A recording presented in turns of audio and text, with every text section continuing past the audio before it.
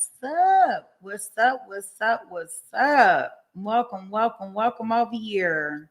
Hey, Stacy, I'm glad you got over here. I was like, uh-oh, she done came in. We moving. We playing musical chairs, right? I don't know how we get down.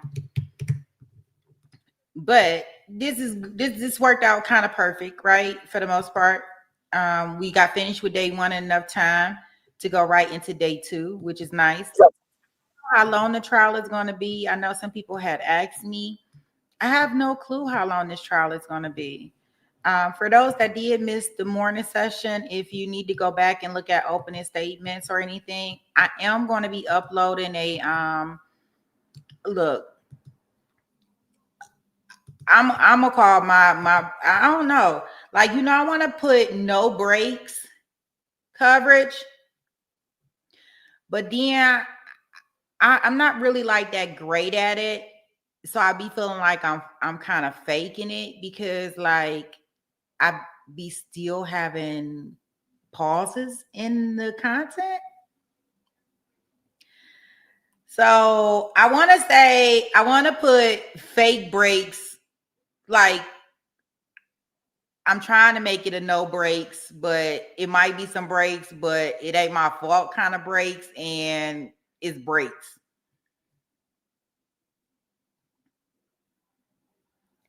So, because I thought that what I did this morning, I thought we really were going to have no breaks, but then I didn't realize that they had jury questions. So that causes some extra pauses, but yeah, whatever. But I will put one that's even slimmer down. I tried to take some more of the breaks out as we were watching them today. Okay. So like I said, I'm trying to get better at it. So if anybody missed day one, I will be uploading a day one fake no breaks version, the take it to trial version of no breaks.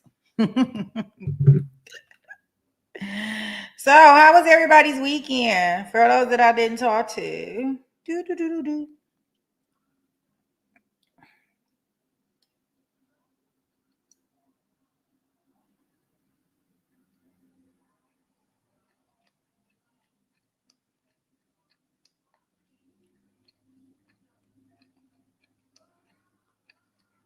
Okay, and for those that didn't hear me earlier, those that got bingo in the Folio trial, we will pull the names. I'll write the names down and we'll do that at Take the Trial After Dark.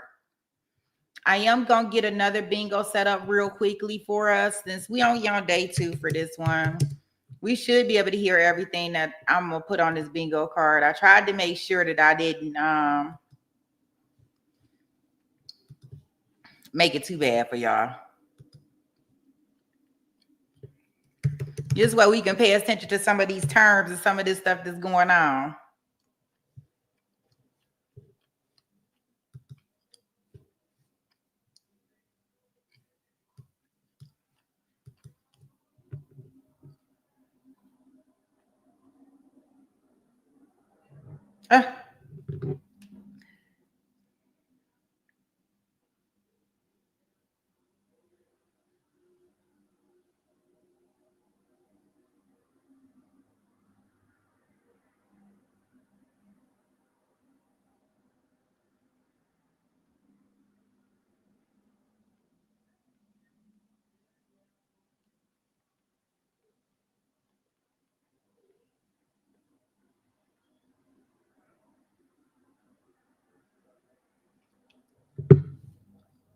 Okay. Let me go ahead and share this so we can get in here.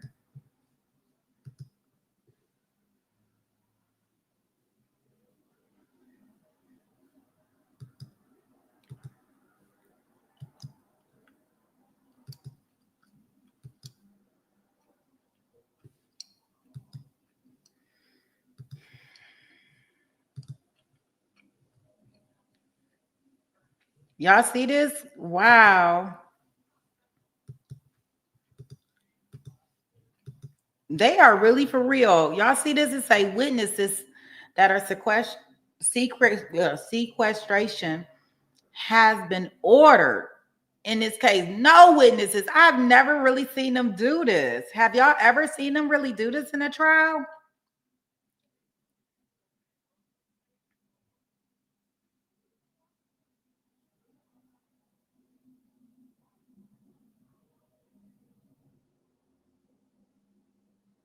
I've never really seen them do this before. I mean, I've seen it. No, it's just seeing witnesses, Maddie. I've never seen them do this to this degree.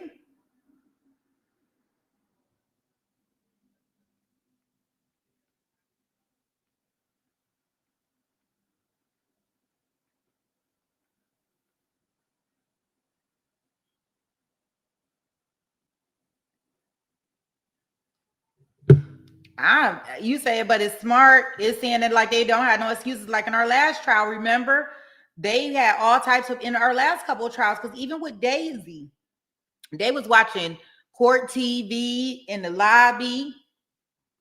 Our last trial with the Fulio, they were watching the trial. So I guess this is like a blanket statement. This is what they actually had to put in there. This has been in there, and like even when you go to their chat at Law and Crime, is right there.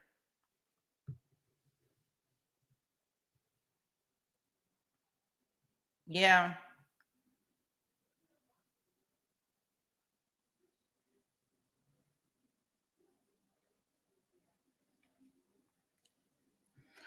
All right. Well, I am going to go ahead and get us in the courtroom. I am going to drop the link for the bingo cards for anybody that wants to play. If you get bingo, let me know that you got bingo. I will confirm your bingo, write it down. That way, so after the end of the trial, or I don't know, I guess at the end of the trial, I guess depending on how fast we get through these trials, whatever. Um, or maybe at the end of the month. I don't know. Y'all, we have to figure out how we do that. But um we'll put all the names in the hat first and give away some sweet pea merch. Um, so I will get that card out there. If you, like I said, if you get bingo, you can continue to play, but at least I'll have your name in the hat for your bingos, right? And I get okay. So I am going to, because everybody should probably get bingo at some point in time if you continue to play the card, because it's gonna be stuff that's gonna be said, and everybody card is the same. Let me say this. Everybody card is pretty much the same except for the columns and the where your stuff is at. If that makes sense. So you may have four things in your column the same as somebody else, but it's going to be one that's going to be off, which will give you a bingo, but that other person wouldn't have a bingo. If that makes sense.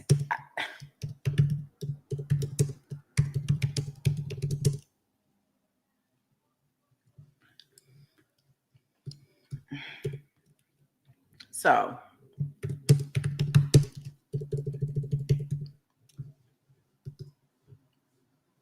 okay, well, let's start our court today.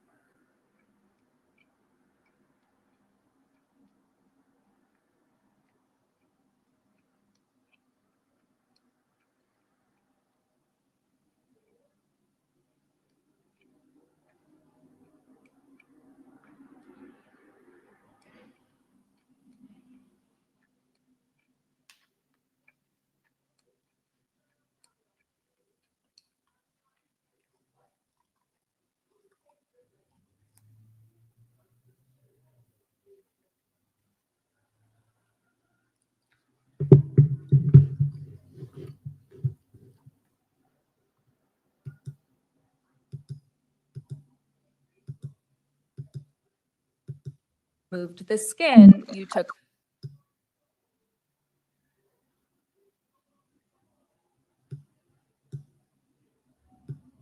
have seen yet, correct? Okay, so just so y'all know, that was not me. That is the courtroom. They didn't have any audio until when you're hearing it now. Of the muscles of the neck? Of the That we first did. layer of that muscles of the I neck. don't remember seeing that, no. Okay. And would you recognize that if it was shown to you today? Yes.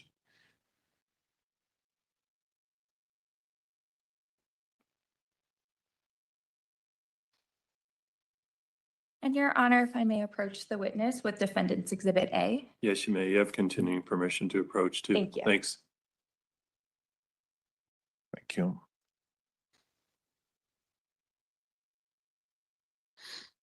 Okay, Dr. Havlick, I just gave you Defendant's Exhibit A, correct? Yes, And this is a photograph that you took on July 4th of 2016, correct? yes, This is a photo of that first layer after removing the skin in the neck, correct? yes, And this is a fair and accurate copy of your memory of the autopsy on that day. right? yes. Your Honor, the defense moves to admit Defendant's Exhibit A. Is there any objection, Mr. Zentner? No. All right, defendant's exhibit A is admitted. And the defense accept request to publish as well. Okay, that's fine, thanks.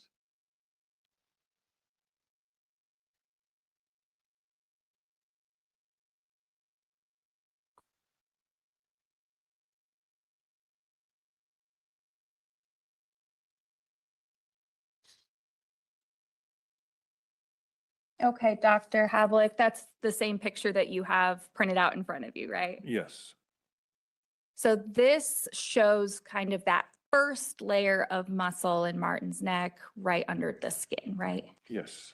This is the sternocleidoid mastoid muscles, is that right? There's one on each side, yes, So we have the white in the center and then those muscles are on either side, right? yes, And you took this photo as what you would call a negative finding, right?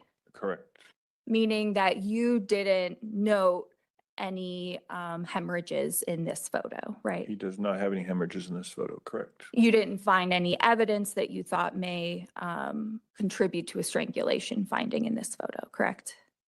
Correct. There's no injuries in this photo. Okay.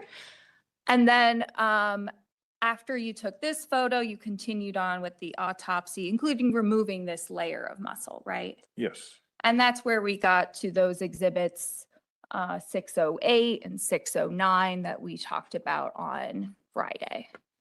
I believe so, yes. 609 and 608, yes. Okay. And those were of the sternothyroid muscle in the neck, right? Correct. And in that layer, that's where you identified some hemorrhaging, right? Yes, And again, as you're going through your autopsy, you're moving out these muscles and different organs in the neck as you kind of work your way through it, right? yes, So even after 608, 609, you continued with that autopsy process, right? yes, You would recognize a picture of kind of the next stage of that, right? I think so, Okay. yes. Mr. Yap. And for the record, I'm approaching with Defendant's Exhibit B. Thank you. Thank you.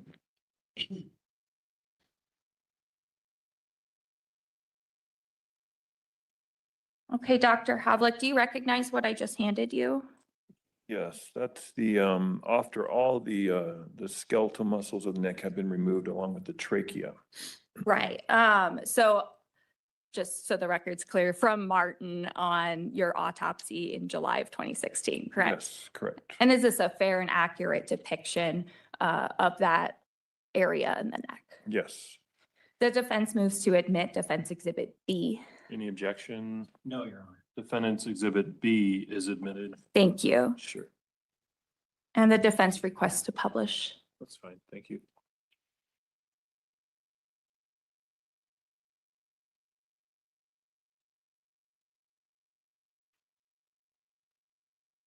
Okay, so you started to kind of talk about it a little bit.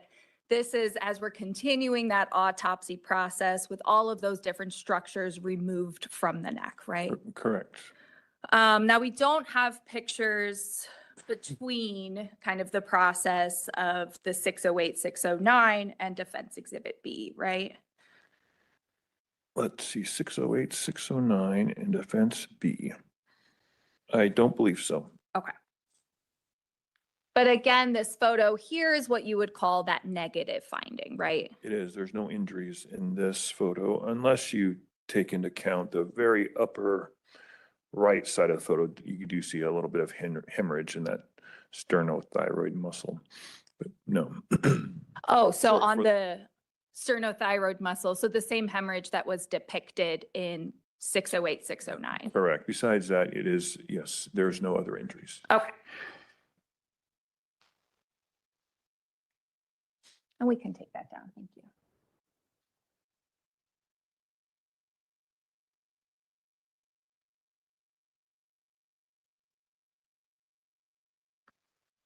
Now, part of your testimony on Friday was talking about pneumonia, right?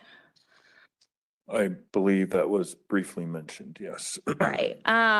You agree that there are many, many different types of pneumonia, right? There are a few different, what causes pneumonia, bacterial, viral, yes, Various different types of bacteria, right? yes, Various different types of viruses, right? correct. And I think you said it was very rare for a 6-year-old to die from pneumonia. Is that right? Very rare for a 6-year-old to die of pneumonia and not be treated in the hospital and to present to someone like me for autopsy. Kids do die of pneumonia, but it's usually not a sudden death. They're usually treated in the hospital. Okay, so if they're getting medical care, then they might not die from pneumonia. It would be unlikely unless they had some underlying disease process, yes. Because pneumonia is a very common, when we're talking worldwide, right, is a very common way that kids die, right? I would say not really. You're saying, I'm sorry, I would say no. no?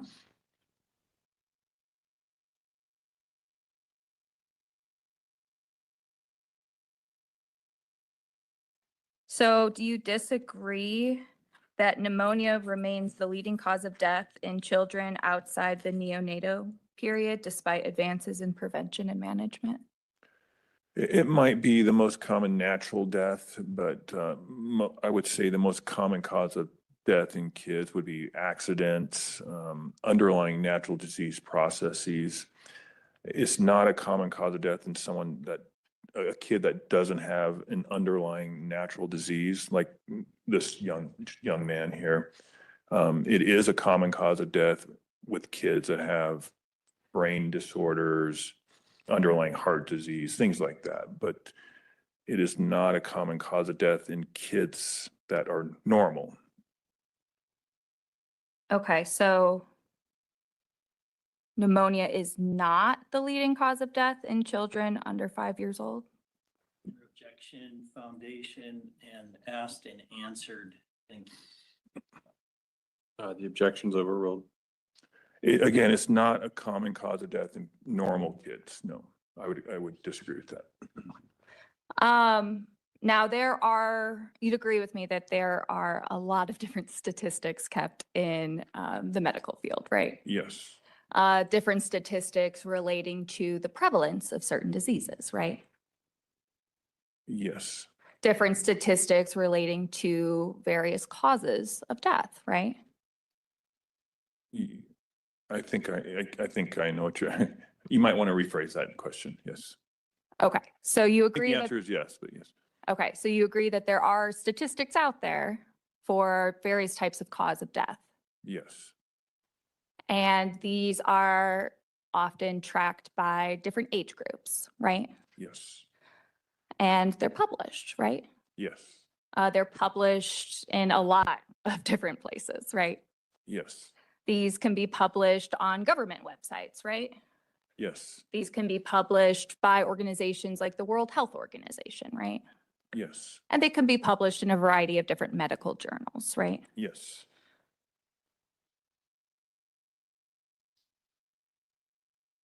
Okay.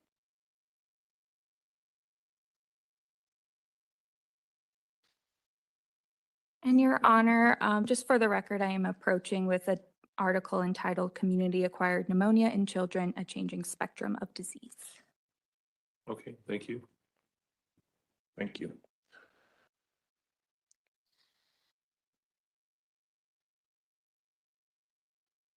Did we want to mark it as an exhibit so that we have a record? I'm not offering it to evidence, but I can mark it as exhibit if the court Okay. prefers. Even if it's not admitted as evidence, we keep it as part of the record, so the Great. record's clear. Let's mark it as Defense Exhibit C, just for purposes of identification. Thanks. Did you need any exhibit stickers or? I can add it to the one Dr. Havlik has. I have a sticker up here if you want. Thank you. Sure. Just gonna add a sticker to this one.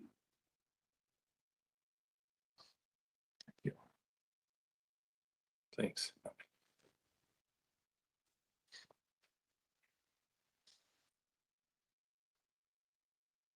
Okay, Dr. Havlik, so this is a article from one of those kind of medical journals that we were just talking about, right? Yes, it's from pediatric radiology. From 2017, right? Yes, And you'd agree that it's talking about these statistics about pneumonia, right? I have not seen this article before, so I can't comment on that.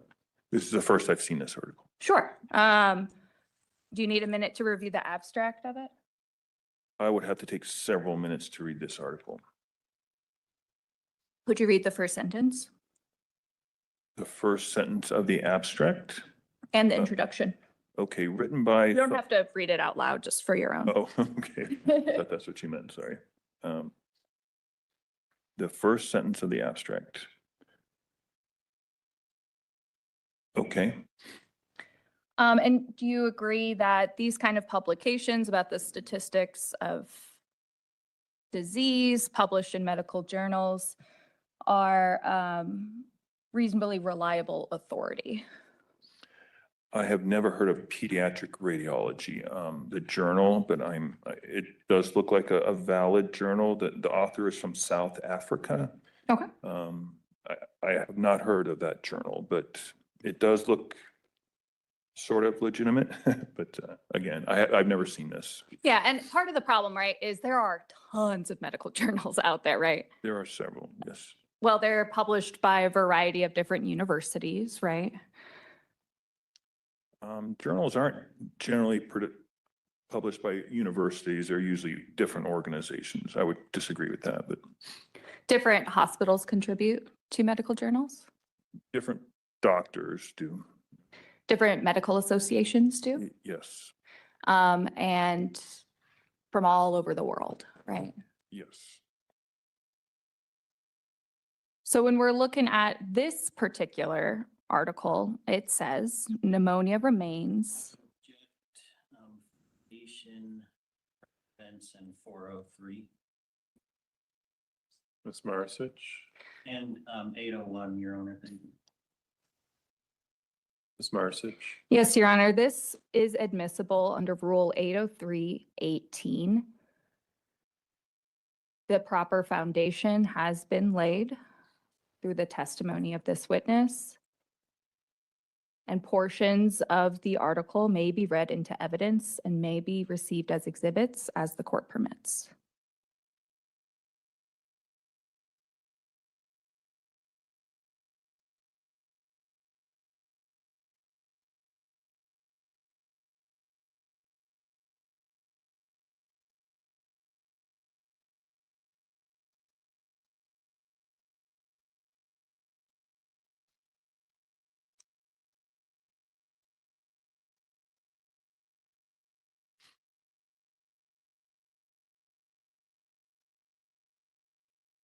If I could have the lawyer's approach, please. Thank you.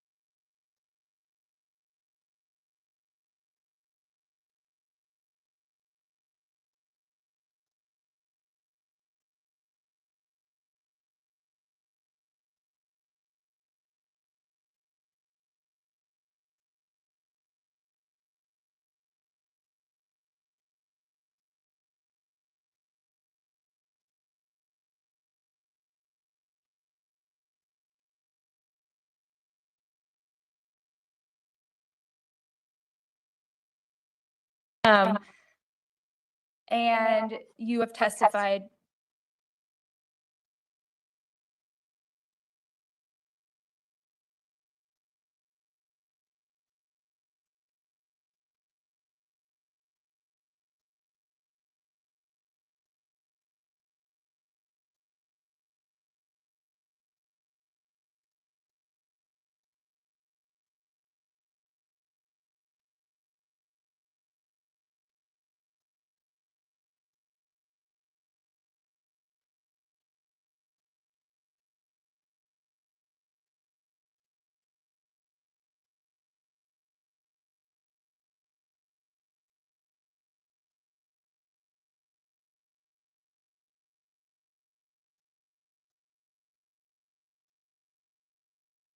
I don't think I've ever said that. I would disagree with that. If that's written somewhere, I did not say that. No. Apologize, could we approach the court? Oh, sure. Feel free to stretch during our sidebar conferences, ladies and gentlemen. Thank you.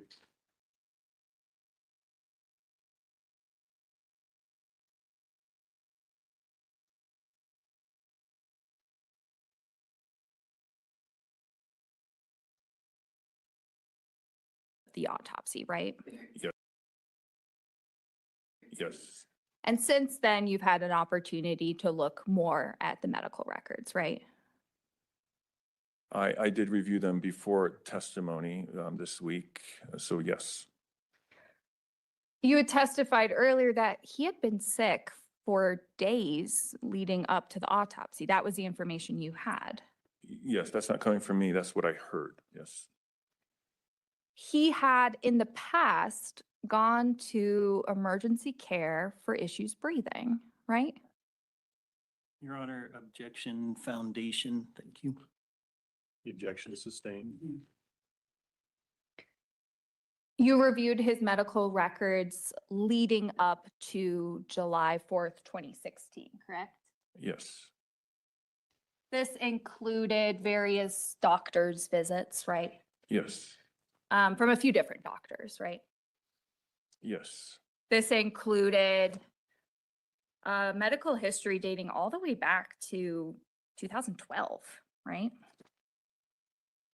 I believe so. I don't remember the dates, but I did look at several from over the past couple of years. Yes. Oh, sorry.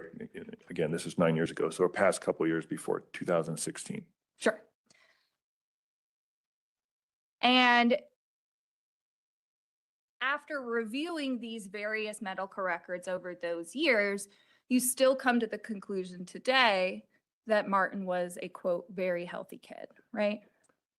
Correct. There was nothing in his medical records that suggests he had any underlying chronic disease process. He did have, there is mention of some childhood asthma, which is common in kids. That was the only thing I recall that was necessarily listed in his medical records. Yeah, so asthma was listed many times in his medical records. I would not say many, a few times, yes. He was prescribed medication to manage that asthma. I'm not sure about that. Singular, does that ring any bells? I think, again, I'm a pathologist. I always tell people I'm a pathologist. I don't do drugs. So I don't get too much involved with the treatment of things. So I am not sure. Okay, so you've reviewed the records, you're testifying today he's a very healthy kid, but you're not sure if he was prescribed medication for an underlying condition? I'm not sure. He had various appointments specifically about breathing. Your Honor, objection foundation and argumentative, thank you. The objection sustained. As far as the lack of foundation, I didn't find it to be argumentative, but thank you.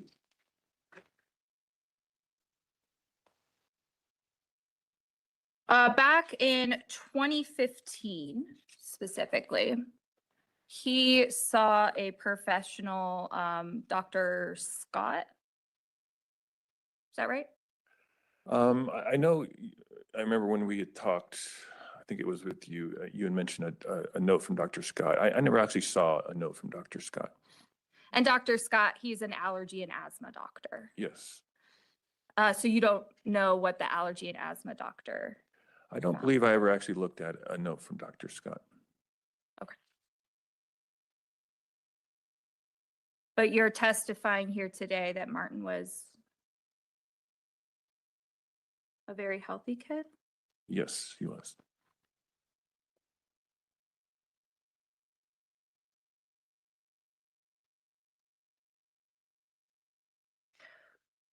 Now, in addition to this asthma,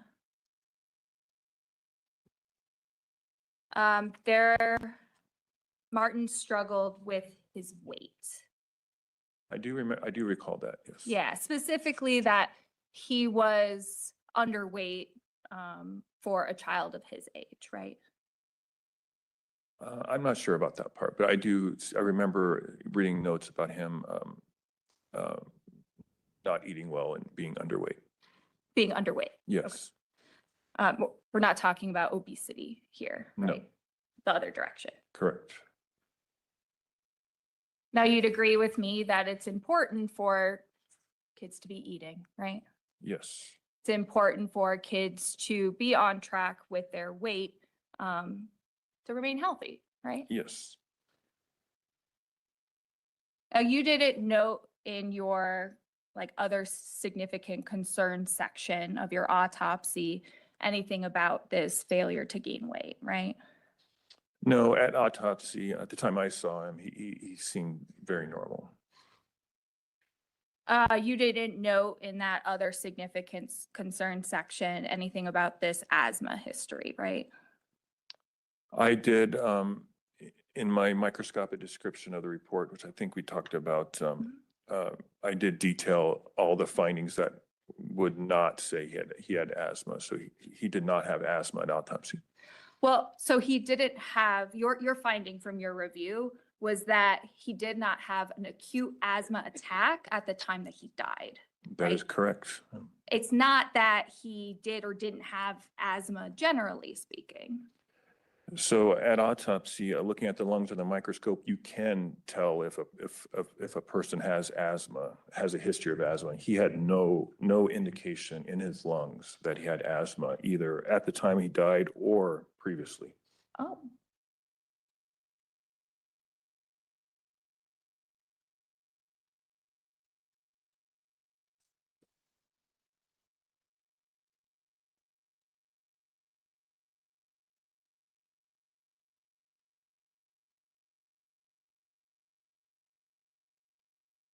Now, as you mentioned earlier, this isn't the first time you and I have talked about this case, right? I believe you were present. I had to look at my notes, but I believe you were with the defense when I talked to you about this case at least once or twice. One of those conversations was on August 8th of 2024. Does that sound right? That was over a year ago. It sounds vaguely familiar. A meeting that took place at Community Hospital Again, it sounds vaguely familiar.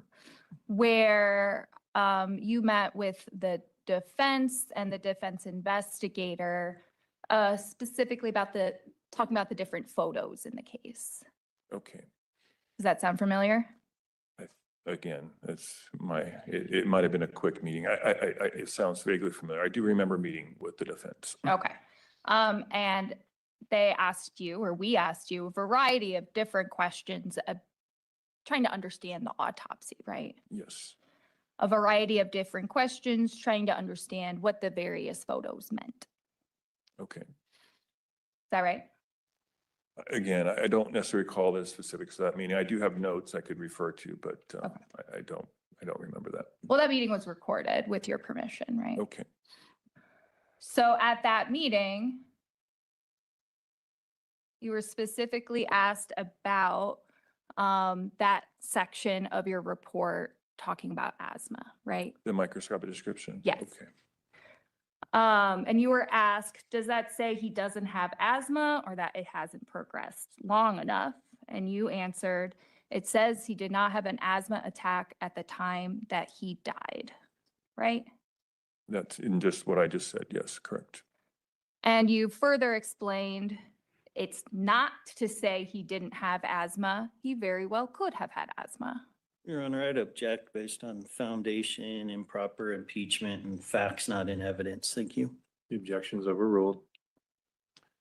So again, at autopsy, he did not have evidence of asthma previously or at the time of his death. His lungs looked very normal. He could have had a clinical history of asthma, which a lot of kids do, and they get labeled with asthma. A lot of children do, which they grow out of eventually. But pathologically, he did not have evidence of asthma. He very well clinically could have had symptoms of asthma, but his lungs looked normal, which would disagree with the clinical history. Okay. So you agree he very well could have had asthma, like you said, in August of 2024? Could have a clinical history of it, but again, his lungs do not prove that. Okay. Do you know if he had an active prescription pertaining to asthma at the time of his death? I did not know. No, You don't know, or no, he did not? I did not know again, I don't get too involved with the drugs people get put on. They do show up on our toxicology exam if they're taking them. But I don't specifically recall knowing that. Okay.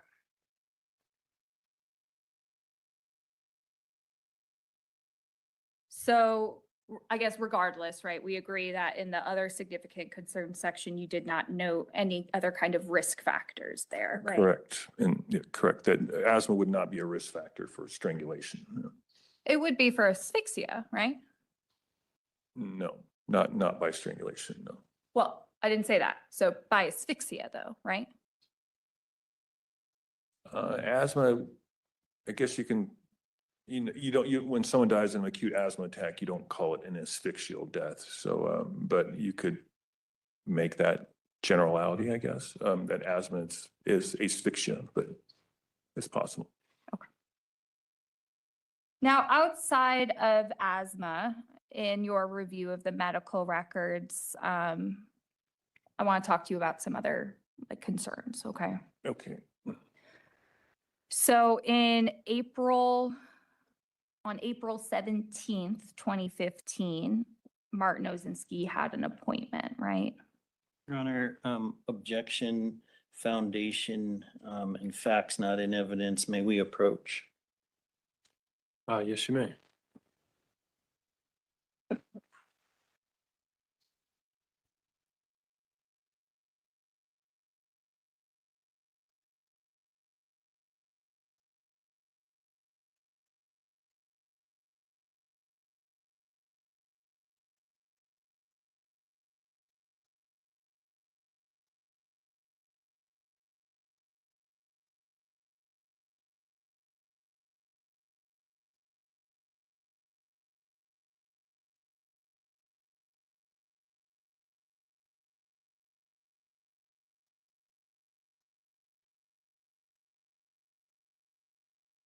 Sustained. Thanks. I just showed you the medical records, and you can let me know if these were part of these medical records that you reviewed coming to court today. Do you remember the specific page numbers of the records you did review? Oh, no. Yeah, okay, I assumed not.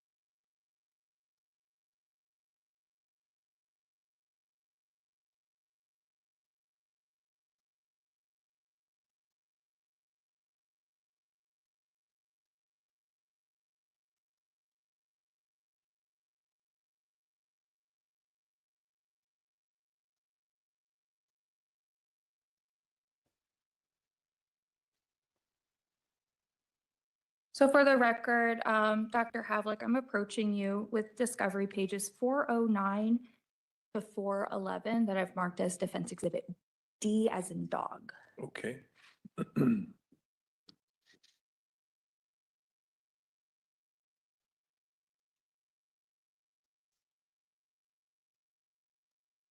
if you could take a look at those and then just look up when you're done. Okay. So are these medical records that you reviewed before today? Maybe I should look at them a little, I'm sorry, let me look at them a little more closely here.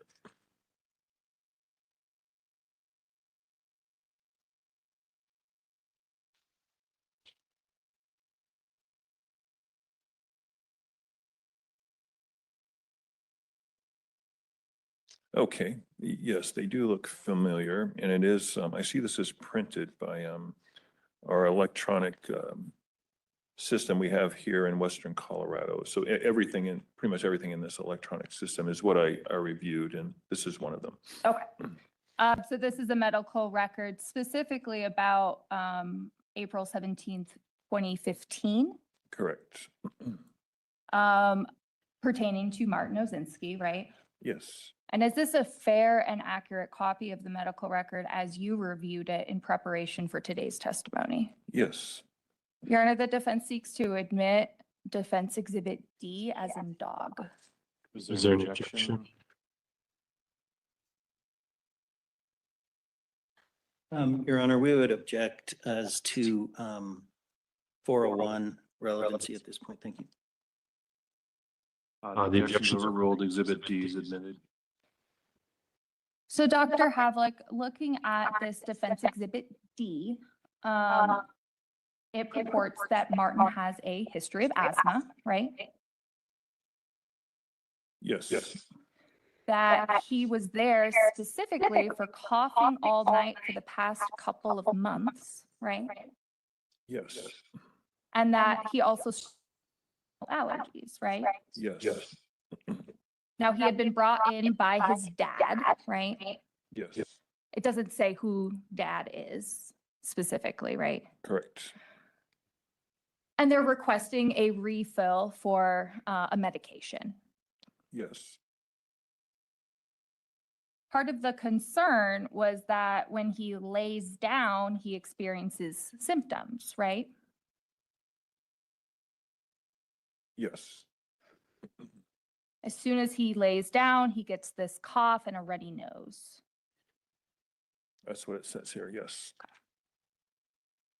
Now, going to the next page, so discovery page 410, Okay, there's a documentation of his medication history as well, right?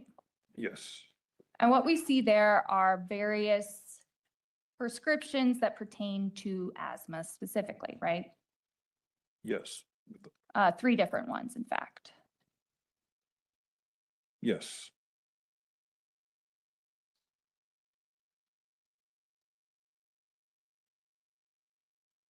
And then the next page of it, I think it's 411 then. yes, If we go to the bottom where it says asthma and then impression, yes.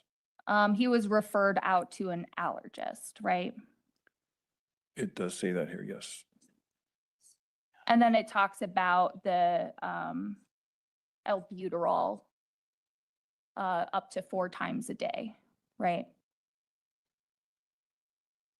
Yes, And that's an inhaler, is that right? again, I'm a pathologist. This would not be my expertise. But Okay. I believe it is an inhaler. Okay. And on that same page, when we're talking about general in the middle, there's an assessment of his chest and lungs, right? Let's see, yes, So it notes that they seem clear, symmetric expansion, right? yes, But it also says that there is a rare faint wheeze, right? yes,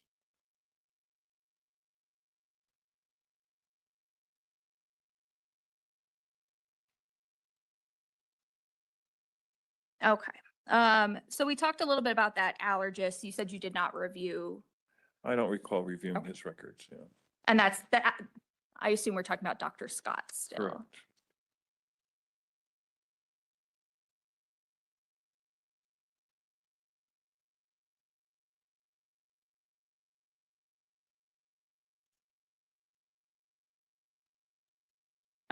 So I'd like to approach you with another medical record and just ask if it is one of the things that you reviewed or not. Okay.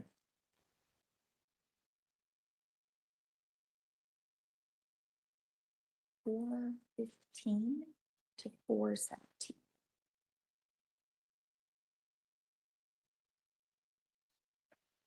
And for the record, I'm approaching with discovery pages 415 to 417.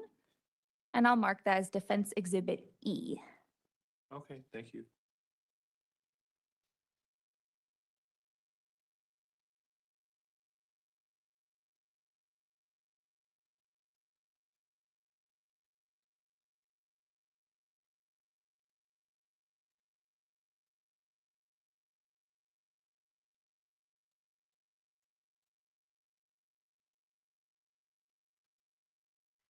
And Dr. Havlick, if you could just take a look at that and see if that's another record that you reviewed prior to. Yes, it is. It is. Yes. And is this pertaining to another medical visit by Martin Osinski? Yes, another old visit from 2013. Right. So September 4th of 2013, right? Looks like September 8th. Oh. Let's see. Yeah, it does label the 4th on one area and then the 8th on another area, but in September of 2013. Yeah, at the top section, it says the 4th, and then at the note section, it says the 8th. Correct. So September of 2013. And is this a fair and accurate copy of the medical record that you reviewed when coming to your opinions today? Yes. The defense seeks to admit Defense Exhibit E. Mr. Zentner, Thank you, Judge. Objection as to relevance, as Dr. Havlick said, just information from another old visit from 2013. Unrelated, irrelevant. Thank you. objections overruled. Exhibit E is admitted. All right, so this was when Martin was younger, right? 4 years old, Yes. for his well child visit, right? Yes. And again, we have this notation about asthma, right?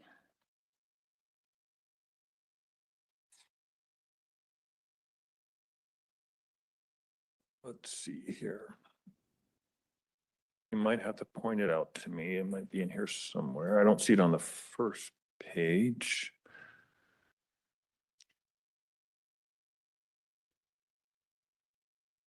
Let's see on the second page.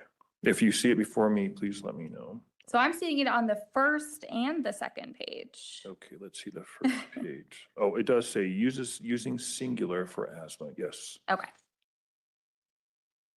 And that's that same medication, that the same name of the medication that we were talking about in Defense Exhibit D, the Yes. 2015 visit. Is that right? Yes.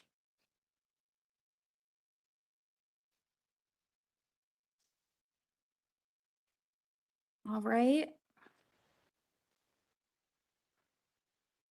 Now, did you review any medical records from the year 2016? I believe I did, especially the ER visit. I would have to be reminded of if we had visits.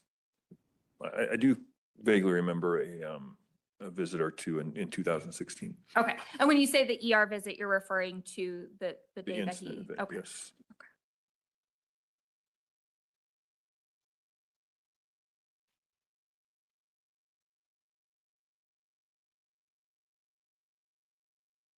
All right.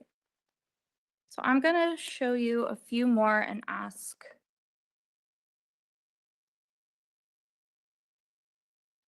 think I'm on F.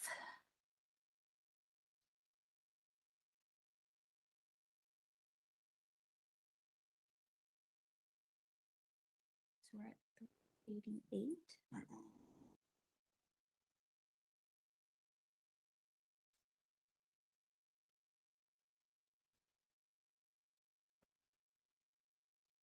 388.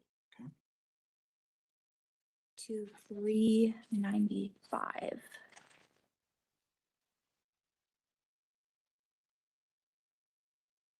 All right, for the record, I'm approaching with discovery pages 388 to 395. Noted as defense exhibit F. Okay, thank you.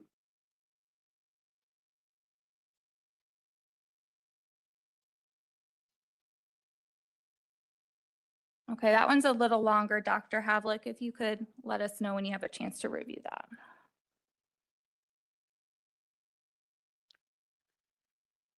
Okay, I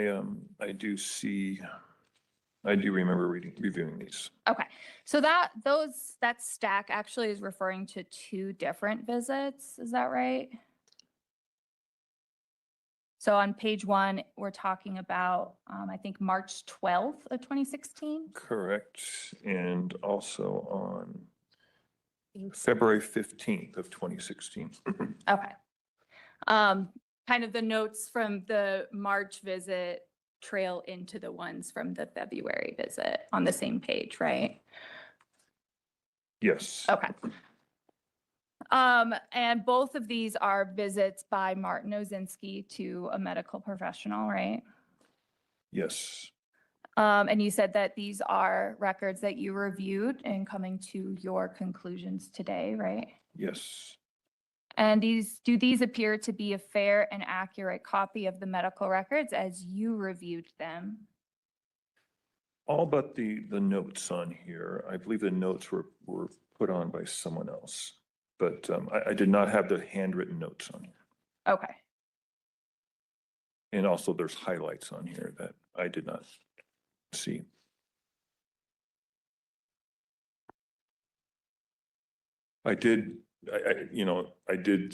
I have seen these records with these notes on them. I saw them both ways, without the notes and with the notes. The notes, Right. I think, were put on by a different pathologist or Right. a different person. Okay.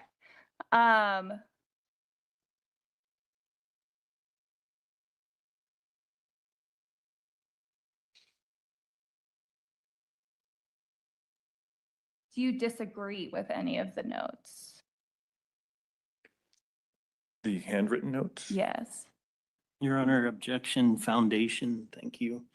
May we approach? Yes, you may. Thank you.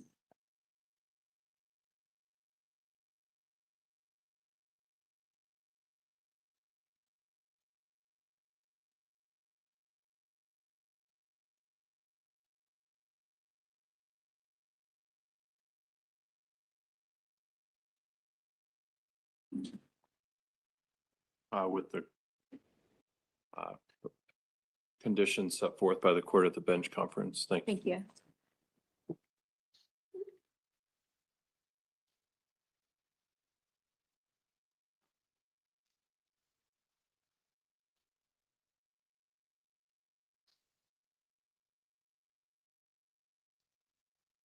Thanks. Such as whiting out the parts that the doctor testified were notes that he did not make on the exhibits. You just disregard any notes on there, but they should be whited out for you. So thanks.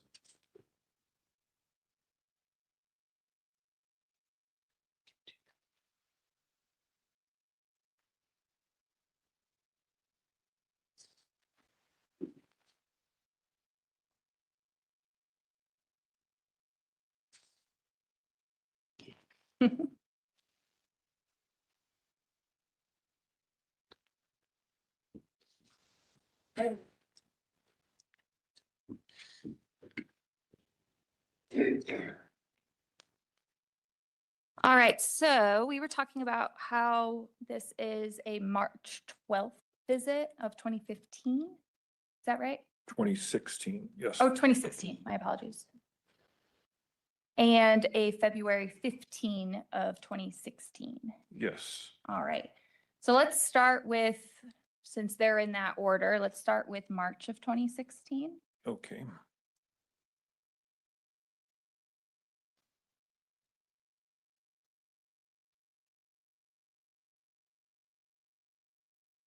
So this is a urgent care visit, right?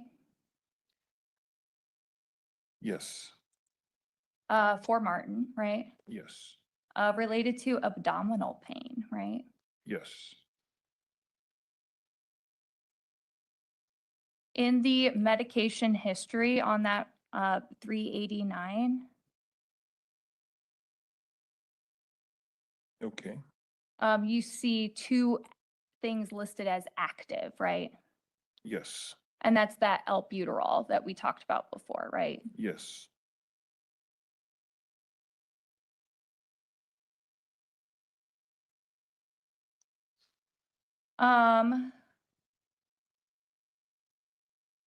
When we turn, kind of flip through the various pages, we get to on February 15th, and that's on 392. okay, That helps.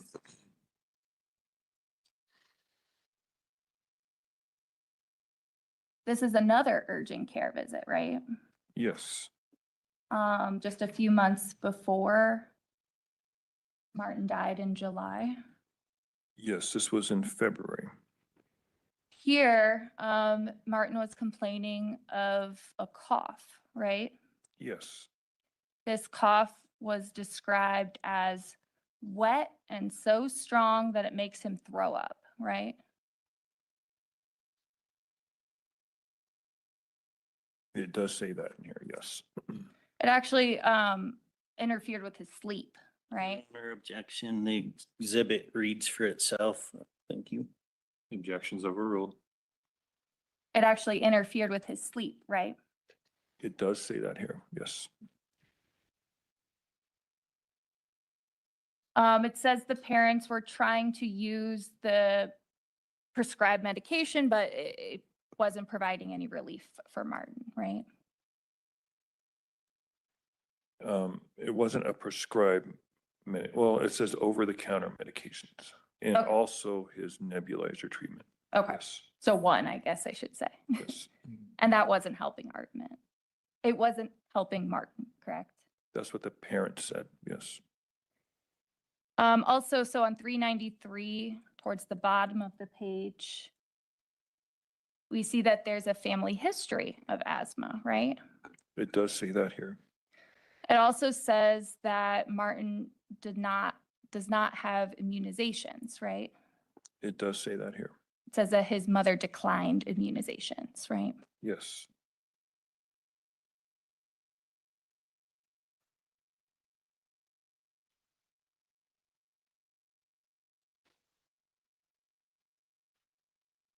When we get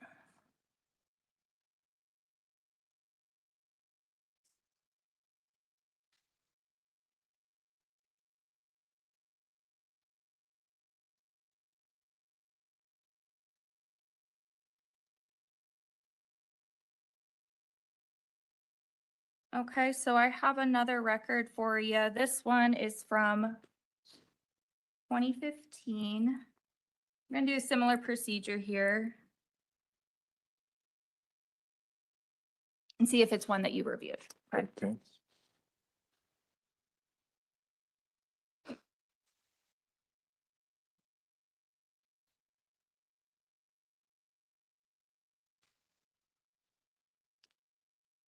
All right.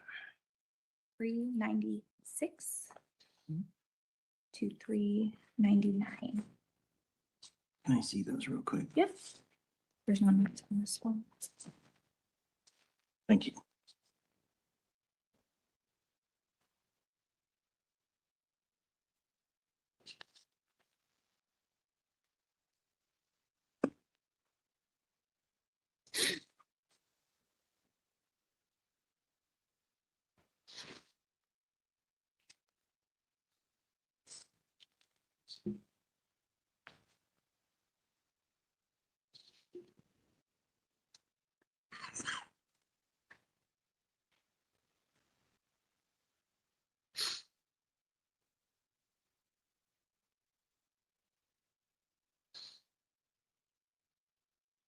Good.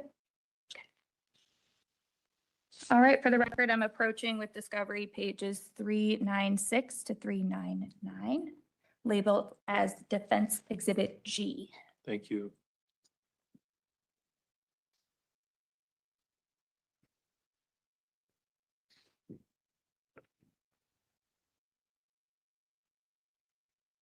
Okay, Dr. Havlick, if you could take a moment to review those. Yes, I did review these.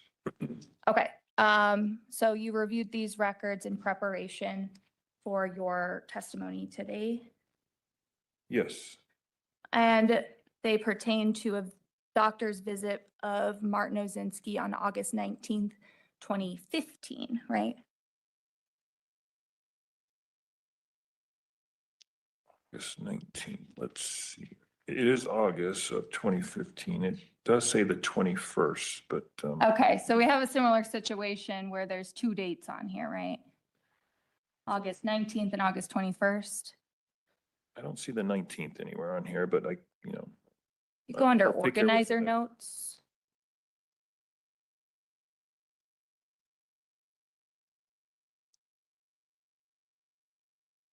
I'm sorry, if you go under organizer notes, Organizer notes. It does say August 19th. Okay. Most of it says the 21st. but Right. there's that one notation that says the 19th. okay. And is this a fair and accurate copy of the records that you reviewed when coming to your conclusions here? Yes, The defense moves to admit defense exhibit G. Mr. Zentner, No objection, Judge. Thank you. exhibit G is admitted. Okay, so this visit is when Martin was 6 years old, right? it was about a year before he died. I'd have to remember his date of birth, but he was either 5 or 6. It notes on here he was 6, right? Okay, yes, And he was brought in to the primary care, Grand Valley Primary Care by his parents, right?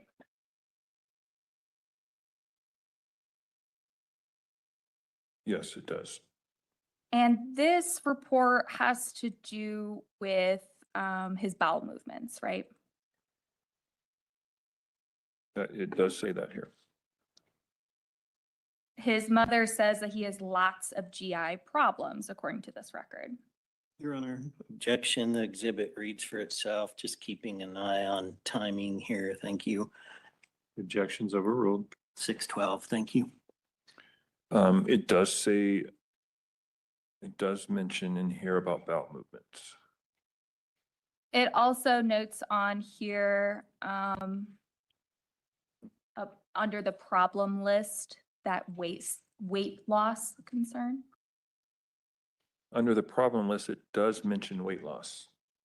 And we have that asthma mentioned again, right? It does list the asthma, yes. Okay.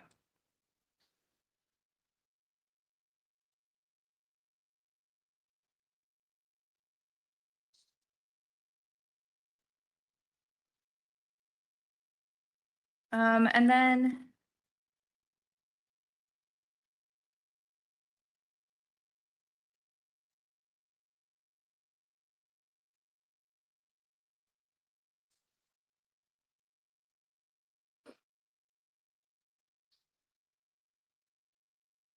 you said you did not review the notes from Dr. Scott, right? I do not recall reviewing those, no. Okay, I won't give you those then.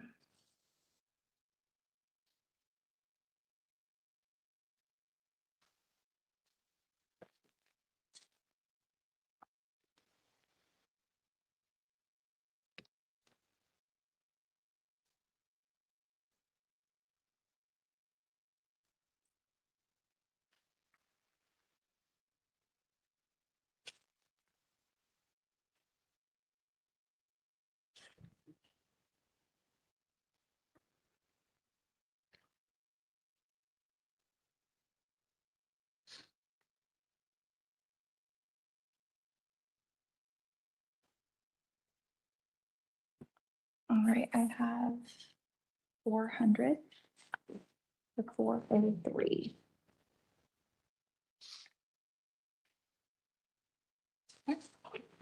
Yep.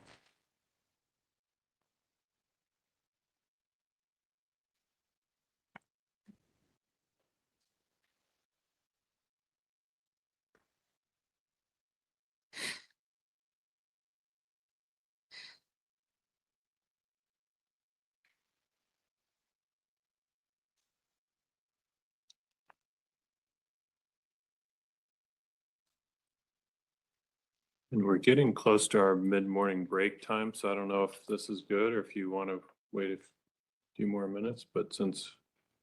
That would make sense. Okay, let's go ahead and take our mid-morning recess, ladies and gentlemen. Please remember all the instructions for the recesses. We'll see you back in about 10 minutes. Thank you.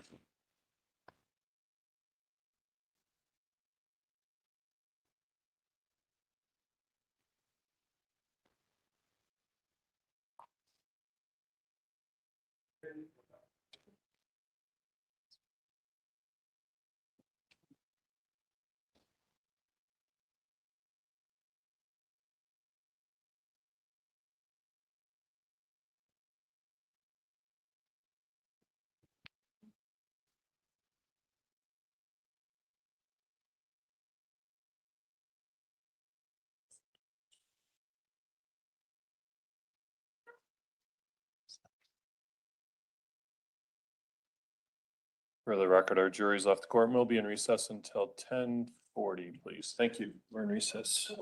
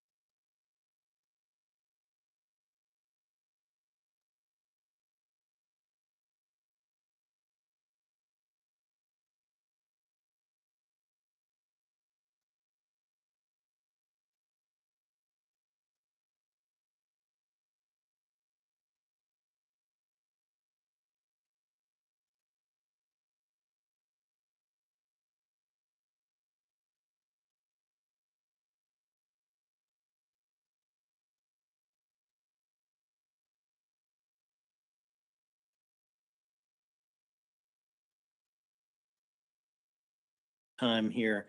There are two that I would be objecting to as to relevance. One is J. It's a record from February of 2013. Talks about a psychiatric evaluation that Martin's mom doesn't agree with. I don't know how that's relevant whatsoever to Dr. Havlick's testimony, even if he reviewed these records, which I'm not sure he has. And then what's been marked for identification purposes is Exhibit K. That's a record from August 21st, 2012. Speaks of the concerns, mother's concerns about autism and ADD, and her concerns about how Martin plays. Again, irrelevant to Dr. Havlick's testimony, even if he had reviewed these. Thank you. Ms. Marsic? Yes, Your Honor. So both of these are relevant. Other portions of both of them do discuss the singular medication that we've associated with asthma, specifically talking about this discussion of autism and being screened for autism and ADD. That is certainly relevant as it goes to the prosecution's own theory of the case, that Mr. Thrailkill, it was a collapse in parenting, I think was the terminology they used in opening, that this was his fatal flaw was having an accident on that day, and kind of talking about Martin generally on that. This talks about how Martin Osinski had these behavioral concerns that his mother had for multiple years leading up to this. So it directly rebuts the prosecution's theory about, this was this, I don't know, that he went into a rage and killed a child that he's been caring for many years because of an accident. The bar for relevance is very low here. I'm not sure if that is something that Dr. Havlick took into consideration as part of his autopsy, but it is relevant still to the case. Thank you. Any other argument, Mr. Zentner? Or? Your Honor, I think that's a stretch to explain that somehow that flies in the face of our theory of the case here in terms of how Martin Osinski was behaving in 2013 and 2012. And quite frankly, even if it was July 1st of 2016, it wouldn't be relevant. Thank you. All right, thank you. So I'm presuming you're moving to admit H, I, J, and K, and the prosecution is objecting to J, K, but we kind of put the cart before the horse. So Yes. is the defense moving to admit H, I, J, and K? I think I need to lay some foundation with Dr. Havlick still, asking if just he wanted did review it. Mr. Zentner, I think, wanted to bring this up before the jury came in. So Okay. So then you would just renew your objection if she does introduce them after attempting to lay a foundation, Mr. Zentner? Is that? Well, that's what I'm trying to do here, Judge, is Okay. to preclude. So we don't have Miss- another sidebar conferences? Well, that, and also to preclude Ms. Marsic from using words like psychiatric evaluation in her questions of Dr. Havlick. By then, the cows left the barn, so to speak. So I do not want any evidence of a psychiatric evaluation, autism, ADD, how he plays, mom's disagreements with that. We'll stipulate to H and I, Judge, based on, the other records that have been introduced. But that's my objection. That's the reason I'm bringing it up now, is I don't want there to be a record of it. It'd be unfair to us if Ms. Marsic leads with, have you reviewed these records? Yes. And now this, and starts using terms like psychiatric and autism and ADD. So thank you. Okay, I understand. Thank you.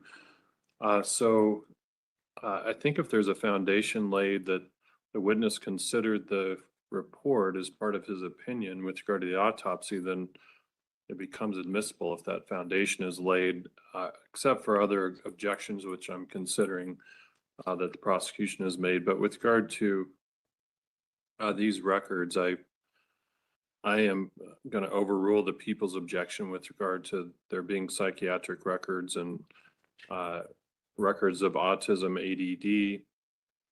And it's for the reasons that were articulated by Ms. Marisic. So the objection has been made with me ruling on it prior to you seeking admission, I guess is a good way to put it. But Okay. Thank you. Judge. but the defense will still need to lay the foundation we've talked about previously. Thanks. Yes, thank you. You're welcome. Are we ready for the jury then? Yes, Judge. Yes, thank All right, thanks. Would you invite the jury in, please? Thank you.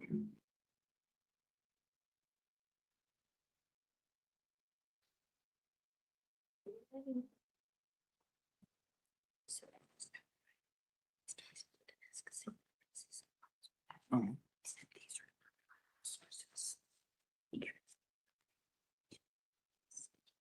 So the microphones may be picking you up, Ms. Mayor. My screen's indicating a microphone's activated when you're whispering. So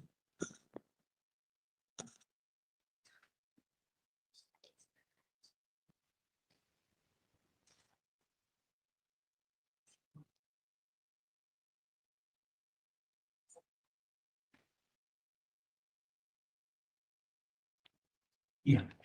Yeah, already did.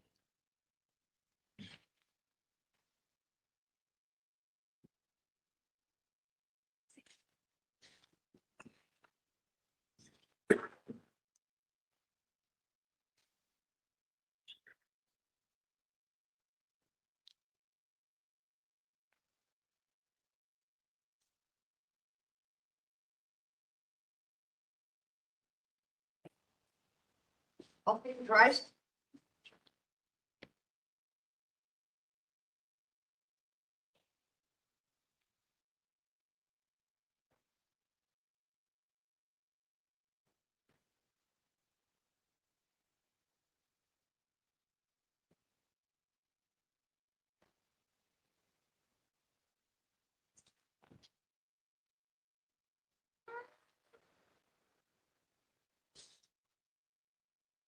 thank you. Please be seated. For the record, the jury has joined us back in the court. Welcome back, everybody, and we're ready to proceed. Thanks, Ms. Marisic. Thank you. So for the record, I'm approaching with defense exhibits H, I, J, and K.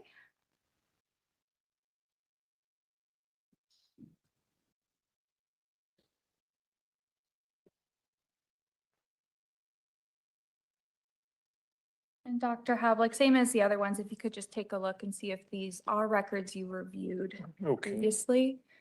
And while you're doing that, I'll just make the record on the page numbers. So exhibit H is 400 to 403. Exhibit I is 412 to 414. Exhibit J is 418 to 420. And exhibit K is 421 to 424.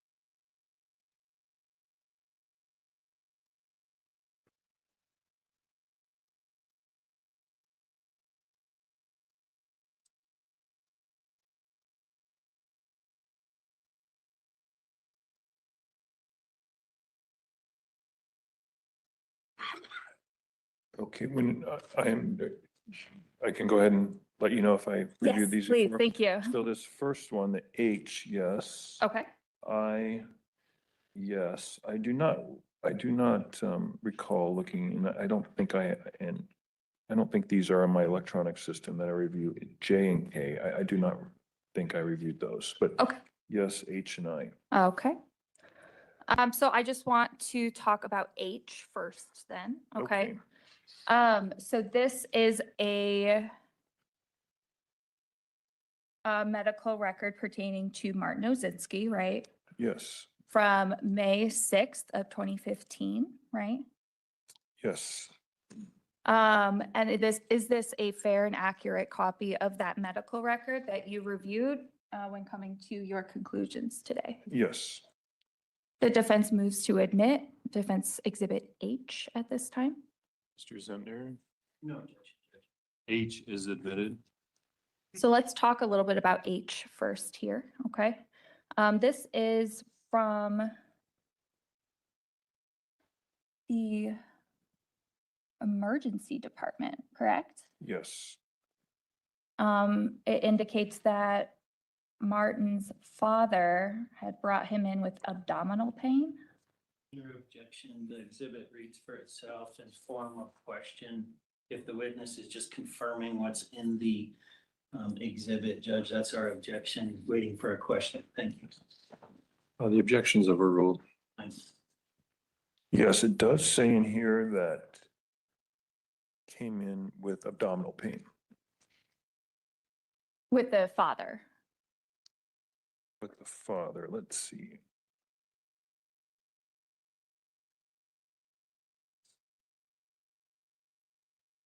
You might have to point out the father part in here. Yeah, so if we could take a look at 401 in the top paragraph.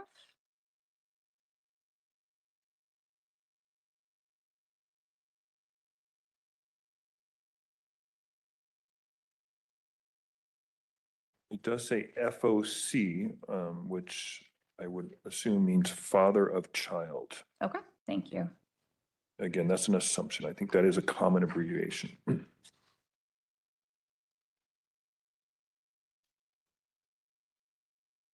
And it also references that that Martin had a different appointment earlier that day, right? Yes, That's that allergist appointment that we've kind of talked about. yes, So this was actually the same day as that, right? yes.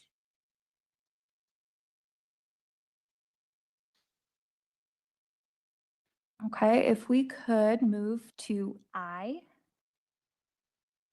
Okay,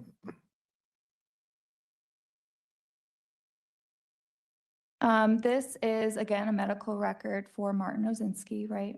yes, From September of 2014. yes,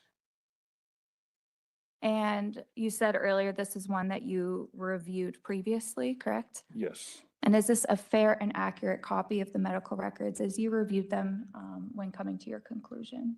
yes. The defense moves to admit defense exhibit I. Mr. Zentner, do you have an objection? No. I is admitted.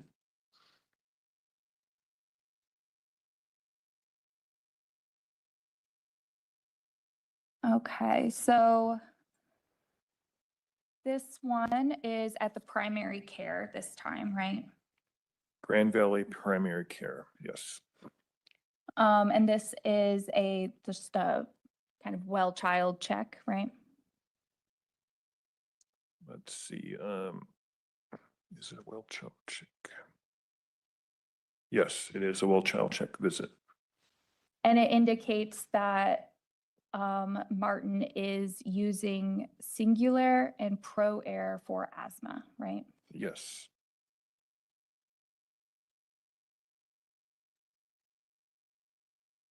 It also says that the mother still does not want to do immunizations, correct? let's see.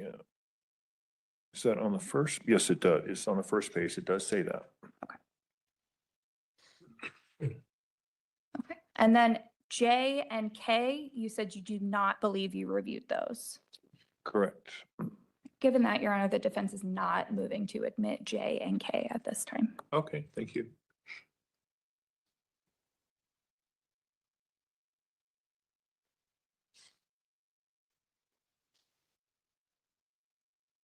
Okay, so reviewing all of those different medical records, do you still believe, or do you stand by the assessment that you made earlier, right? That Martin was a, quote, very healthy child?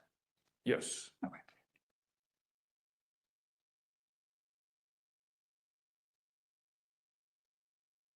Now I want to talk to you, going back to your autopsy in July of 2016, what information you had about Martin's lungs, okay? Okay, You noted in your review of the lungs, some congestion, right? yes, The, you talked earlier that there was actually an X-ray done on Martin's lungs at the hospital, right? when he went to the ER at the time of the event, he did get an X-ray, yes. And I think you explained that that X-ray more so had to do with the endotracheal tube, right? That was the main purpose of it, yes, But it did also show Martin's lungs, right? it did. And that showed minimal bilateral lower lobe aspiration, right?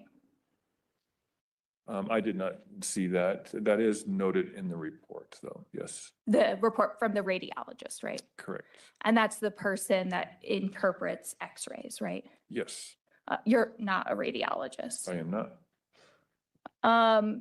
This X-ray also revealed heterogeneous opacities in both lower lobes, right? I believe it said that. I'd have to review the report again, but that does sound familiar. Okay. Now, you did do some X-raying of Martin as part of the autopsy too, right? Yes. That was more so about the bones though, right? It includes the chest also, but we do X-rays in autopsies to look for bony injuries. Yeah. You didn't find any broken bones. No, You didn't find any fractures. no, You didn't find healed over broken bones, right? that is correct. You didn't find healed over fractures, right? Same, yeah, same thing, right? No, And that is something that you do look for when you're doing an autopsy on a child, right? yes, Because these kind of history of fractures or broken bones can indicate abuse, right? yes, And you did not find that here with Martin. that is correct.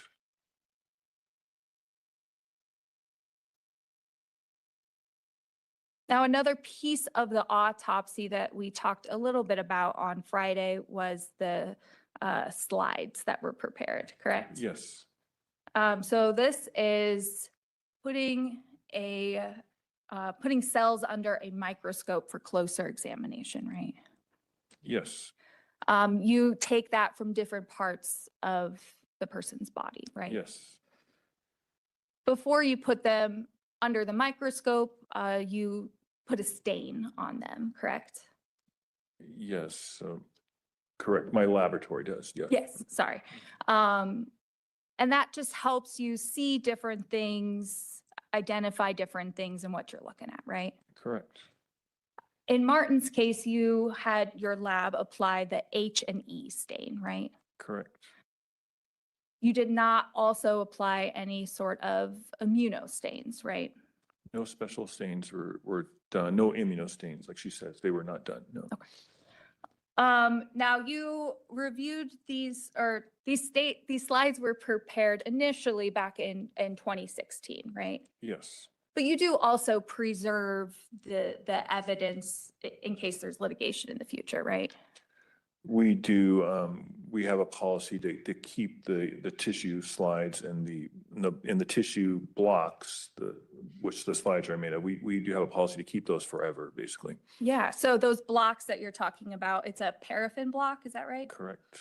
And those cells that you would examine are contained in that, right? Yes, And then you kind of make a slice from the block, and that's what's put on the slide, right? yes, That's when the stain is applied on the slide, right? yes, And then a professional like yourself is taking a look at what is stained, what is not, et cetera. yes, So in this case, you and your lab were requested to prepare additional slides within this past year, right? I believe it was about a year ago or so that the defense asked, yes, Okay. So you went to those blocks and did that slicing technique, right? yes, my lab did, yes. Your lab did, and put them on the slides, right? Yes, To be shipped out to a different person to review, yes. a different person to apply staining to. Again, not at my request, at their request, yes. Yes, absolutely. And those were sent off to a Dr. Auer in Canada, is that right? Yes, And I assume your lab followed appropriate protocols when preparing those slides for defense review. yes.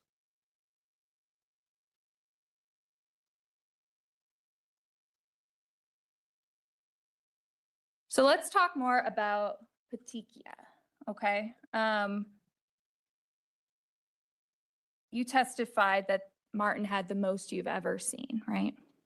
It was very pronounced, most I've ever seen in a child and probably most I've seen even in an adult, yes. And the way petechiae form has to do with increased intravascular pressure, right? Yes, Meaning that the pressure that the blood inside a vein exerts on the vein or vessel, right? correct. And because of that pressure, sometimes some of those red blood cells can escape where they're at in the vessel, right? Right, basically the small vessels break, correct. And that breaking, that breaking out of that vessel is what's forming this petechiae that we're seeing. That's correct. Now, when we're talking about increased intravascular pressure, there are a lot of different things that can cause that, correct? Yes, Some are manual external forces, right?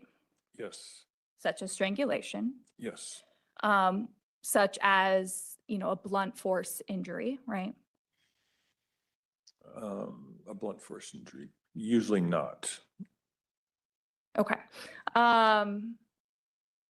So you're saying like direct blows would not form any petechiae? Or could not? It would be way more unusual than strangulation. It's possible. Okay. But it can also happen because a person is vomiting, right? Vomiting, I would say coughing more likely, vomiting, it's possible, yeah. Really doing any kind of strain, exerting any kind of strain on their vessels, right? Yes, It's seen in weightlifters sometimes, right? yes,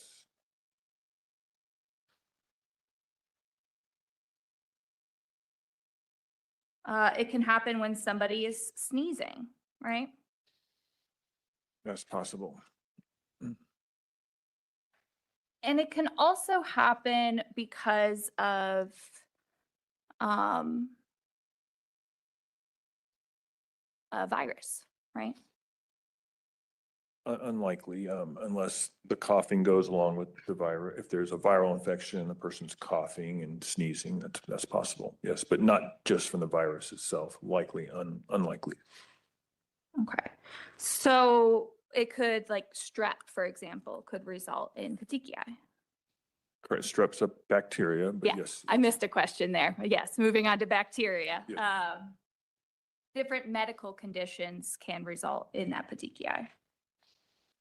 Different, if a person has a really bad infection that spreads into their blood, it can cause I believe we talked about this on Friday, the disseminated intravascular coagulation, if that's what you're referring to, yes. Another thing that can cause petechiae is CPR, right? Yes, Another is the Valsalva maneuver. yes. Can you just describe to the jury what that is? Probably the easiest way to explain that is when you're straining to go to the bathroom to have a bowel movement and you're putting a lot of pressure on your rectum, and that's probably the best way to explain that. It's a lot of, again, just a lot of pressure. Another way to describe it too would be if you are like holding your breath and still trying to exhale forcefully, right? Sure. Yeah. Kind of like making your ears pop. Yes.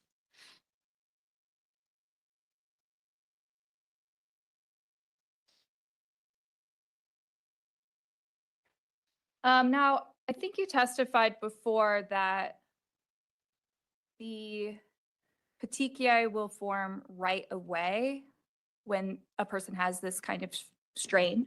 Yes. It can fluctuate over the subsequent, hour or two, right? Usually happens right away. I'm not sure what you mean by that, fluctuate. Well, it can appear an hour later. Unlikely. I've never seen that.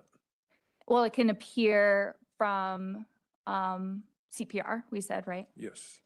And it can appear after a person has already died, right?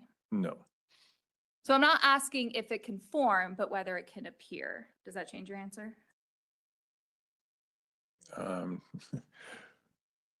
Ask it again. Yeah, yeah. Mhm. So we talked about livor mortis before, right? Yes. And that's where after somebody's died, the blood settles with gravity, right? Yes. That can also happen with settling in for petechiae, right? No, I would say no. Depending on how a body is positioned. Yeah, I can't see that happening. No. Okay.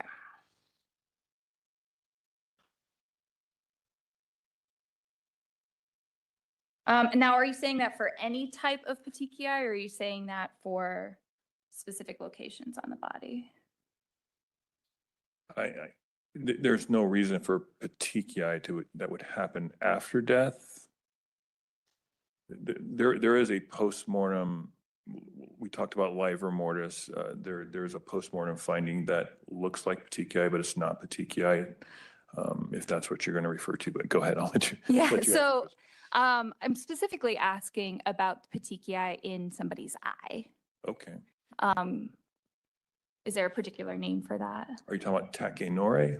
I'm talking about, I'm going to say this wrong, conjunctival petechiae. Conjunctival petechiae, sure. So that's the ones on the eyeball, Yes. right? And then when you pull the eye back on that membrane as well. Correct.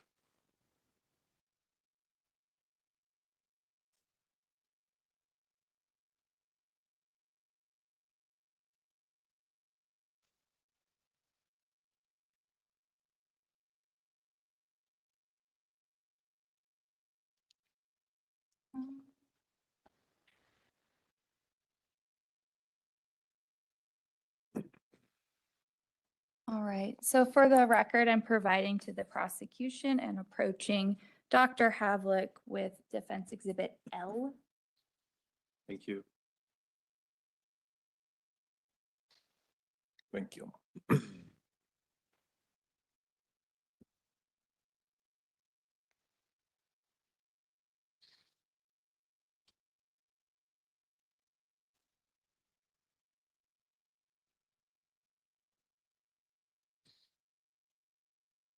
Okay, Dr. Havlick, I just handed you an article about the effects of post-mortem positional changes on conjunctival petechiae, correct?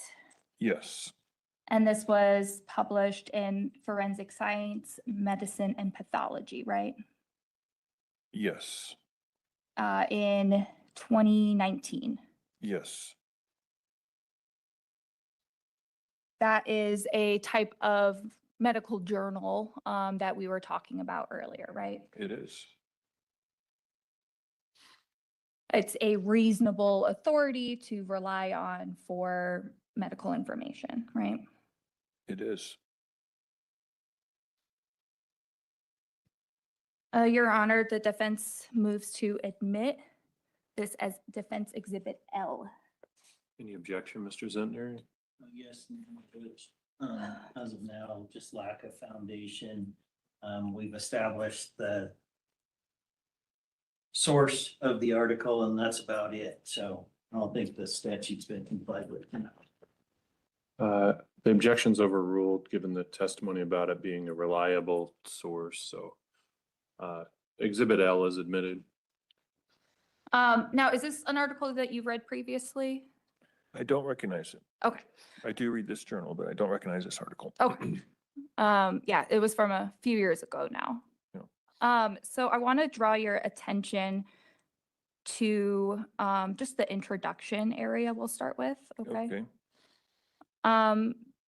The article reads, however, the occurrence of petechiae does not only depend on external force to the neck, and it does change posthumously.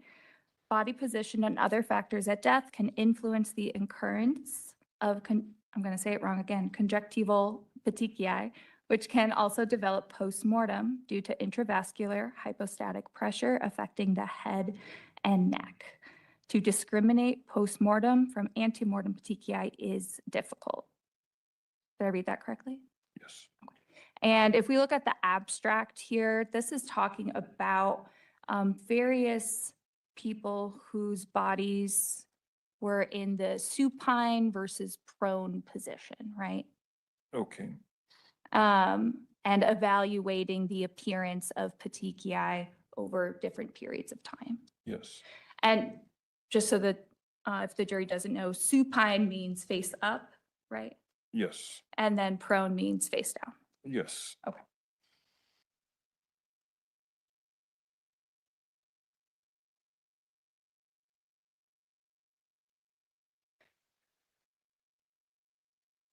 Now, when we're talking about the number of petechiae, we've talked about how this is the most that you've seen with Martin. I want to talk about what that actually indicates to you, right? That does not mean necessarily that the injury was more severe, right? It does not, no. Because the development of petechiae can depend on who the person is, right? I would agree with that. Because different people have different responses to different kind of stimuli. Like Yes.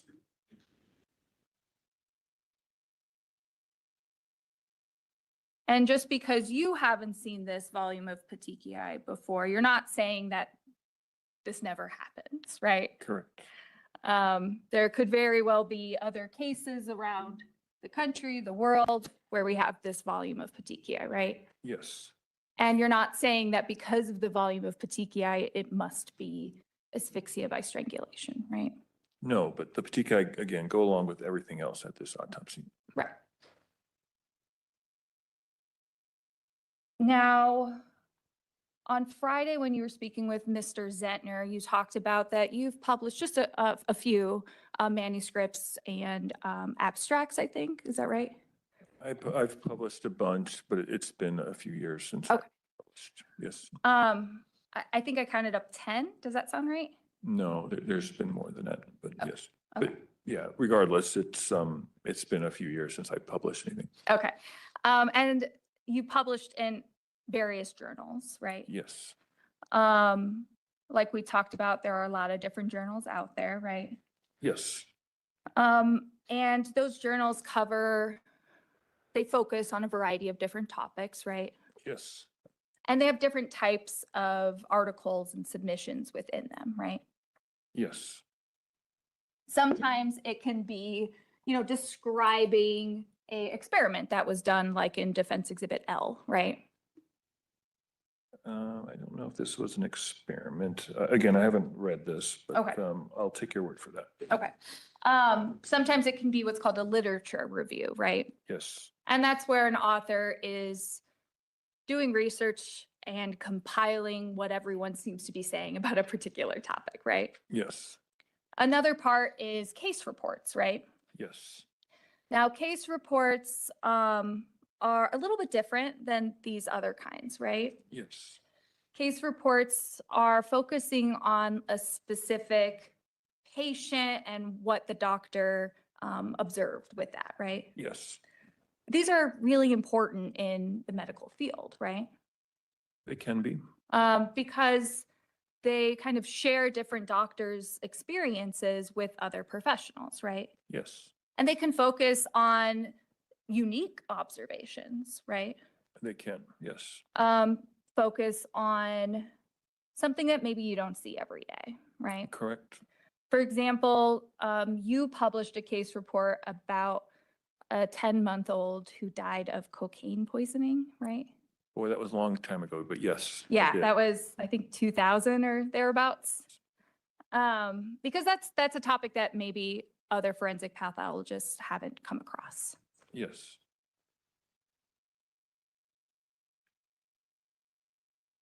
Now, when we're talking about petechiae, there are also case reports out there for those, right? I'm assuming so, yes. Okay.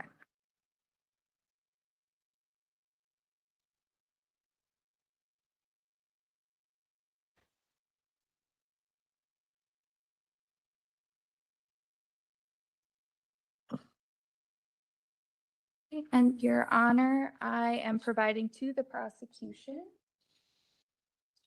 Sorry.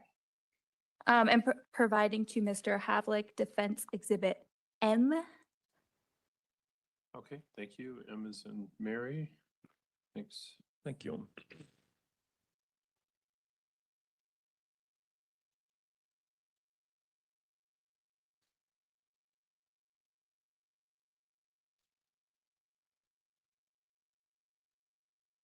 Okay, Dr. Havlick, so what we have here is a case report, right?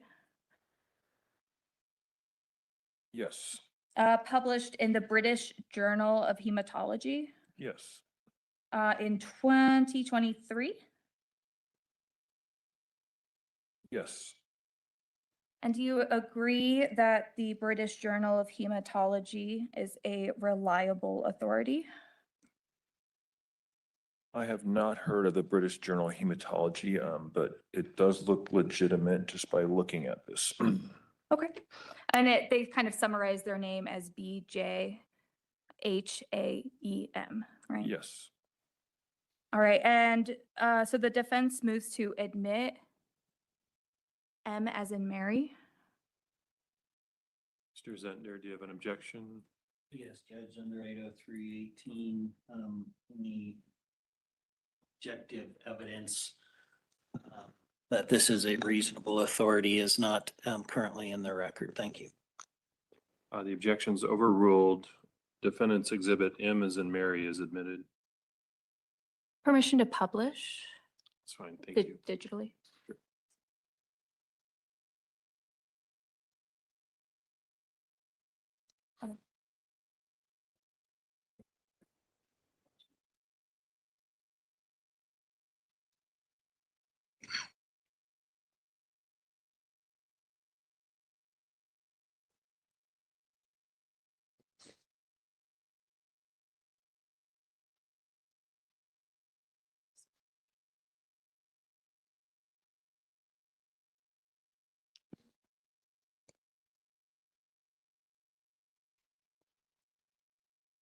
Okay, Dr. Havlick. And then what we have on the screens, is that what's in front of you?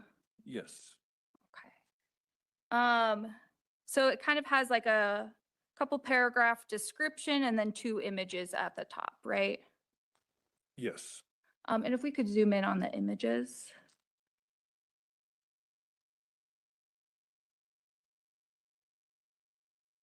That's good. Okay. So this case report is discussing a 7-year-old boy, right? Yes. Who had been hanging upside down at the playground. Okay. right? I'll take your word for that. Yes. Okay. So it says it was noted that the boy spent at least 10 minutes hung upside down on a stress bar in Okay. the playground earlier that day. It does say that in here. And then the doctor noted, and the photographs show some petechiae around this boy's eyes, right? Yes, And kind of going on to, we see these red dots continuing on his nose, right? there are a few on his nose. Then we have some redness over the eyebrow too. I do not see it over his eyebrow, no. Unfortunately, we only have these two photos, right? Correct.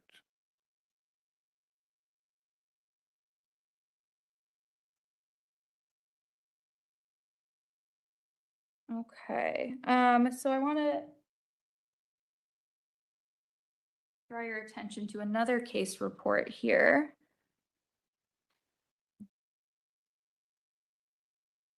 We can take that one down, thank you. So you had testified earlier that was vomiting not a cause of petechiae? I never said that. No, I said it would be uncommon, Uncommon, but it's sorry, possible. my apologies.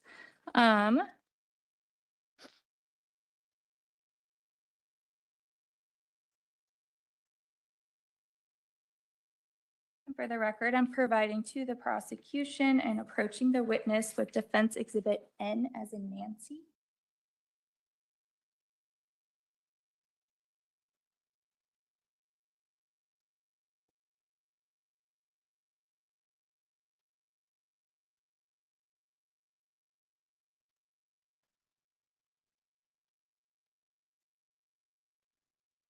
Okay, Dr. Havlick, I just presented you with another case report, right? I think so. This piece of paper is not labeled well as to where it's coming from. Do you see the DOI in the lower left corner? DOI, yes, And there's that link there with some numbers and letters, right? yes. Now that's a system that's used by these journals and publications, right? I don't know. That links to a particular, I don't recognize that link. At least I don't follow that. okay, you're not familiar with DOIs? No, I might be old school. I tend to, I have my own search criteria, but I do not do those DOIs. Okay, so just referring you back to Defense Exhibit M as in Mary, Okay, we see a DOI at the top left corner of that article, right? yes, And in that DOI, it says BJH. yes, And we established earlier that this is the British Journal, right, of Hematology. right? correct. Looking at Defense Exhibit L, so that's the forensic science one we were talking about. Yes, Again, top left, we have a DOI, right? yes. And then at the very beginning, the first article that we had today.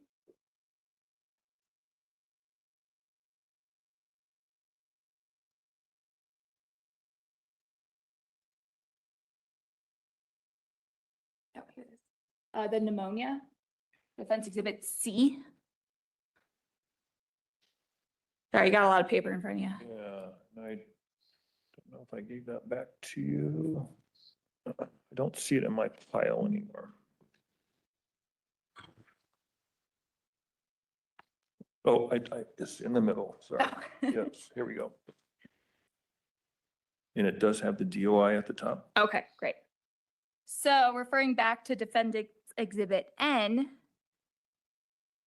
we have this DOI referring to MJA, right?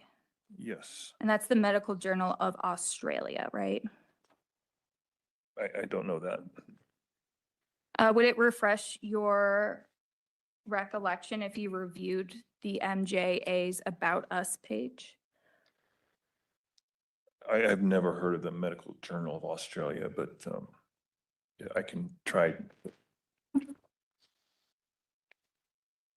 And Your Honor, I'll notate this just as N1.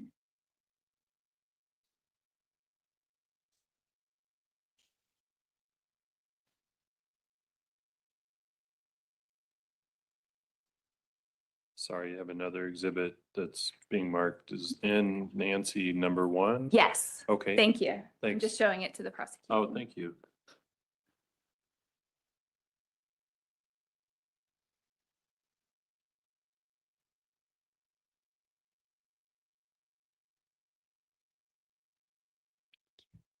And I'm now approaching. Okay, thanks. Okay.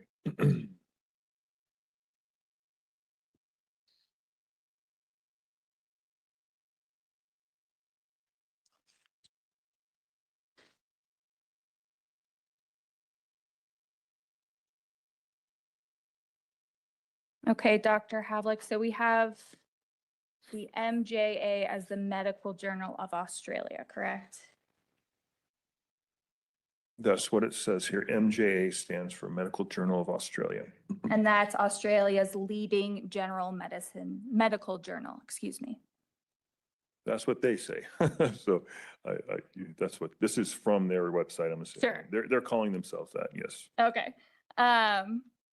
Would you agree then that this is a reliable authority? I have never heard of them. I would not agree with that, no.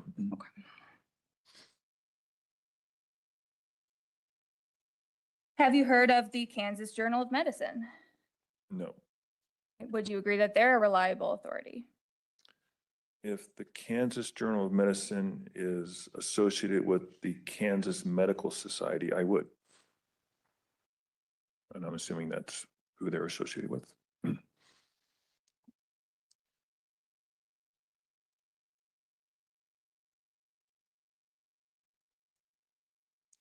And is that with the University of Kansas Medical Center?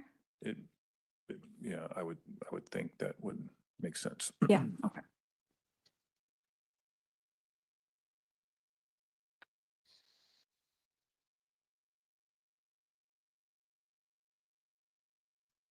Okay, Your Honor, for the record, I'm now approaching with Defense Exhibit O.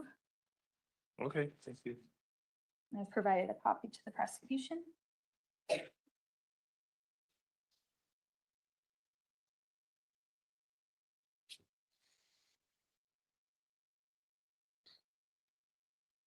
Okay, so I just handed you a case report from that Kansas Journal of Medicine, right? Yes, And we have that University of Kansas Medical Center denoted with the authors here. correct. And like you were saying before, you'd agree that this would be a reliable authority. Yes, And this is a article published, let's see, in 2021. yes, And it's talking about facial petechiae in a COVID-19 long hauler patient, right? yes, Your Honor, the defense moves to admit Defense Exhibit O. Any objection, Mr. Zentner? Yes, Judge. May we approach? Sure. Thank you. Feel free to stretch if you wish. Thanks.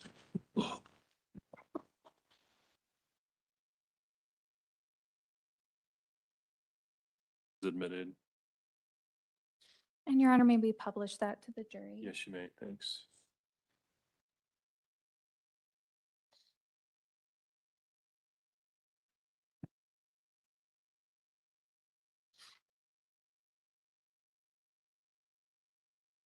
And then can we zoom in on the photo? There we go. Okay, Dr. Havlik, so what we see on the screen here is the Defense Exhibit O that's in front of you, right? yes, And this is a case report pertaining to an 18-year-old female, right? yes, And it noted that she, had had headaches, muscle weakness, and a cough for a few months, right? yes, And then she was clinically diagnosed with post-anemic petechiae. Is that right? I would have to read this.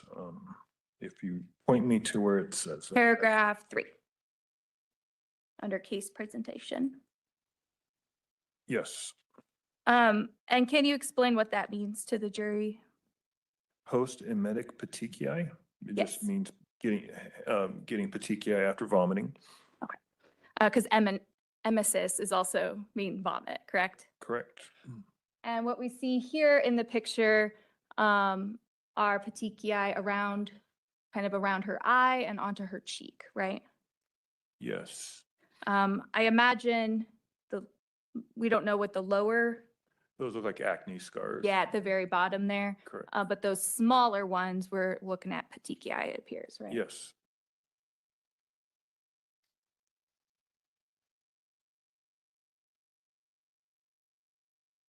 All right, I want to ask you about a couple other authorities, okay? Are you familiar with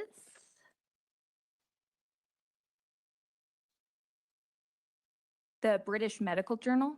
yes, They've shortened their name to BMJ. yes, All right. And are you familiar with, and is that a reliable authority? it is.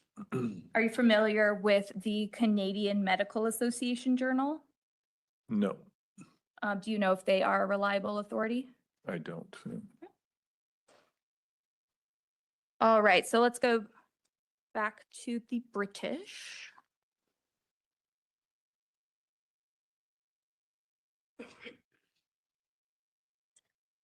And for the record, I am approaching the witness with Defense Exhibit P and providing the prosecution with a copy. Okay, thank you.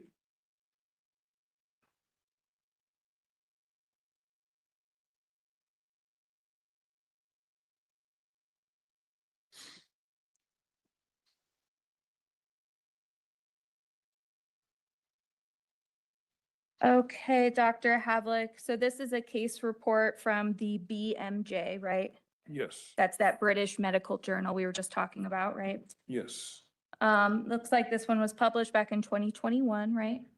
yes, And this is a case report talking about petechia on an individual after vomiting, right? yes, And you testified earlier, I think, but just so it's all clear, the BMJ is a reliable authority in your opinion, right? yes. The defense moves to admit P. Any objection, Mr. Zentner?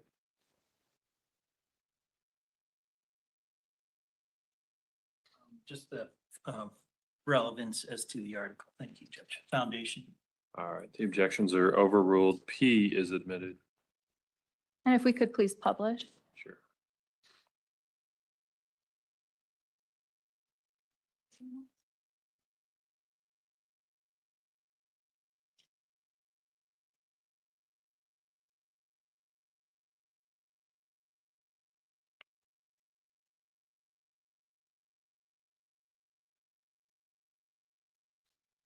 Okay, so this is that defense exhibit P that you have in front of you up on the screens, right? Yes, And what we have here are these, it uses the language purpura, is that purpura, yep, purpura? Yep. Purpura are petechiae, but a little bit bigger, right? correct. And this pertains to a 20-year-old man who developed this petechiae after forceful vomiting, right? Yes, And again, we see it all over his eyes, right? Or On the his- skin around his eyes, I should say. on his eyelids, yes, and on the upper cheeks, looks like. Um, both on the eyelid and then just right under the eye, right? Correct. And then it looks like, again, these photos, there's some redness above those eyebrows as well, right? I don't necessarily see that. He has some acne up there, but I don't see petechiae above there. Okay, so just focused around the eyes, right? Yes.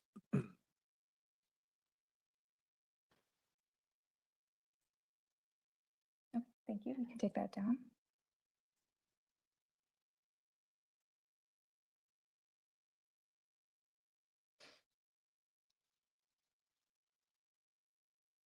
Okay, Dr. Havlick, so your your opinion in this case, right, is that Martin Osinski died of strangulation, right? Yes, You have no opinion on who could have done that act, right? that is true. That is not something that you, as the person doing the autopsy, can have an opinion on, right? Correct. You also don't know what anyone's intentions behind any kind of act was, right? Correct. That's just not something that you, as the person performing the autopsy, can say. Correct. I can have one moment, Your Honor. Oh, sure.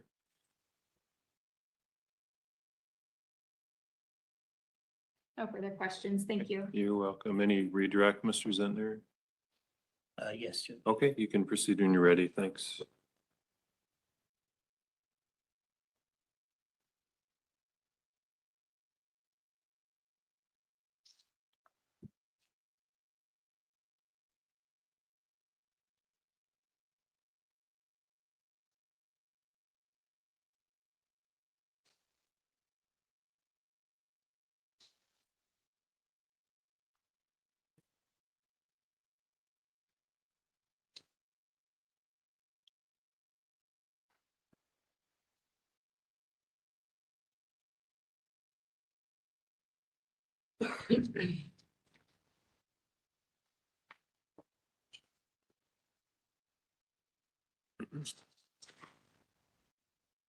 Dr. Havlick, I have several topics here that I'd like to discuss with you from this morning and then going back to Friday.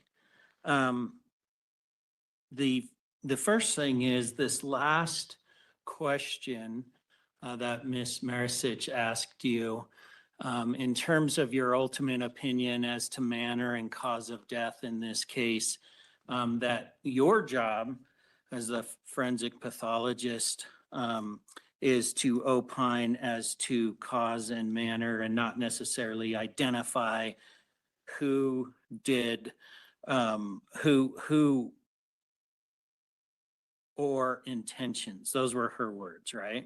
Correct. That's all correct. But going back to your testimony on Friday, remind us in terms of the manners of death in Colorado, what are those? Sure. In Colorado, we have 5 choices: homicide, accident, suicide, natural, and undetermined. When you find homicide as a manner of death, what are you saying in terms of that opinion? It's just a simple definition of homicide for a forensic pathologist is the death at the hands of another. So in this case, it would be the death of the victim, Martin Osinski, literally at the hands of another, in your opinion. Yes. We spent a good amount of time here with respect to these case reports, some of which are basically showing what you've already testified to, right? That you can get a petechiae from a variety of things other than being strangled. Yes. These case reports, you testified to your experience and that the literature and all of those fellowships and that sort of thing in your experience. What do these case reports mean to you as a forensic pathologist? As the defense mentioned, case reports are most commonly, they're write-ups of unusual things and things that people should be aware of. Case reports are just interesting tidbits, basically. These case reports, are they typically peer reviewed? They are not. They are just usually just published right away. And motivations for somebody to write a case report could include a variety of things. Yes. Such as wanting to get ahead in terms of academia. That is probably the most important reason to do those, yes. And these case reports, you testified typically are not peer reviewed. What does peer review mean? So peer reviewed means there's a group of peers, a group of physicians, say it's a pathology journal. For a pathology journal, the peer review process involves a group of pathologists that review an article that is sent to them to see if it's appropriate, to see if it is presenting new information in order for it to be published. And that's usually what happens with journal articles, with case summaries, as opposed to a case report where it's just a single case. Those usually do just get published without a peer review process. One of the defense exhibits, to expand on the point you just made about these case reports and them being tidbits or one-offs. One of the case reports that was introduced, I think Anne talks about some rash. Looks like some rash in exhibit N. Would you agree? Yes, that could very well be just a rash as opposed to petechiae. With the petechiae that you noticed on Martin, I'm sorry, the petechiae that you noticed on Martin's body be considered a rash to you? Absolutely not, no. One of the case reports that was introduced today talks about a kid hanging upside down for 10 minutes. Do you have any information that Martin Osinski was hanging upside down for 10 minutes before being rushed to the hospital by his mother? No, I never heard that.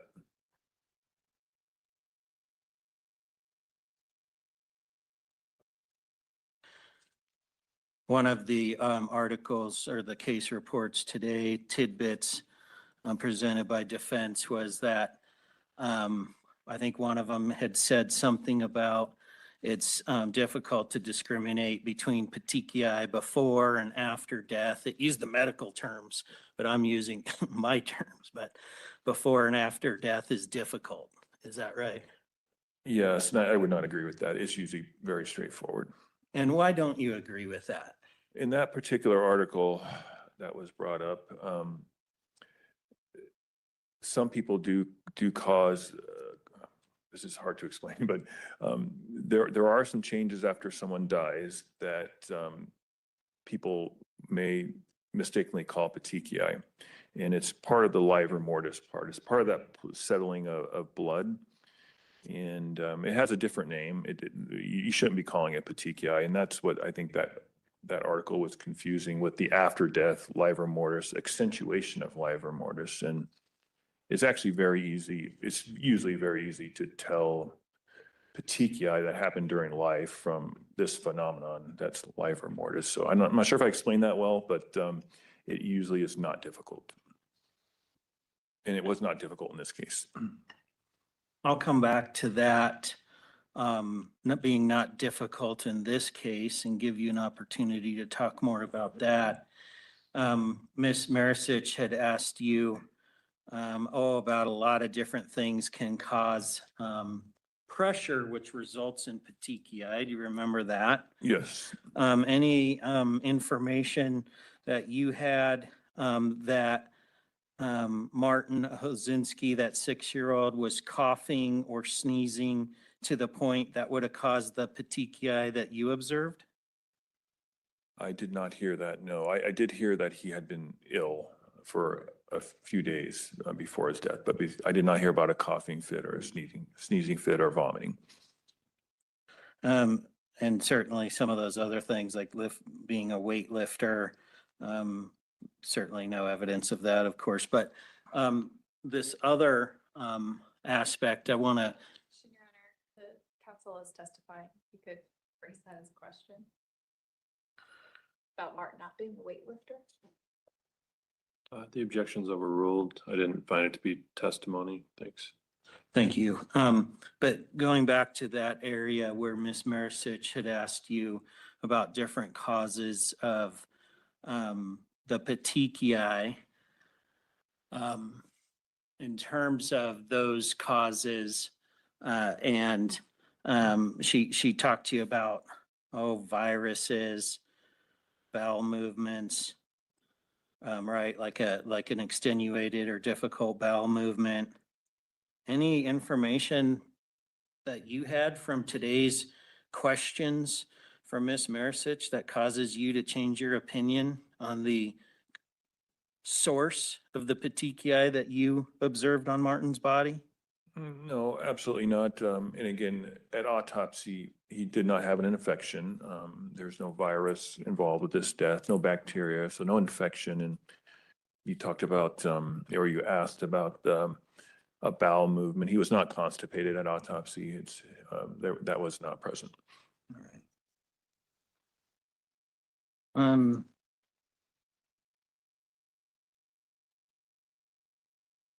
I'll have more questions, but before we go on our break, I wanted to give you an opportunity to,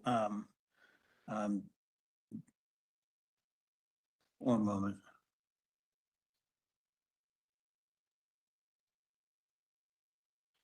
Do you have Defense Exhibit C, that article? Let's see here. The ones that got us started this Yeah. morning? That was easy to find. It's right here. Yes. Okay. What opinions in general do you have on that article that you were presented?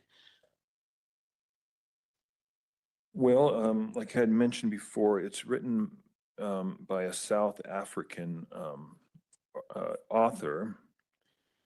I don't recognize, I'm assuming the Pediatric Radiology Journal is legitimate, but I've not heard of them. Written by a South African author, and it talks about worldwide statistics. We live in the United States, and in the United States, we're a developed country, and this talks more about worldwide statistics about undeveloped countries, children with that aren't getting adequate medical care, and in those countries, yes, pneumonia is pretty common, but not here in the U.S. Children usually do not. It's uncommon for children to die of pneumonia in the U.S. unless they have some underlying brain abnormality or heart abnormality. That's what I take most from this. It's talking more, I would say, about other countries. In terms of that underlying brain or heart abnormality, we'll talk to you a little bit more about that in your hands-on autopsy here. But in response to Defense Exhibit C that you just discussed, Ms. Marisic also had made the point with you, and you agreed earlier that we could probably spend weeks, right, going back and forth on different articles and literature that's out there. Is that right? Yes. Have you had an opportunity today to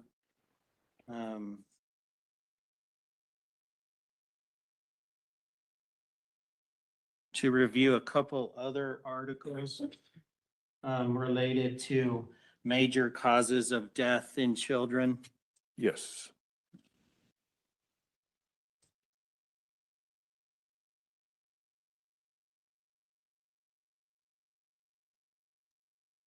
Your Honor, if I could approach the witness with what's been marked for identification purposes as People's Exhibit 614 and 615. I've provided Ms. Marisic copies. Yes, you may. Thank you. And you can have continuing permission as well. Thank you so much, though, for asking. You're welcome. Thank you.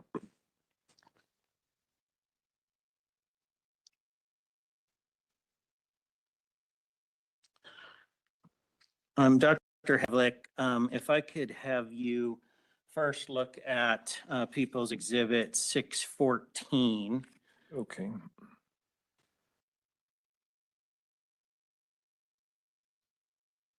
Are you familiar with the New England Journal of Medicine? Yes, I am. The New England Journal of Medicine is the top journal. I think pretty much every physician would say that it's the top journal that physicians read. I read it regularly. It's a journal put out once a week, and I do try to read it every week. Is that one of those journals that's cited often in newscast as being the source of information as anything related to medical? Yes. And is this a reliable journal and reputable journal? Very much so, yes. And this article that you had a chance to look at with respect to the major causes of death in children and adolescents in the United States, that is published within the New England Journal of Medicine? Yes. Your Honor, for the people that seek to introduce into evidence 614. Is there any objection, Ms. Marisic? No objection. People's Exhibit 614, 614 is admitted. Thank you. The jury, of course, will have the opportunity to review this evidence similar to any other evidence, but 35,000-foot overview, what's your opinion of that article? This article pretty much states what I tried to answer when I was being questioned about the most common cause of deaths in children in the United States is from injuries. Pneumonia is pretty uncommon, but it can happen in children that have underlying disease processes, and it talks about that in here. And it also mentions about injuries being the most common cause. In pneumonia, lower respiratory tract infections are on here as a cause, but only 1% of deaths, and it's pretty uncommon. And usually it's, again, from kids with underlying problems. Thank you. With respect to what's been identified as People's Exhibit 615, again, in responding to what you were presented earlier in Defense Exhibit C as to that pneumonia being a cause of death, what is what marked for identification purposes is 615? It is another article. It is written in the Lancet. The Lancet is also one of these top 5 most respected journals in the US, and a very reputable journal. The articles in there typically, you said reputable journal, but the reliable. Yes, very much so. Thank you, Your Honor. People would seek to introduce 615. Ms. Marsich, No objection. People's 615 is admitted. Dr. Havlick, in terms of that article, do you have an opinion as to the summary and the message that that article portrays? It's similar to this New England Journal article, basically stating that the most common cause of death in children is injuries, and pneumonia, lower respiratory tract infections, as they call it here, is very rare.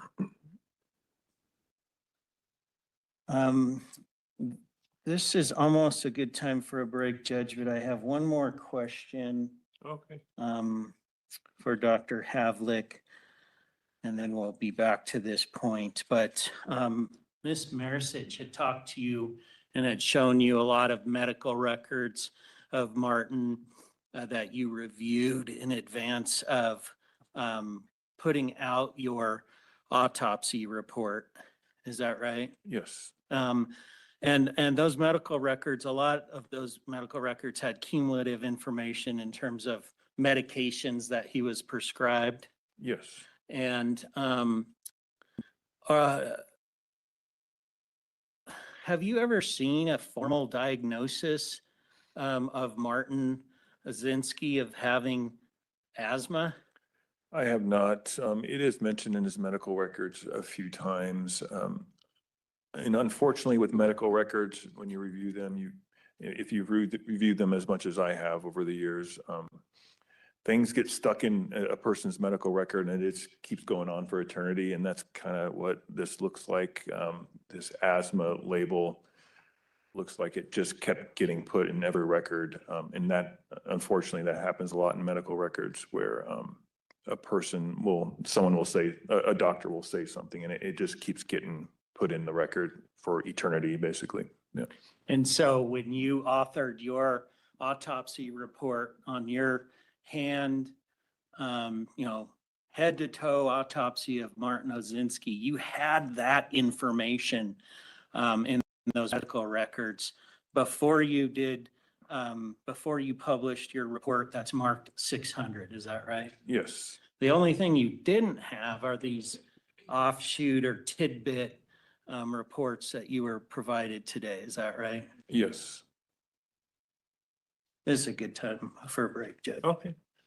Thank you. We'll go ahead and take our lunch recess, ladies and gentlemen. We'll be back at 1:30. If you could report back at 1:15 on the 3rd floor of the courthouse, the bailiff will meet you there. Hope you all have a good lunch hour. Thanks. Please remember all the instructions for the recesses. Don't talk about the case, et cetera. Thank you. Please rise for our jury.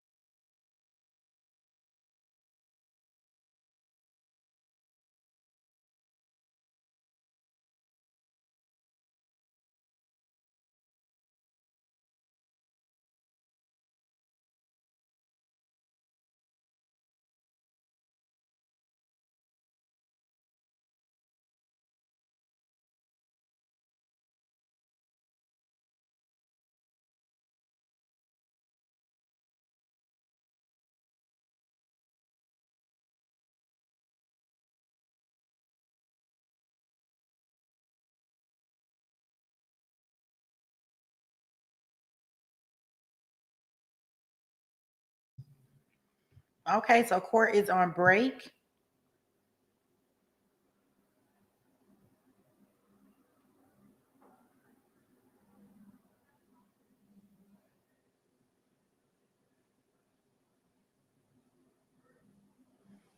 Maddie say he appalled. He don't know what they doing and why they doing it. I'm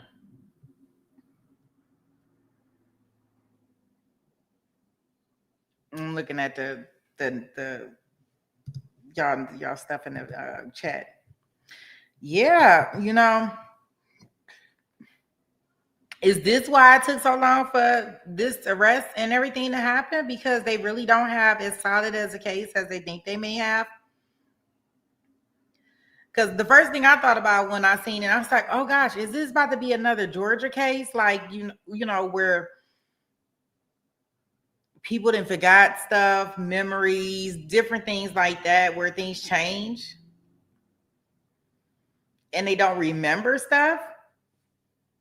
And I was like, he gonna get off because he don't remember nothing. I got hair sticking up everywhere. That was my thought when I was originally looking at the testimony from this morning, and I seen how long ago it happened. Was supposed to have happened. What had happened was, like Wolfenbarger, Burger. Yeah, I can tell you what I looked up when I decided to go ahead and do it. Hold on.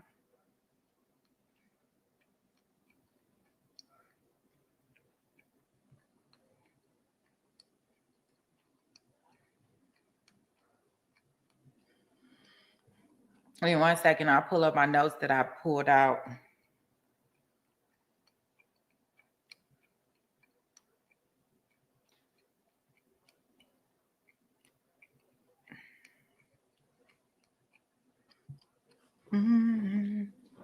Let me see.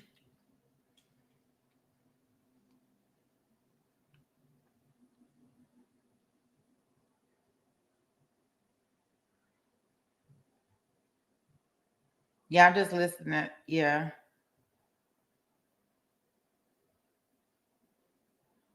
Yeah, I was just looking at your thing.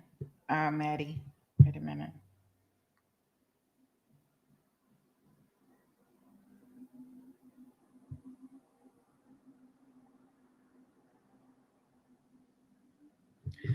Okay, because I didn't pull up any I'm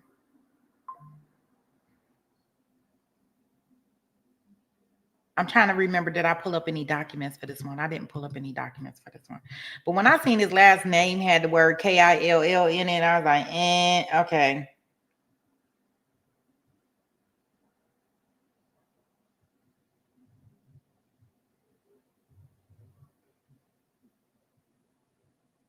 Thrailkill.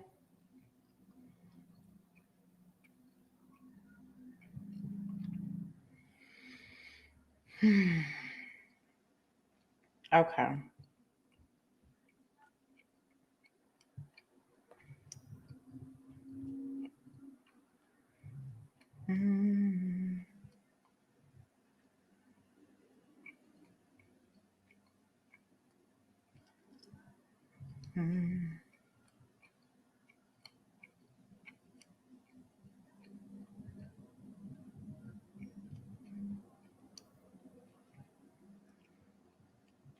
Waiting for my little notes to load up. That are trying to load up. Ha ha ha ha. Thrailkill. So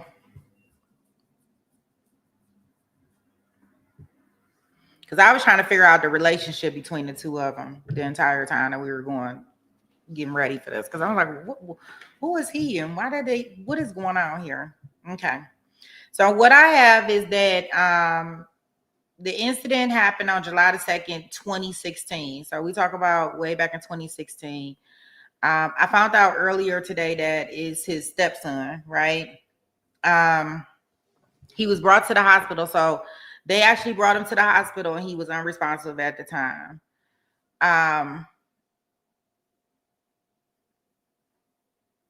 So they're saying that in 2012,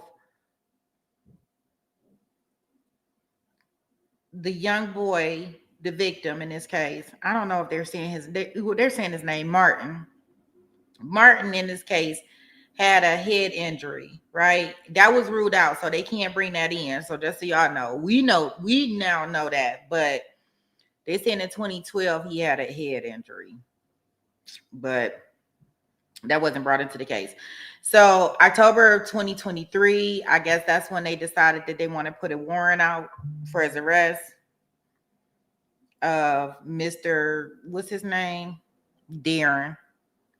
For Darin, for him to come. He was in Florida. I just don't.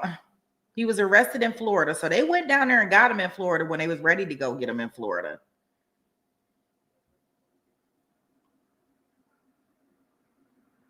So they eventually did go down to Florida to get him. So let's see. What else?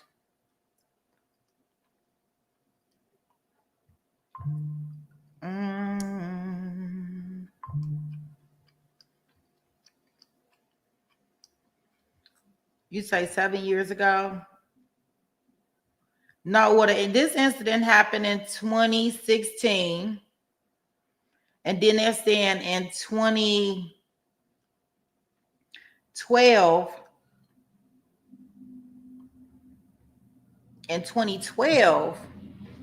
the young boy had a head injury. But they were trying to say that Sean, at least from what I got from the opening statements. So what I got from the opening statement is that, he had an older son that was there. And they were trying to say that the son, Sean, is the one who did something to Martin. So I've heard that part too. I don't know if y'all heard that when we were listening to opening statements. And I believe that Sean was 8 years old at the time. So they have his interview. I don't know if they're going to show it to us because 8, is he adult now?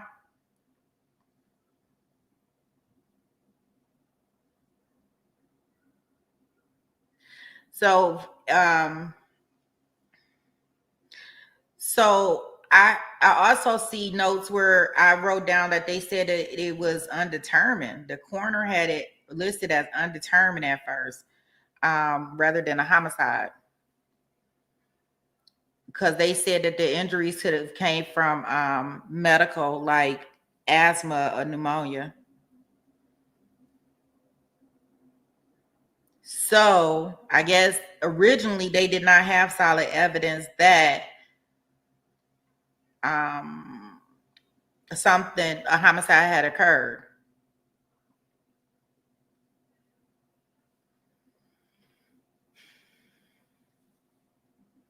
So it appears that at first they didn't think that it was a homicide, and that's part of the delay.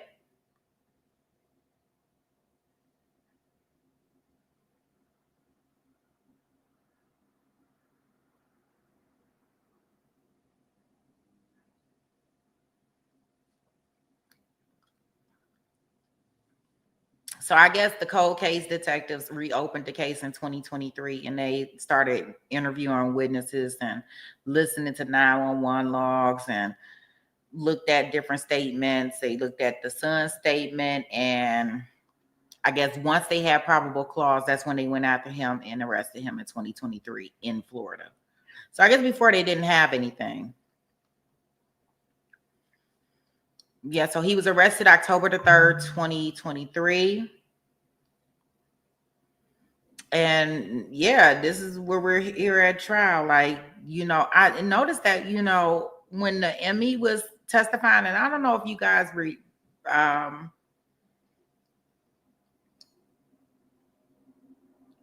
probable clause. Hey, Drunky, welcome. So let me ask you guys. So I noticed that when one of the MEs, one of the medical experts was testifying, I can't remember which one, the defense objected to everything coming in talking about it was like hearsay. Did y'all understand what that was about and what was going on there? Because I was like, why they keep ejecting? Like, typically they do these ejectives and they be done and they be over it and they keep it moving, and we know all these photos and all this stuff is coming in.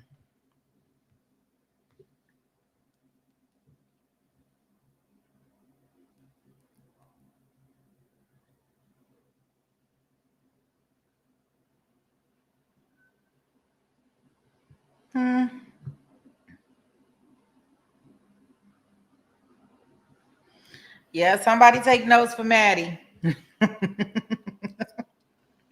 Look, somebody take notes for Maddie.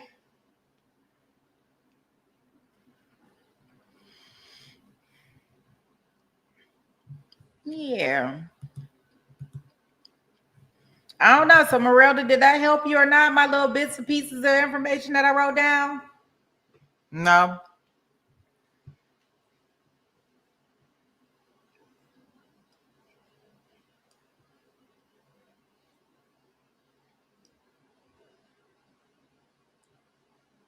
And I think I heard most of a lot of that stuff in opening statements.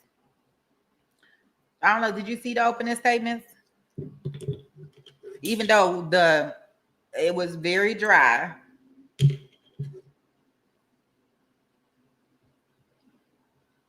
SD says she is not taking notes. You said it did in some way, right? I guess to sum it all up, they said it wasn't a homicide until they got some more technology. Cold case files reopened the case in 2023, and they decided at that point in time that they had enough probable cause to arrest him, and that's when they went down to Florida to go get him. Yeah, and I heard that he tried to blame, on his 8-year-old son. Yeah, that's what the prosecution team said when they first came in. And they said that the 8-year-old son does have a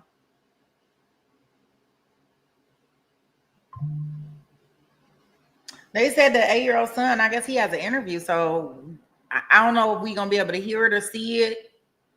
Because if he was 8 at the time, he's still a minor. So he only 17 or 18, depending on his birthday.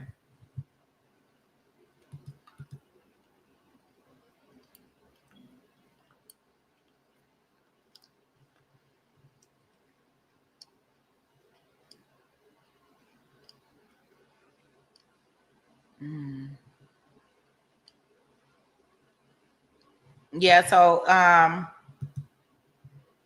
they are currently at lunch. Let me see. Oh, sorry.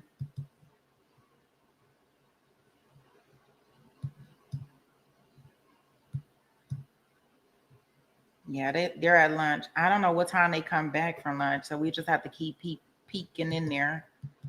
You know, they start later. Colorado is on Pacific Standard Time, I think.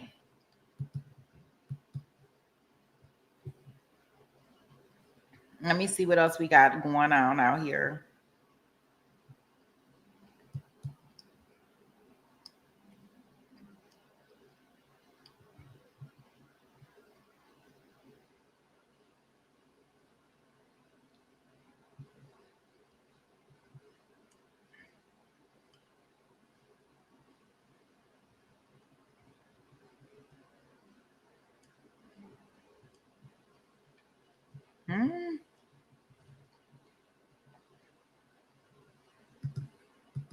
Nothing much.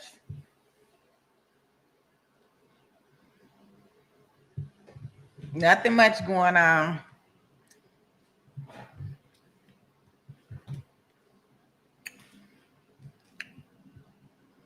Yeah, Drunky said she over our girl Alicia. She want no parts of that. She said she's so tired of Alicia, she don't even know what's going on.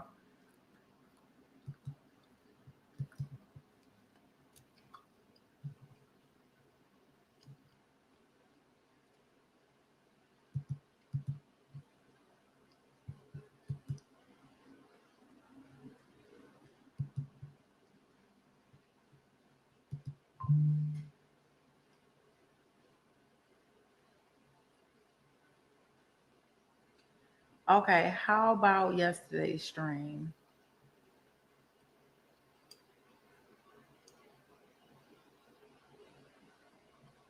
You say, now that you know that he was trying to blame his son. What you talking about, SD, with yesterday's stream? It's a long story. It's a long story.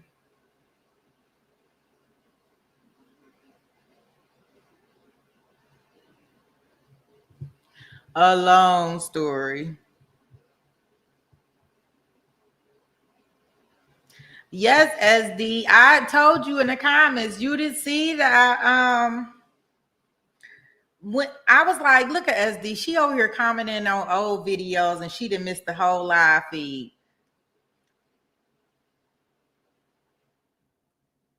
I was like, that where was she at? That's it. She must have had some wine on a Sunday and not see the thing.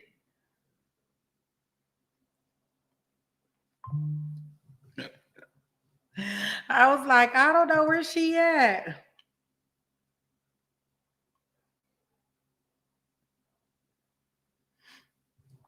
So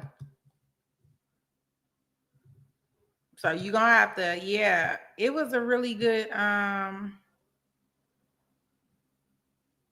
hey Barb. Hey Barb.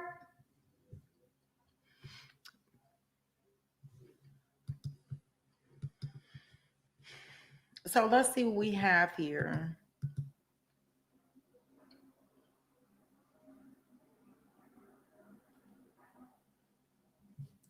You was cleaning. I need some help cleaning.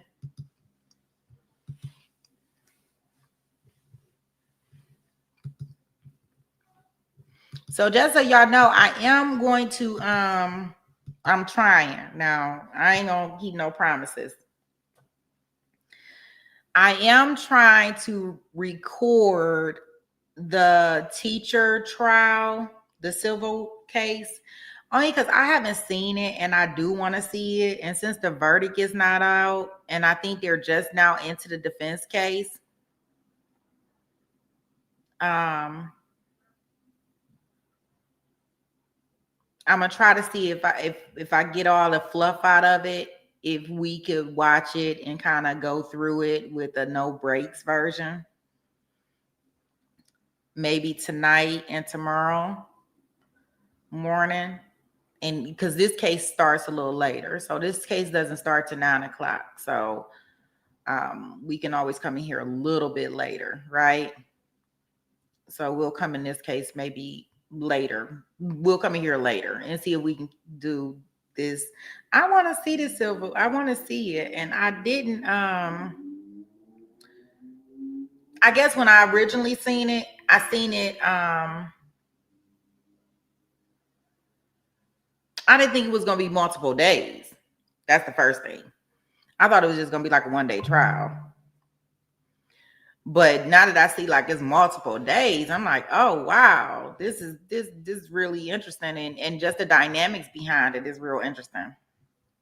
So yeah, I'm gonna set us up a feed to kind of watch that trial. Possibly. I'm working on it. I'm trying over here in the background. Trying. Yeah. Yeah, and I look, SD. This is what I've been sipping on. Why is it foggy right there? What is that about? It's like blurry. I don't know why it's blurry right there. I have to make sure my camera is good.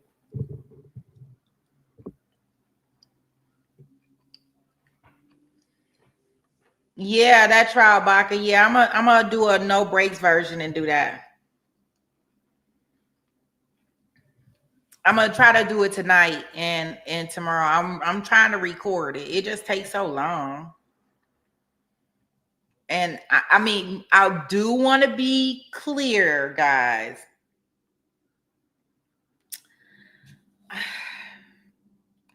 No, I I don't know what you want to call this. I don't know what you want to call this drunkie. I think I'm torturing myself. That's what I want to tell you.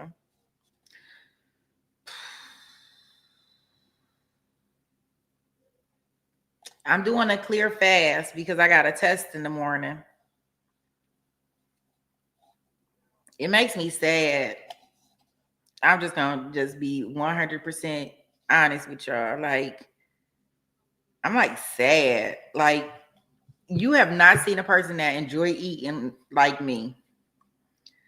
I really enjoy food. I enjoy all aspects of food. I enjoy every ounce of food. I love food. And I have to get a test. And I have to drink clear liquids.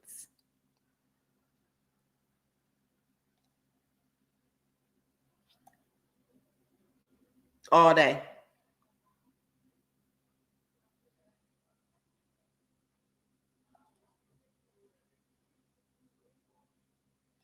I am. I'm so sad. I'm like so sad. Like I'm in like a state of depression. Like you can almost call me depressed.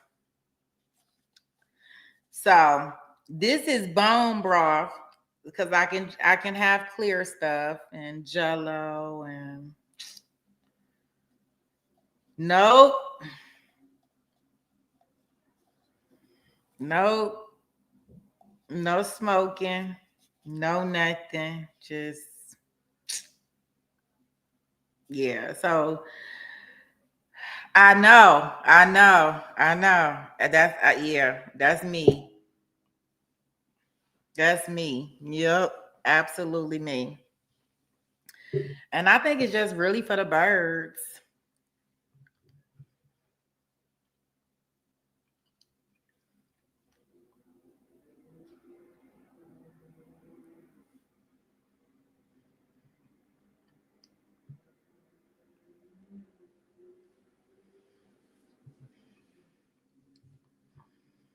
But you got to do what you got to do, right? So I'm gonna be first thing knocking on the door. And hopefully I'll be ready to eat as soon as I get done. That's what I can tell you. I'm like, oh, yeah, I better eat. I'm going to eat as soon as I get done.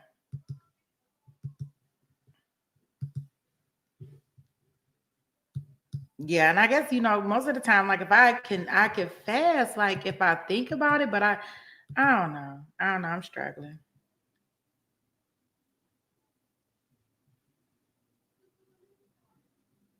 Yeah. I guess if you say so. I'm just trying to, I'm like, oh man, I just want to sleep the whole day. I don't want to do nothing. But you gotta do something, right?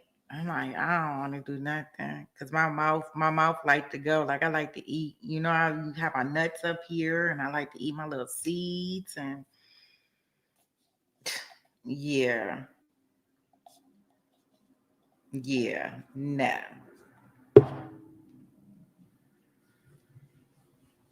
So yeah. That's what I got going on.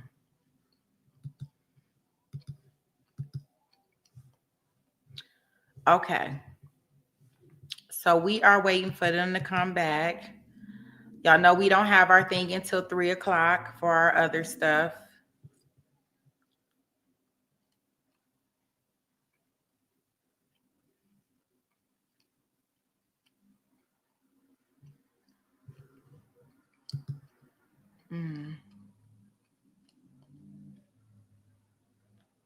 Yeah, we don't have our other stuff till 3:00.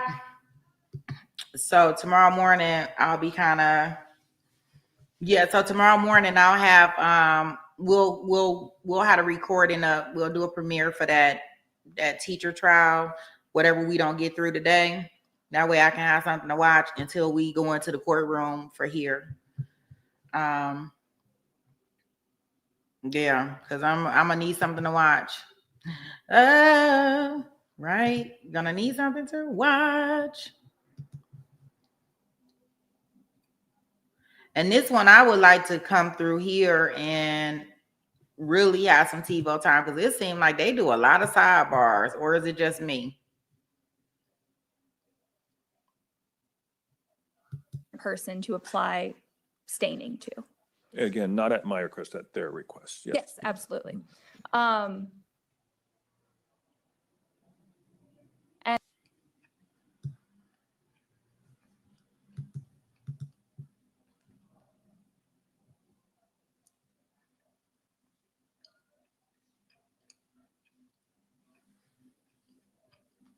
Yeah, they do. They do have a lot of sidebars in this one. Yeah, and I would like I said, I put the one I did do a no breaks version on there, but yeah. I think that tomorrow, like even with us coming in, we came in about 40 minutes late today. And we still had a lot of stuff.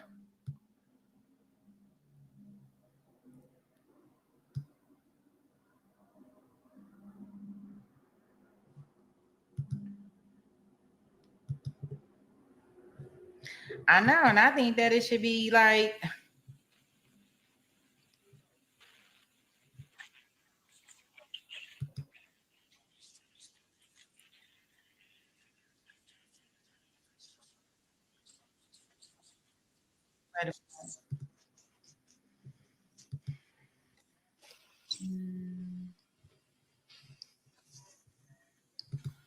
I'm trying to pull it up on our chat on the channel.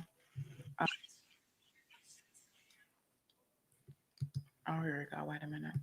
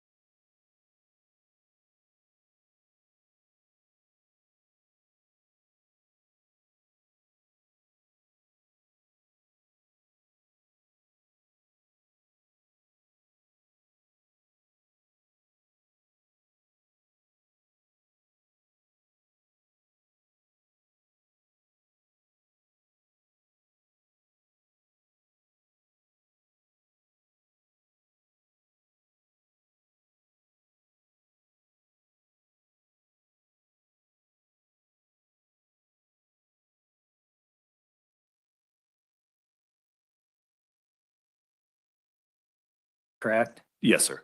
What happened after Officer Bridge arrived? After apologies, after Officer Bridge arrived, I then asked Mr. Thrailkill what had happened at the address in regards to Martin. And what did Mr. Thrailkill tell you in response to you asking him what happened to Martin? Mr. Thrailkill informed me that he had been playing video games inside the trailer. And during that time, he had his headphones on. And he said then he started feeling like he was ready to go to sleep, get ready to go to bed. And he noted that there were 2 children in the living room area along with his wife or girlfriend, I don't recall exactly which one he identified her as, were asleep in the living room area. And he got up and then he went to go check on Martin. He then noted that Martin was sleeping in an odd position, and he stated that the dog was kind of acting strange. At that time, Mr. Thrailkill said he turned on the lights, and he noted that Martin was a strange color and wasn't breathing. And he then stated that he tried to wake Martin and was unable to do so. So he contacted his mother and woke her up. And then he stated that he carried Martin to the car, and she drove him to the hospital. When Mr. Thrailkill made these statements to you, did Mr. Thrailkill note to you where if 2 of his other children were in the home and where they were? Yes, those children were asleep in the living room area of this single wild trailer. You had testified that Mr. Thrailkill told you that he had turned on a light. In what room did he tell you that he turned on this light? I believe he stated in the bedroom that Martin was in a different location than the other 2 siblings, in a separate bedroom. You had testified that Mr. Thrailkill told his mother, woke his mother up. What do you mean by that? Whose mother? Martin's mother. Okay. And did you identify her, or did you know who she was from information that you had? Based off the call information, she was later identified as Crystal Osinski. I apologize if I pronounced that incorrectly. And you had testified earlier that Mr. Thrailkill told you that he carried Martin to the car. Is that right? Yes, sir. And then did Mr. Thrailkill tell you how Martin and Crystal left? They stated they left in a vehicle and went to the hospital. After, and these are all the statements, did you write a report that memorialized your contact with Mr. Thrailkill on July 2nd, 2016? Yes, I did. And have you recently reviewed that report? Yes, I did. And were the statements that you just provided that Mr. Thrailkill told you, were those memorialized in that report? Yes. Were there any other statements that Mr. Thrailkill told you that you don't recall? Or, that you did not put in your report? Not in that initial contact of when I spoke with Mr. Thrailkill. Okay. At some point in the subsequent years, did you remember other statements that Mr. Thrailkill told you? Yes, later in the interaction, Officer Goodell started speaking and kind of taking lead, speaking to Mr. Thrailkill, and I recalled him describing some other statements about possibly what happened to Martin.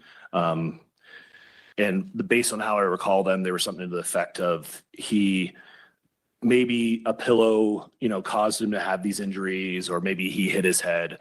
Again, I was in the process of just backing Officer Goodell at that time, so those were overheard as he was speaking with Officer Goodell.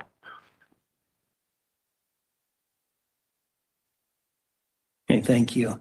After you had spoken to Mr. Thrailkill and then kind of stepped back and allowed Officer Goodell to interact with him, what else did you do? What else did you observe?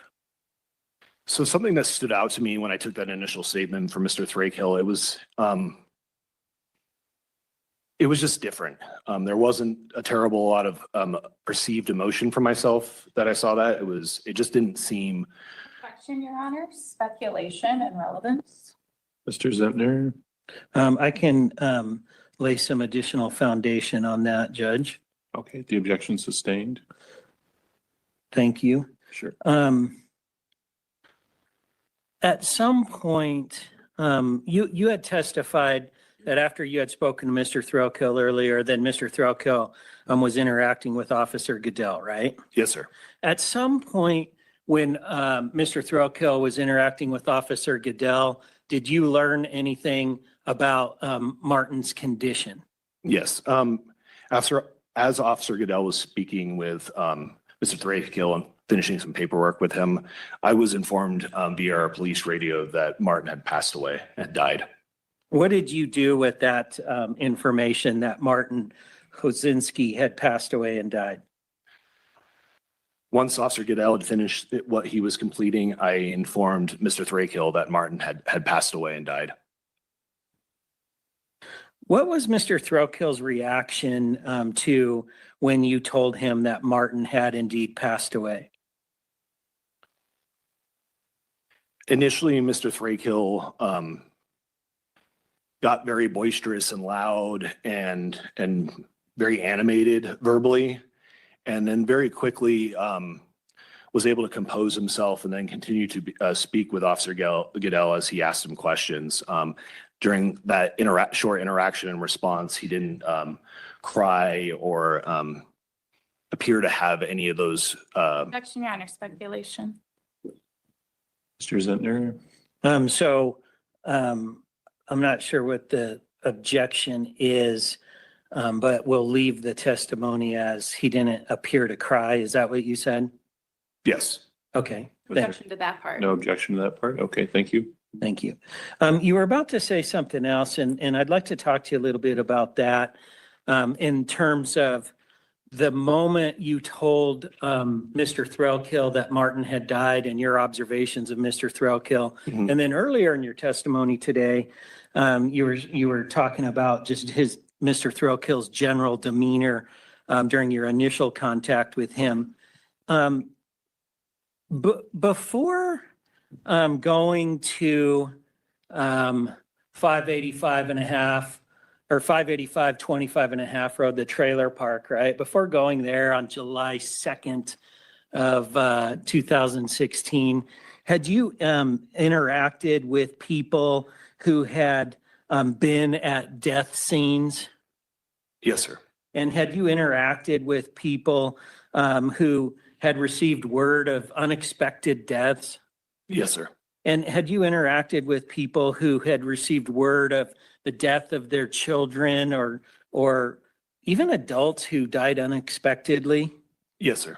And so without speculating as to Mr. Thrailkill's state of mind, based solely on your observations, how did the defendant's outward reaction when he heard Martin pass, I guess, compare with what you've observed in the past? Mr. Thrailkill's response to the information that Martin had passed away wasn't consistent with my observations of other individuals who had been informed of a tragic death or unexpected death. Thank you.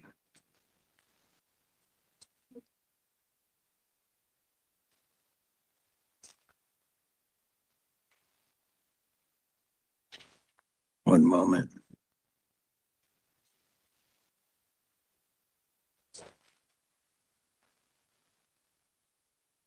What were some of the observations that you had made with people in the past who had learned about these untimely deaths? How did it differ from Mr. Thrailkill's?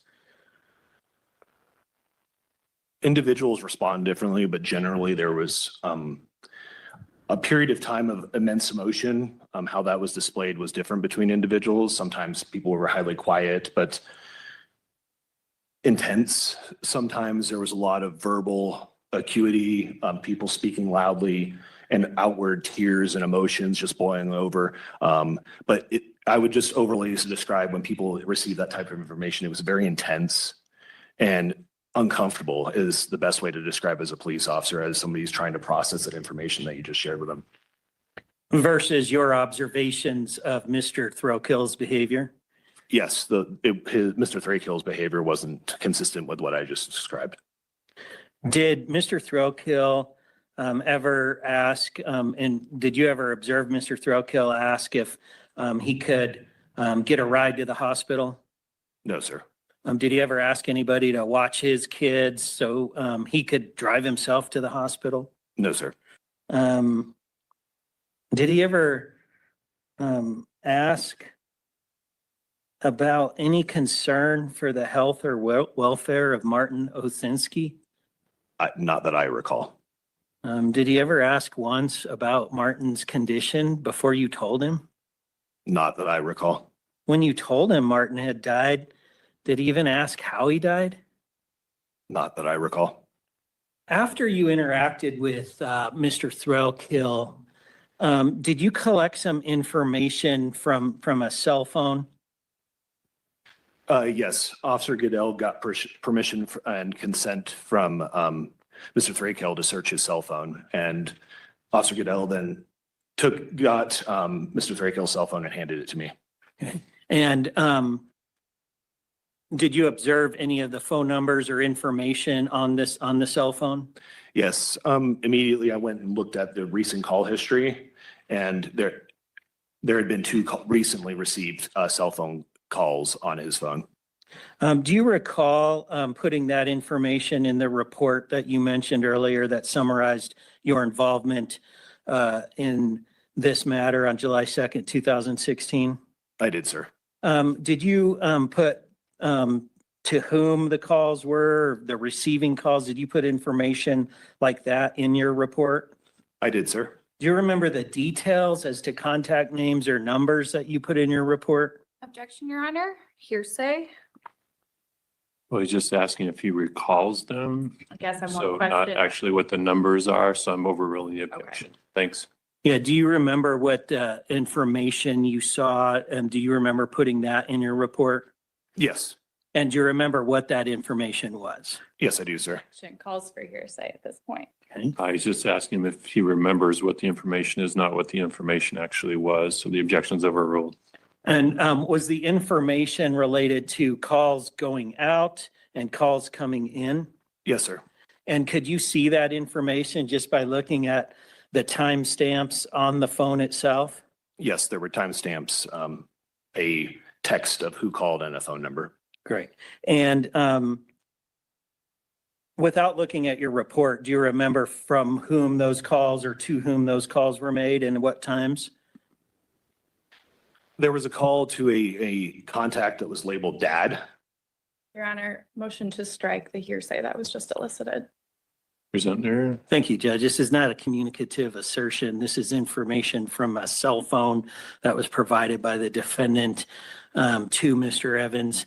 It's not hearsay. It's not a communicative assertion. It's just information from a cell phone, that the face of a cell phone. To the extent the court does believe it's hearsay, it's the defendant's statements, really, the information that he put in his own phone. But it's just it's identification of calls that were coming in terms of who, time, and phone number, and that's not hearsay, Judge. Thank you. All right, the objection sustained. Thank you. Motion to strike. And the jury's to disregard the witness's last statement. And let's see, is it Miss Ash who has her hand up from the?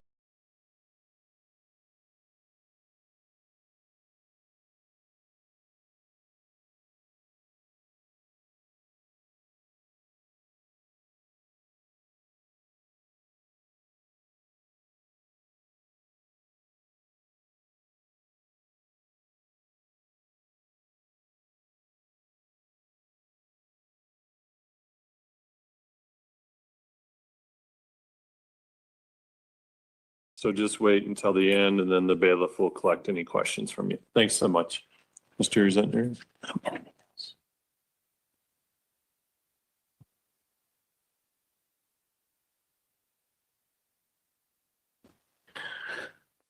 This address of 585 25 and a half Road Trailer 67, is that Mesa County, Colorado? It is. And going back, I've asked you a lot of questions about the information in your report and how you documented things in your report. Nowadays, we hear a lot about body cam footage and that sort of thing. In 2016, did you guys on patrol actually show up with body cam and recording everything or not? No, we did not have body worn cameras at the time of this incident. Great, thank you. One moment, please.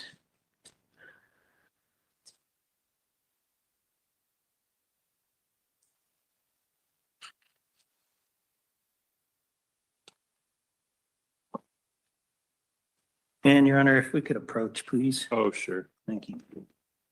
Feel free to stretch during our bench conferences, ladies and gentlemen. Thank you.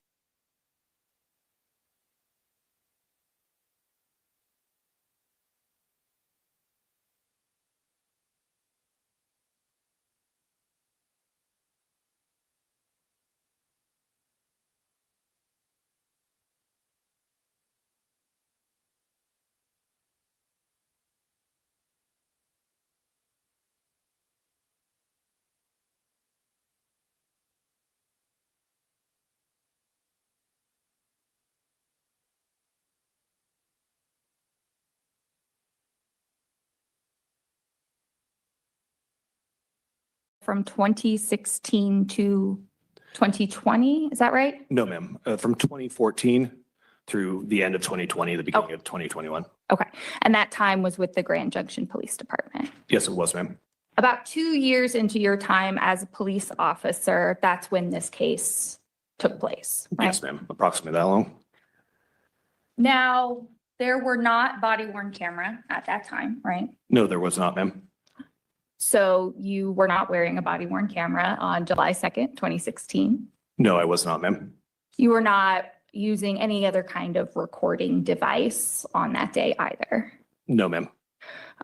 There wasn't any Grand Junction Police Department policy mandating that you record things either, right? No, there was not at that time. Right, because back then we just didn't have that capacity, right? The Grand Junction Department did not have that capacity. Yes, ma'am. Okay. You did have the capacity, of course, to write reports, right?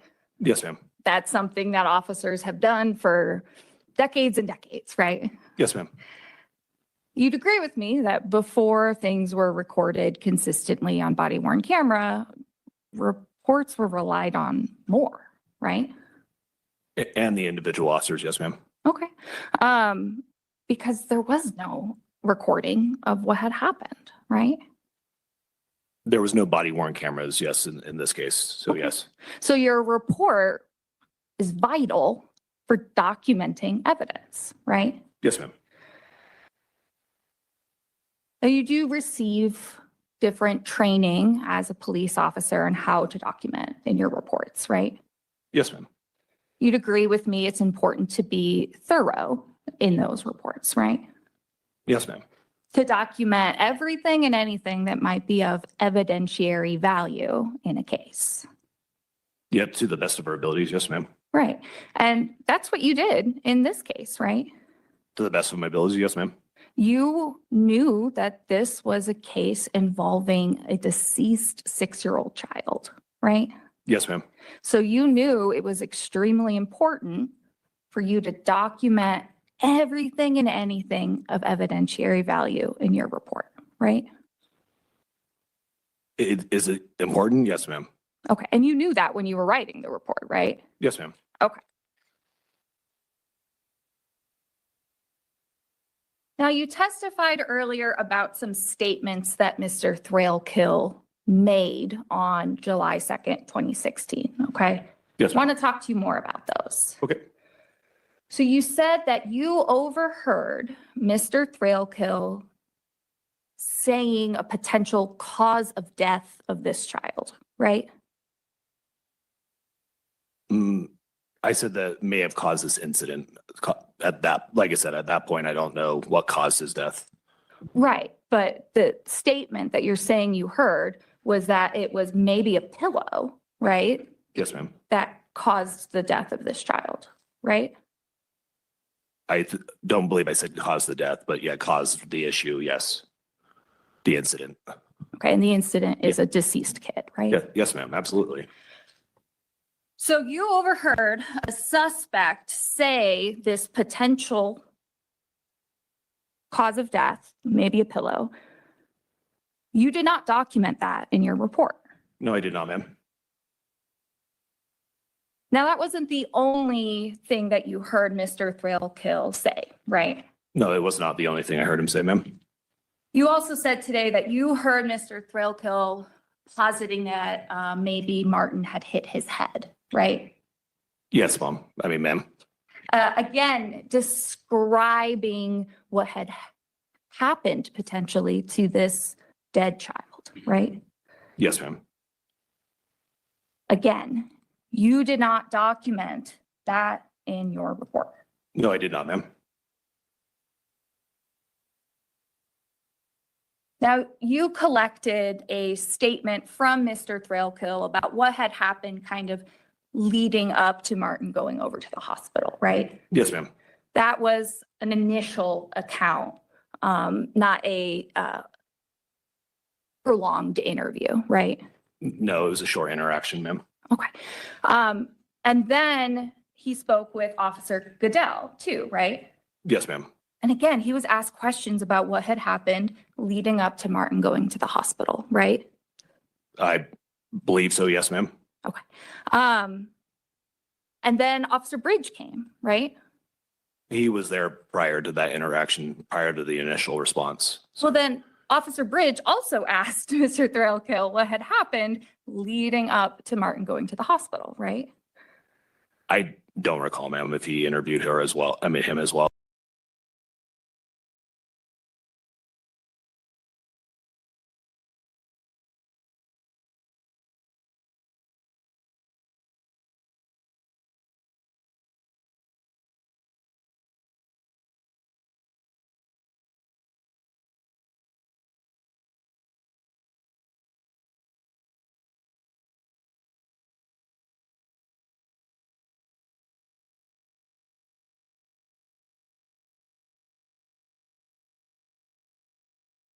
People, we're outside the presence of our jury. Are you ready for the jury, Mr. Zentner? Yes, Your Honor. Ms. Marsic? Yes.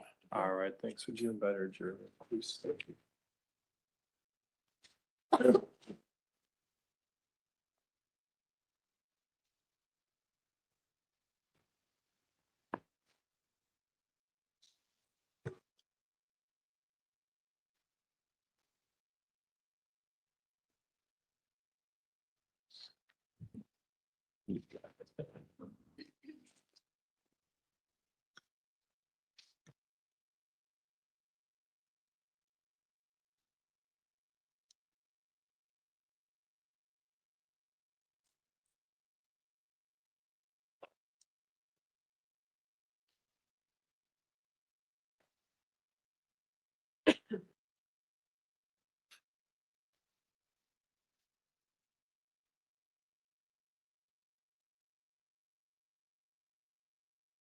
Mr. Zentner to continue with his redirect when he's ready. So, Mr. Zentner, Thank you, Your Honor. you're welcome. Dr. Havlick, one of the lines of questioning that Ms. Marsic had with you related to any bias or I don't know, objectivity that you may have here. And having a detective in the autopsy, do you remember her asking you about that? Yes. Do you make yourself available to the prosecution or the defense in terms of any request for meetings? Yes, I do. It's very important for someone in my position to be unbiased, and I don't work for the defense and I don't work for the DA. We're our own office. We work for ourselves. And each side is welcome to make a meeting and talk about the case with me. You had talked to Ms. Marsic about a meeting that you had with her, at least one, and they asked you if they could record the meeting, right? Yes, And you're fine with that? yes, And you had exchanged emails with Ms. Marsic, and do you try to get back to anyone from the defense who emails you? yes. In terms of your testimony Friday, you indicated that Monday, which is today, Mondays have traditionally been your busiest day. Is that still true? That is very true, yes. And so doing your job as a elected coroner, but as a forensic pathologist in this case, today's your busiest day and you're here trying to remain focused? This is true, yes, yes. It is busy today also, yes. You had met with Ms. Marisich before, and before today, had she ever shown you any of these tidbits or these case reports that she reviewed with you today? No, Is that also difficult, in addition to Mondays being your busiest day, to get a lot of information and thrown at you at the last minute to try to remain focused? I'm okay with remaining focused, but it is, getting articles at a jury trial is challenging, yes. The, Ms. Marisich asked you about all the things that were collected in the autopsy of Martin, and you had mentioned the fingernails from each hand. You had also mentioned some hairs that were taken from his scalp. Yes, In your autopsy report, you had mentioned those same things, but you also mentioned an FTA card. Is that right? yes. What did you do in terms of preparing that FTA card in Martin's case? It was taken from him and sealed in an envelope and then also taken into custody by the police department. And again, you had mentioned your investigator at the time, right? Yes, Chuck, is that his name? correct. And what was his last name? Nelson. Yeah, Chuck Nelson. The FTA card that you prepared in Martin's case, what was that? Was that a piece, was that some blood? Was that a piece of skin? What was that? It's blood, and even in 2016, it's the same today. We collect a blood sample on each individual, and we keep that as our DNA evidence, and we keep it for eternity, basically. So we'll always have that in case someone wants to do DNA type analysis on it. So it's a blood spot. Going back to this morning's questions that Ms. Marisich had for you. She asked you about some of the EKG pads that were left, evidence of EKG pads and evidence of medical intervention on Martin's body. Do you remember that? Yes. Why would those still be red in color? It is still red. It does have a different look to it when it's post-mortem, like it was here. It has more of a dried look. It's hard to explain, and it's hard to point to it on a photo, how it's different from an injury that happened during life. But it still is red because you're basically taking some of the skin off when you're taking that pad off. The red abrasions, as you call them, and you note them in your autopsy report, particularly in the section. Evidence of injury. Yeah, evidence of injury. Those would be different than from the red abrasions left by the EKG pads. Yes. All right. In terms of all those red abrasions, despite the different color of hue of red, most would you agree or disagree that most of those abrasions were evidence of injury versus medical intervention? Yes. Disagree or agree? I agree. Most of his injuries were injuries that happened at the time he died, not after he died, like those EKG pad abrasions. Going back to Friday afternoon, Ms. Marisich asked you, I think an hour or maybe over, some questions, but one of the lines of questioning she had for you, and that you were answering, dealt with the layers of muscles in the neck and different types of blood vessels. And Yes. so my question is, my ask of you, my request of you is to give us a short lesson in anatomy here. The series of questions dealt with why some things in Martin's body were compressed or bruised or injured rather, and some other things, even some things in close proximity were not. Do you remember that? I do, yes. What are some differences? First, what are some differences between veins and arteries? Yes, so veins are vessels that take blood from the heart to other parts of the, or actually veins, arteries are vessels that take blood from the heart to other parts of the body, and arteries are thick-walled vessels.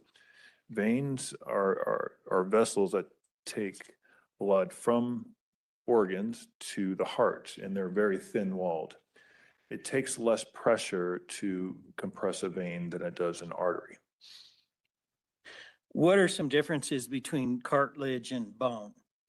Cartilage is very flexible. It's very hard to fracture. And whereas bone is different. I mean, it's easier to fracture a bone than cartilage. In kids, if we're talking about the larynx, the hyoid bone and the thyroid cartilage, in kids, it's almost all cartilage instead of bone. So it's really hard. It's very unusual to see fractures of the hyoid bone and thyroid cartilage in a child, just because it's mostly cartilage. As you age, that turns into bone, and it's easier to fracture. So is it, would bone or cartilage be easier to fracture or break under pressure? Bone would be. And finally, with respect to that line of questioning, and even going into today, Defense Exhibit A and B, those neck muscles that you had your hands on, Martin's autopsy. What are some differences in the muscles of the neck? How many muscles in the neck are there, and what are the differences there? Yeah, there's a few layers of muscles in your neck. We talked about those. The first layer is the sternocleidomastoid muscle, which is the largest muscle in your neck, and there's one on each side. In this particular case, there were not injuries to that muscle, but in the other layers, in the second layer of muscle in the neck, the sternothyroid muscle did have injuries, and it's not unusual to have injuries to some muscles and not all. So it's not unheard of to not have an injury to that first layer of muscle, but have injuries to the deeper muscles, like we see in this case. It's not unheard of. It's not unusual. And sometimes you may just see injuries to the large muscle and not to the deeper muscles, and it's hard to predict what you'll see at autopsy.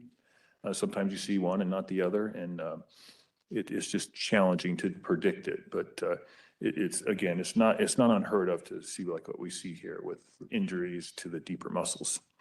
On one of the exhibits that Ms. Marisich was talking to about today, I believe it was B, she asked you if there was any evidence of hemorrhaging or bleeding in that photo, and you said, well, no, except for the thing at the top right. Yeah.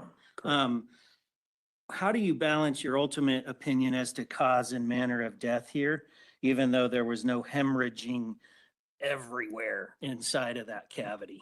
Yeah, it's important to take everything into account. So all his injuries together equals an asphyxial death due to strangulation. The external neck injuries, the internal neck injuries, and the petechiae, everything is very classic for a strangulation death. Is bruising or hemorrhaging always present with strangulation? No, that's another surprising thing. Sometimes we'll just see petechiae and no neck injuries, and maybe we'll see a few finger marks on the neck, but no internal injuries. And those cases can be challenging. We need a good history, maybe a witness, things like that. In this case, we did have a lot of neck injuries. We had internal injuries, external injuries, and petechiae. All those together are very classic for a strangulation injury or a strangulation death. Ms. Marisich asked you some questions on Friday about maybe fingernails and the shape of the fingernails, and maybe half moon-shaped marks. Do you recall that? Yes. The criminal investigation, like the scene of the crime, that sort of thing, that's really not your thing, right? Oh, again, our investigators do go to the scene. I rarely go to a scene. I'll go to one if it's a complex matter and something needs to be answered, but I do have investigators that go to the scene. thinking back to your autopsy of Martin and the time you spent in your postmortem examination of him, can you give us an opinion on whether or not those injuries could have been caused by hands coming from the front or the back? That's hard. I think it could be either. Yeah, I don't think we can determine that by the autopsy findings. You were asked several questions about pressure. Do you have an opinion that you can share with us whether or not those injuries that you observed are consistent with Martin's body being on a hard surface or soft surface at the time? Yeah, that's not something we can answer either. Do you have an opinion on the proposition that the presence of bruising or hemorrhaging would depend on the method of strangulation? Another hard one, it can be from, I would say, from fingers, hands. It could be possibly some type of object pressed against the neck, but that's hard. So it's some type of blunt force to the neck. And then do you have an opinion on the proposition that the force or amount of pressure of the strangulation is related to the injuries, as is the duration? So I think the duration had to be probably more than 10 seconds, probably even longer, probably 30 seconds or longer. When it gets to 30 seconds, as far as pressure to the neck, it gets really serious and really high risk of death. Before 10 seconds, usually the person recovers. So I would say many seconds. And when you look at a situation like this, strangulation is applying pressure directly, is that right? Yes. What's the difference between strangulation and maybe suffocating on a pillow? Well, if someone places a pillow or someone's mouth and asphyxiates that way, you don't often see injuries. It's usually very important to have a good investigation in those deaths because you may see petechiae, but you won't necessarily see any of these neck injuries. So likely not a pillow in this death. In terms of that suffocation versus strangulation, is your opinion still that strangulation occurred over any type of suffocation? Yes.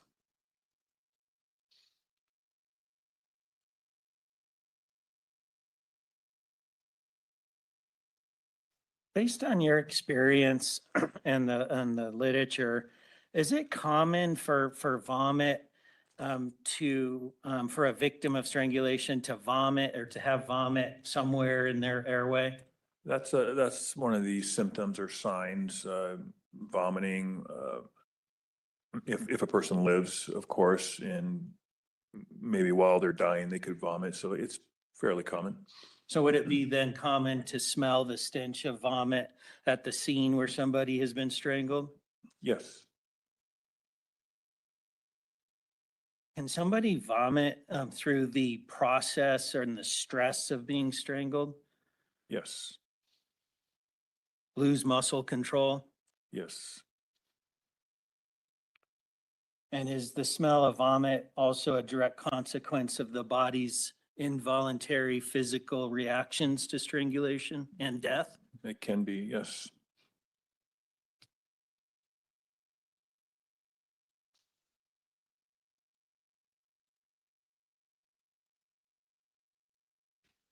On Friday, Ms. Marisich asked you a question, and I think it was pretty close to if you're 100% sure this pressure was caused by strangulation. Do you remember that? Yes. And you were about to say something about all other observations, and then I think you were interrupted. What were you about to say?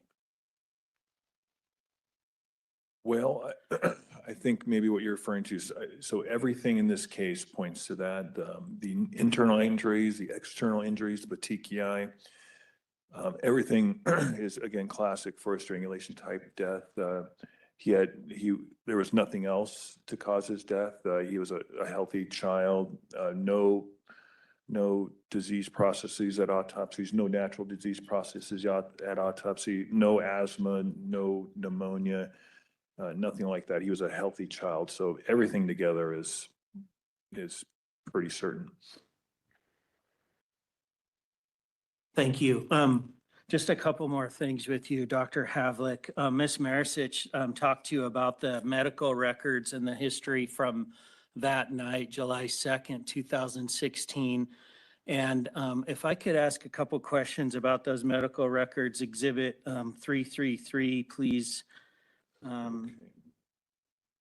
me know when you have 333 in front of you. I know you have a lot of things there. Three, and that's a medical record, is that right? From the ER.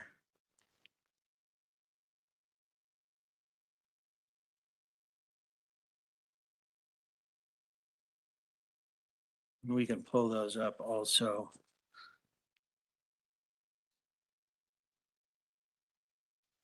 Okay, I found it. All right. You had talked on Friday afternoon, early in your testimony about your experience and the things you did as part of med school. In terms of the emergency room and your experience with the emergency room, what's the primary, I guess, goal of emergency room providers? They're there to save people's lives, so they're working pretty fast and trying to save someone's life. That's the emergency room's a busy place, I would assume. Usually, yes. Have you formed an opinion over the years as to where documenting every single detail of somebody's care, where that ends up on the priorities of an emergency room? It's not one of the priorities, that's for sure. There's often a lot in an ER record that does not get notated, especially on deaths. And especially on deaths that happen right when they come into the ER and they're trying to save the person's life. A lot of times, some details do not get put in the record, and that's for me at autopsy to detail all those findings. Again, they're trying to save the person's life. My job is to document everything. So. Of those 4,363 head to toe autopsies you've done, several of those had come to you, I presume, from the ER. Yes. Based on what you just said about notations being accurate or not as complete, have you ever observed injuries that weren't notated? Many times, yes. And then have you ever not observed injuries that may have been notated for whatever reason? Yes, that can happen also.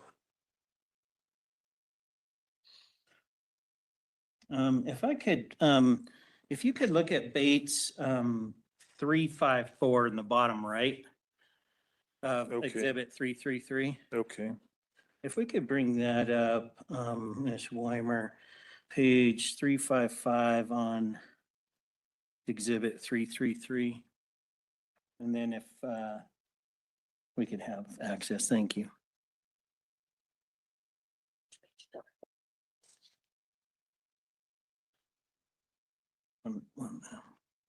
That's 355.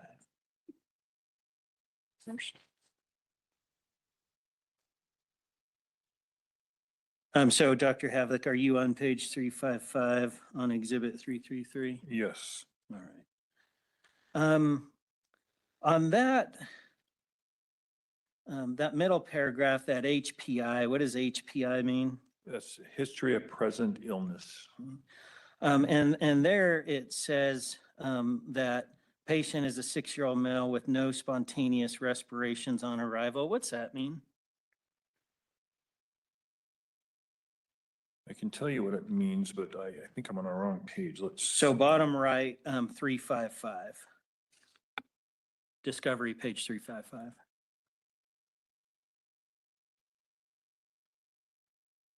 Okay, sorry. Okay. Patient is a 6-year-old male with no spontaneous respiration. So basically wasn't breathing. And usually that means they're essentially dead already by the time they get there. It goes on to say that there's no palpable pulses. What does that mean? Correct. Just another sign that they're likely already dead by the time they got to the ER. So Thank you. their heart is not beating, no pulse. Thank you. If I could point your attention, please, to 354. I just have a couple questions about that. Okay.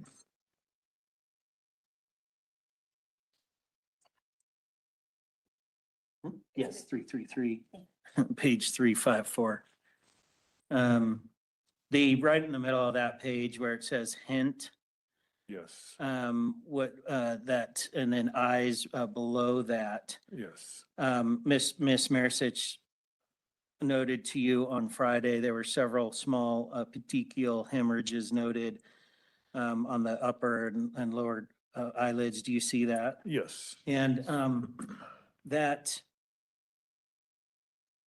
time of death that Miss Marisich talked to you about, and she pointed out that the time of death in your report reflects 2340, but then some other place in the ER record showed 2320. If I could point your attention to the bottom of that page, you had testified that these are the records that you know Yeah. from the ER you would have reviewed. Does you see where it says time of death 2340 in that Yes. last paragraph right above? Mother was too Yes. distraught. Yes, so that's where we got, so there it is, yes, so we got the time of death right there. Thank you.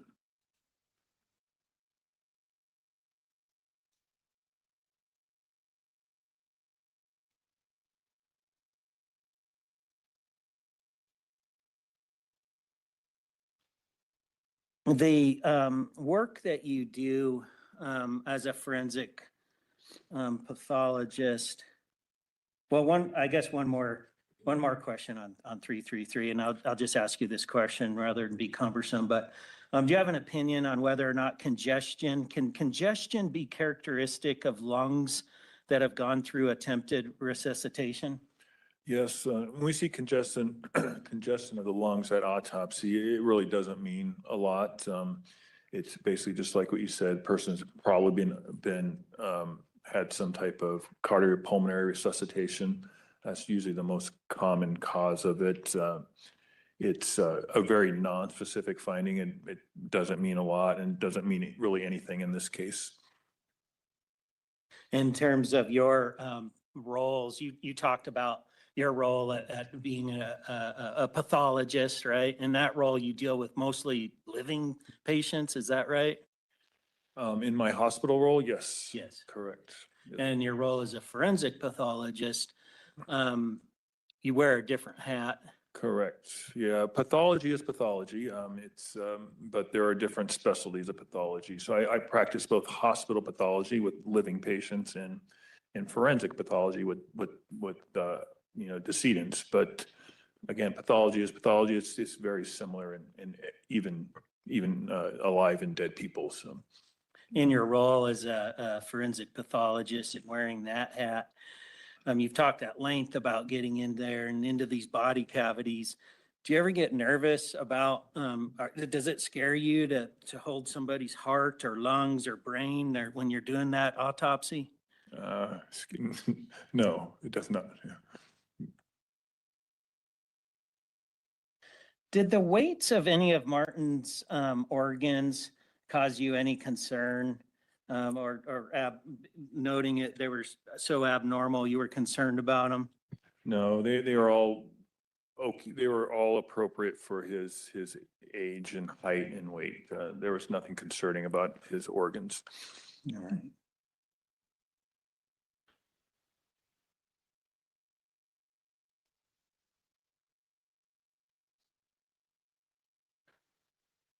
The final thing, I just want to touch base with you after these several hours of Ms. Marisich asking you some questions, deals with, to summarize your autopsy, you did an external examination, Correct. an Yes. internal examination, Correct. and the microscopic examination. Yes, so pretty much we did everything. So external, internal, microscopic examination, toxicology, reviewed all the medical records, scene investigation, law enforcement investigation, everything comes together in the report. She talked to you about those slides and those tissue slides. And those are noted in your report. Yes. under the microscopic examination, is that right? Yes. Based on your examination, the external, internal, and microscopic examination, did anything point to you that Martin's death was a result of pneumonia? Absolutely not. His lungs were very normal. There was nothing to suggest pneumonia in there. Did not have the inflammatory features of pneumonia. Did not have anything to suggest pneumonia at all, or asthma to that point. Same reasons for asthma? Yes, so there's very characteristic features of asthma under the microscope. One of the many diseases that we look at under the microscope where it's very clear if the person has asthma or not is when you look at the tissue under the microscope in the lung. Not all diseases are like that, but asthma is one of them. And asthma should have very characteristic features under the microscope, and he did not have that. And then finally, we talked about vomit today and why a victim of strangulation might vomit. Any indication that Martin's death was a result of suffocation or vomiting or aspirating on anything? No, not at all. Thank you. I don't have any further questions, sir. Recross, Ms. Marisic? Okay. Oh, sure, whenever you're ready. Thank you.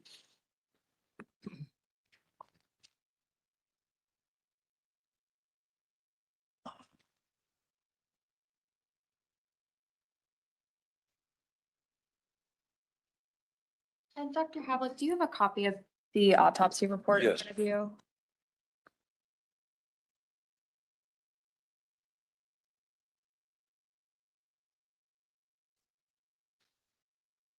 Okay, Can you tell us the exhibit number to? number 600. Okay, thank you. Okay, so you were just talking about the weights of different organs, right? Yes, So throughout this autopsy report, exhibit 600, you notate different weights for different organs, right? yes, As part of doing an autopsy, there's an expectation that you take that step, right? to weigh the organs, yes. Because that can indicate different things to the person doing the autopsy, right? Yes, For example, having heavier lungs can indicate that there might be some kind of fluid in the lungs, right? correct. Here, you did weigh both of Martin's lungs, right? Yes, And I'm on page 558. yes, So the right lung came back at 300 grams, right? yes, And the left lung came back at 280 grams, right? yes. Now, when we're talking about the weight of different organs at autopsy, there are a variety of different publications on that topic, right? There are. All like different, publishing different averages based on age or height or what have you, right? Correct. Now, these aren't all the same, unfortunately, right? Correct. There is some conflict in the literature on what is an average or what is not, right? Correct. You'd agree with me, though, that this 300 and 280 is above a lot of those averages, right? It is above the averages that are published for people who are found dead and don't undergo CPR. Those are a little bit heavier, not much, but a little bit heavier. Okay. Do you know about how much?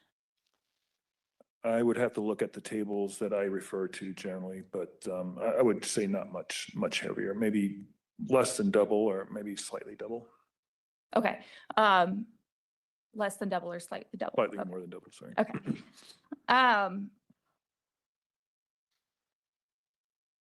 But you said this less than double or slightly double weight here didn't indicate anything to you. No, it would indicate maybe looking at the lungs under the microscope would be a good idea. And that's what we did. And again, under the microscope, the lungs were normal. Right. That's when you looked under the microscope using that H&E stain, right? Correct. Not using any kind of immunostains, correct? Immunostains are not indicated in a case like this. Use immunostains when you're thinking something is abnormal, when it looks abnormal under our routine H&E stain. And these were normal under our routine stain, and there's no reason to do these special stains. Now, you were also talking about different things that you can physically observe with asthma in a lung, right? Yes, One, microscopically, yes. yes, yes. One of those things is the smooth muscle hypertrophy, right? Smooth muscle hypertrophy, yes. And can you describe to the jury what that is? Sure. With lungs, with asthma, you get enlargement of the muscle around the airways, and it's a pretty characteristic feature of asthma. And your review of Martin's lungs was that that was not present. Definitely not present. His muscle was normal in his lungs.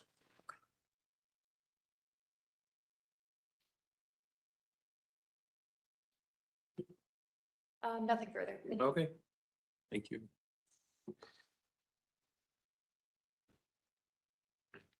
Mr. Zentner, any other questions? Just one, just two, two. Dr. Havoc, you had said something at the beginning of that testimony, that recross about the averages in the literature of weight of lungs. Did you say that the weight of a lung can increase if, for example, there's 20 minutes of resuscitation CPR? Yes, and that's pretty easy to understand, I think, when you're pushing on the chest and you're basically getting fluid into the lungs and blood into the lungs and things like that. So the weight does increase. The tables that we refer to in pathology for weights, especially of lungs, they are all on patients that were found dead suddenly and not undergone CPR. That line of questioning with respect to the weights or anything that Ms. Marisic just asked you change your opinion that this is not a difficult case in terms of manner and death? It does not, no. Manner and cause of death? No. Thank you. Ms. Marisic, other questions? No, thank you. No. Are there any questions from our jury for the witness? If so, if you'll raise your hand and let me know. And okay, if the bailiff could collect any questions, please. Thank you.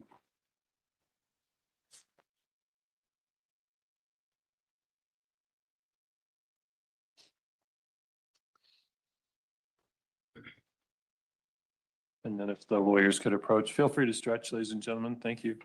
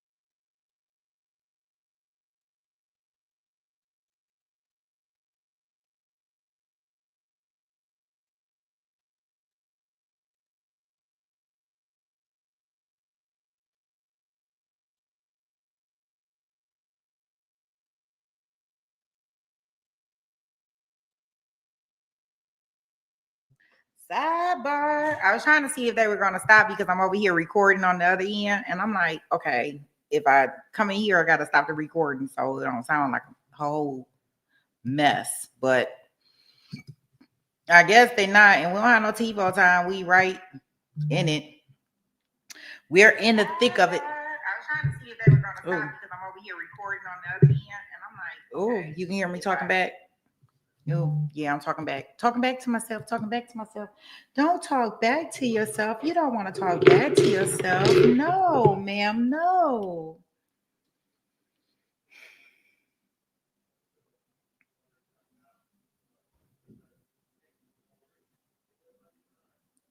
Oh, echo. Yeah, my echo. I was talking back to myself. I don't want to talk back to myself. That's not what I want to do. No, no, no, no, no, no. You say, yeah, yeah, yeah, yeah, yeah. Wow. I tell you, I no longer know what they even doing. It's like they almost trying to like fabricate evidence, like make stuff up to suit a narrative. And that's very interesting here. Yes. What's up? Yes, Baka. You need a welfare check.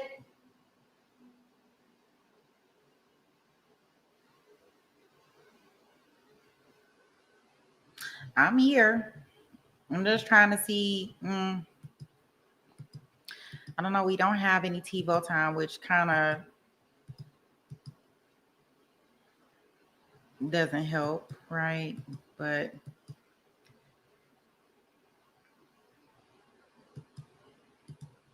y'all can hear me, right? I'm assuming y'all can hear me. Y'all can hear me? Yeah, I think y'all can hear me. Okay. I done had almost all my coffee. I had some black coffee.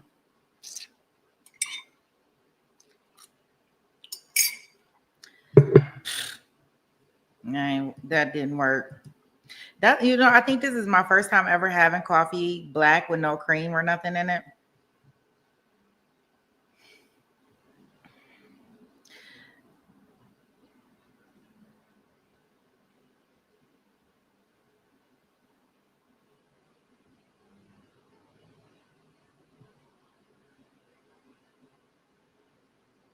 You say it's a strange one for sure. Very different. Yeah, I was up here looking at these although I'm trying to get the recording for the school teacher one together. Sound like I hear them coming back in the courtroom. Doctor, I do have a question for you from the jury. It's a fairly lengthy Okay. question, but and if you need me to read it again, just let me know and I'm happy to do so. It's as follows. In regards to post-mortem petechiae, the heart is no longer supplying pressure to the cardiovascular system. What, if anything, could cause post-mortem petechiae with no additional increased intravascular pressure from the body's response to external stimuli? Is this an accurate assertion to make, or is this question off base in any way? Would it be possible to achieve the level, extents of petechiae in Martin's case from natural, illness-related factors? So I think I understand what this question is asking. I personally don't call it postmortem petechiae. It has a different name. When this type of hemorrhage happens in the skin after someone dies, it has a different name, and it's basically an accentuation of that livor mortis we talked about. And what happens is when, say, someone is lying on their back after they've died and they've lied there for a while, sometimes the blood, when the blood gets pooled, it pools so much that it actually breaks the vessels. And it's really not petechiae that you're seeing, it's basically breakage of larger vessels. And most people don't call that petechiae. It's just basically an accentuation of the livor mortis, and it looks way different than petechiae in life. They're pretty easily disseminated from one another, discerned from one another. Did I answer that question? Okay. I'll see if the list has any other Okay. questions for you, and then I'll go back to the Okay. jury if you need clarification as well. The prosecution, do you have any follow-up questions? If so, you can proceed when you're ready. Thanks. One moment, Judge. Yeah, no worries. Thanks.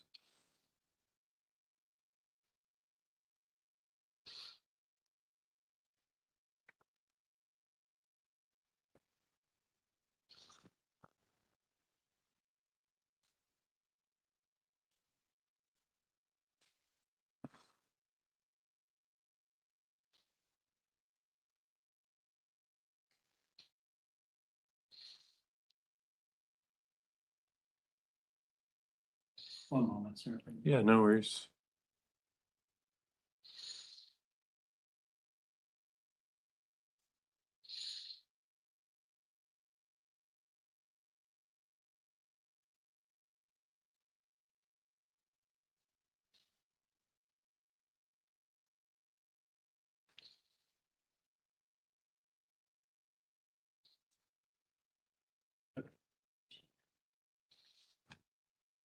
Thank you, Your Honor. No additional questions. Okay.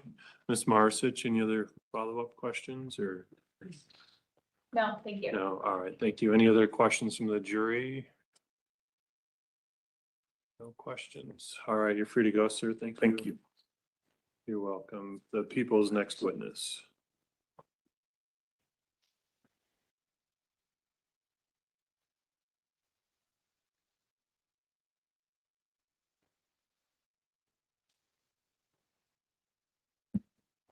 Would the court like me to retrieve the exhibits? Oh, sure, thanks. Did you want to just give them to the clerk or is that, okay, thanks.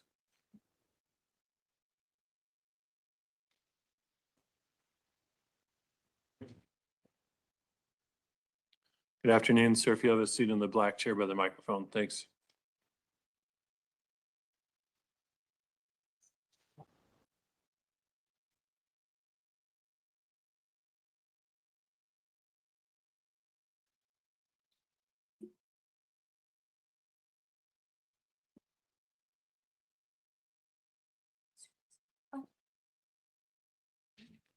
Sorry. The people's next witness, I don't think you announced the name, so. Thank you, Judge. The people would call Mr. Patrick Bridge to the stand.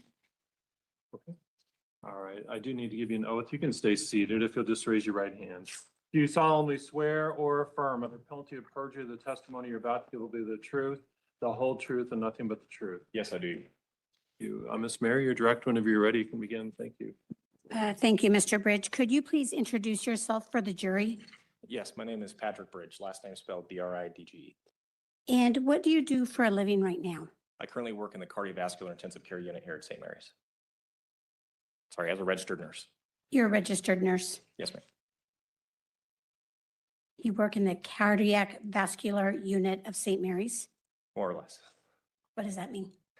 In the cardiovascular intensive care unit, we take care of our post-heart attacks, strokes. We also take some neurology patients like craniectomies, neurotrauma, a lot of heart stuff.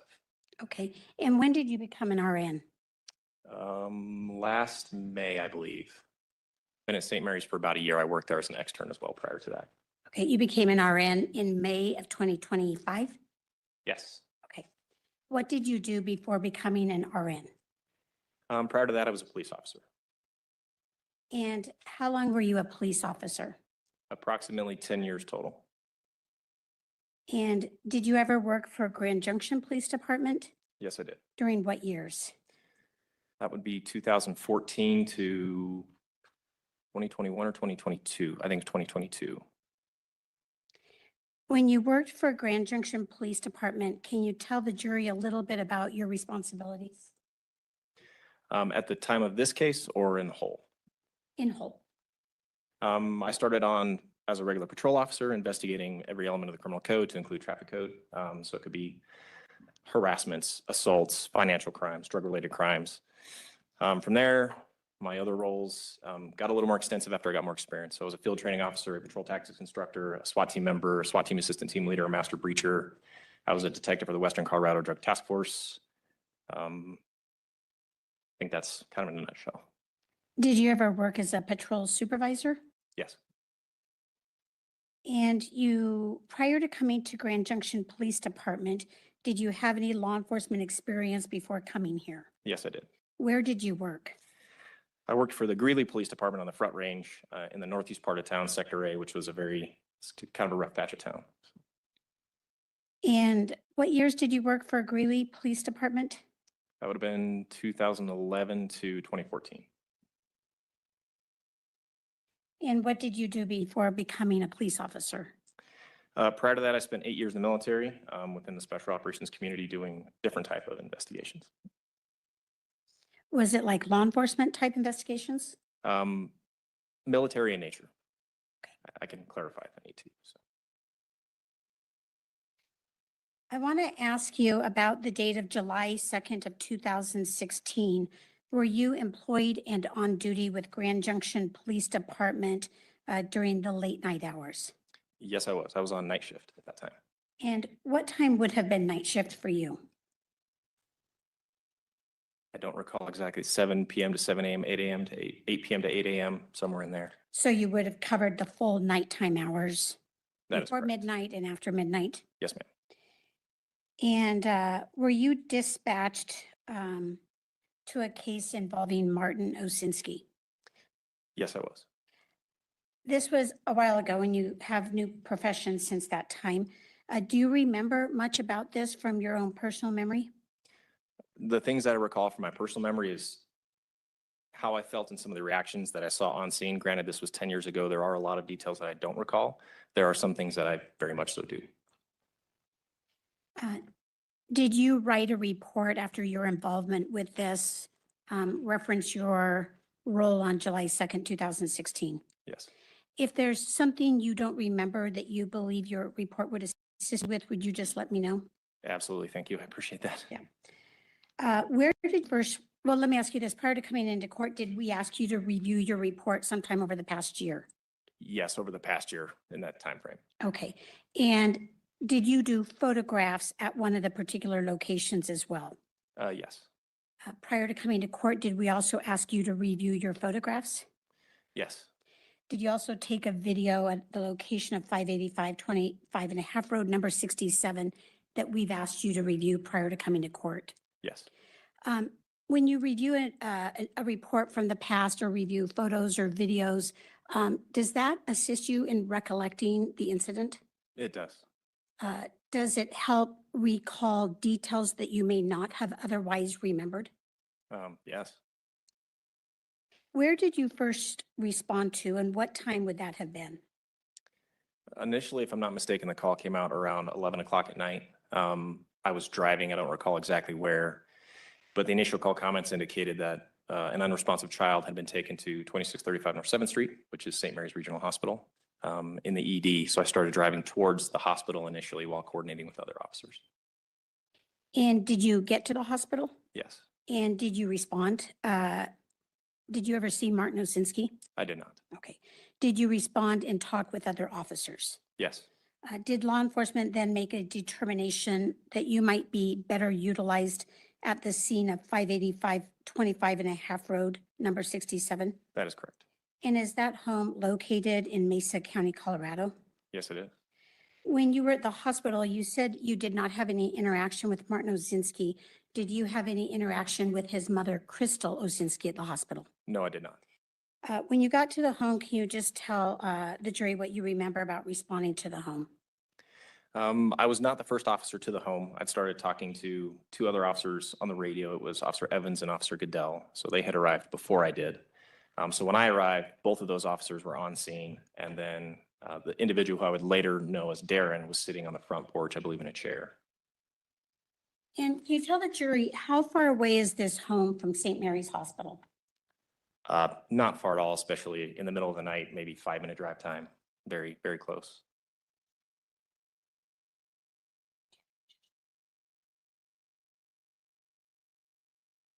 already. Mr. Bridge, I'm going to make a one stop up here. That's okay. I'm first going to show you what has been labeled as People's Exhibit 1000, and I don't think I have shown this to you before coming into court. And just to give you some context, this would be 25.5 road, trailer number 67. Does this give you a fair and accurate aerial view of coming off 25.5 road into the trailer park? Yes, assuming Patterson is right up here off the image, absolutely. Okay, and does this highlight where unit number 67 would be? Does that look about right? And if you don't know, it's okay. I'm not sure, Okay. just because the trailers aren't numbered. I'm also going to show you what has been marked for identification as People's Exhibit 1001. Would this be just kind of a street view looking from across Pomona Elementary into the entry of the trailer park? Facing south, and then the trailer park's to the east there, or sorry, west. Unless I'm mistaken. Yep. Okay. Is that a fair and accurate view located from the grounds of Pomona Elementary looking into the trailer park? Yes, it is. Thank you. And I'm just going to do these all at once while I'm standing here. Sorry, was that 1101? 1001. 1001. Thank Yeah, I you. misstated it. Sorry, Judge. I'm now going to show you what has been marked for identification as People's Exhibit 200, 201, 202, 203, 204, 205, 206, 207, 208, 209, 210, 211, 212, 213,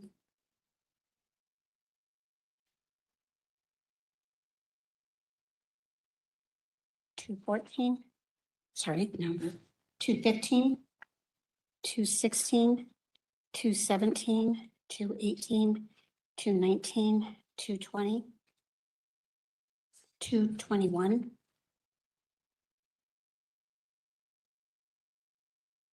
222, 223, 224, and 225, and 226.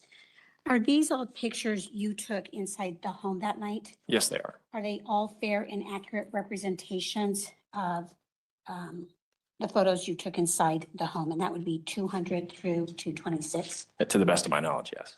And prior to coming to court, did we actually have you initial on the exhibit stickers so you knew these were things you reviewed before court? Yes. Thank you. People would move for admission of 1001 as well as 200 through, Sorry, you're gonna need to slow down for me. I gotta flip between pages here. 1001, is that right? correct? Any objection to 1001? Yes, Your Honor, just foundation in terms of time.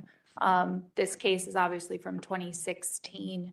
So I would just ask for additional foundation as to if this is what it looked like at that time versus today in 2025. Okay.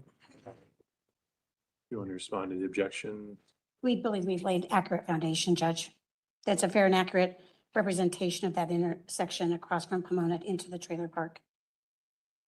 The objection sustained. I think there's a lack of foundation with regard to when that was taken, so. People would move for admission of 200 through 226. Any objection? No objection for those. Did we also do 1,000 yet? or no? No, Okay. we just did,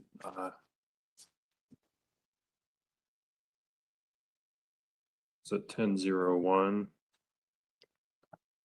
So we've only done Okay, 1001 and now we've moved to the 200s is my understanding, so. okay, no objection to the 200 series here. Okay, exhibits 200 through and including 226 are all admitted. Mr. Bridge, I'm now showing you what has been marked as People's Exhibit 227. Have we asked you to review this prior to coming into court? Yes. Is this a video recording you took of inside the trailer when you were visiting that home on the night of July 2nd, 2016? It is. Did we have you initial this prior to coming into court? Yes, and those are my initials. Thank you. When you were originally recording this, was it accompanied by a narration? Yes, it was. And did we take that out so this would be image only of the recording? Yes. And people would move for admission of 227? Is there any objection? No, Your Honor. 227 is admitted. Thank you. And Mr. Bridge, I'm just going to come back and ask you about People's Exhibit 1001. Do you know what time of year this was taken? You didn't take this picture, did you? I did not take this photograph. Other than that the season may vary, is this a fair and accurate representation of where the trailer park would be located relative to Pomona Elementary? It is. I responded to 585, 25 and a half road many times over the time I worked for the Grand Junction Police Department. So other than this may or may not be the same season when this was taken, it shows the location of it relative to that school and 25 and a half road. Yes. People would move for admission of 1001. Any objection? No objection. Thank you. 1001 is admitted. Or 1001 is another way of saying it. Mr. Bridge, I wanted to just review those with you at one time, so I wasn't coming up and back. You indicated when you first arrived to 585, 25 and a half road, you went to trailer number 67, and there were two other officers there. Is that correct? Yes, that is correct. And those would be Officers Evans and Goodell. Yes, ma'am.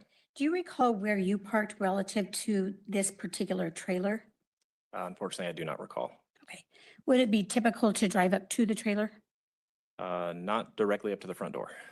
Okay, why not? It's just unsafe to pull up to a potential crime scene or an investigative scene and stop right in front of the house. One of my questions in showing you the location of this, where was this trailer relative to St. Mary's Hospital? I hate to speculate on a mileage distance, but I can clearly say not far, not far. Working for Grand Junction Police Department, are you pretty familiar with the city streets? Very much so. And was this located in the city?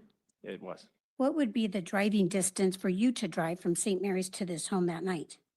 Or sorry, the time, rough time period. Especially at 10 o'clock at night with limited traffic, I'd say less than 5 minutes. During your time working for Grand Junction Police Department, did you often work alongside ambulance or paramedics who may be arriving to the same scene? All the time, yes.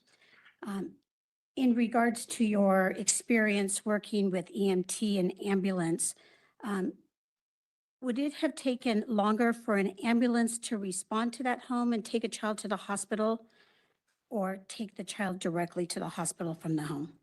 It's possible either way, depending on where the ambulances are located in the city at any given time. It may take longer to wait for an ambulance. I hope that answered your question. While you were on the scene at 585, 25 and a half road number 67, did you come into contact with someone who identified himself as Darin Thrailkill? Yes, ma'am. And is he present in the courtroom today? Yes. Could you describe where he's seated and what he's wearing?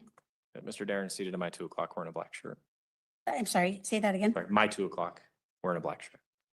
Wearing a black shirt? Black shirt, black tie, white male. Okay. I apologize. Is he the Lots of only black shirt. male seated at the table to the right that you identified as 2 o'clock for you? Yes, yes. And 2 o'clock, you're talking about the hour clock? Yes, ma'am. Thank you. Here, and I would ask that the record reflect identification of Mr. Thrailkill. Is there any objection, Ms. Marisic? No, Your Honor. The record will so reflect.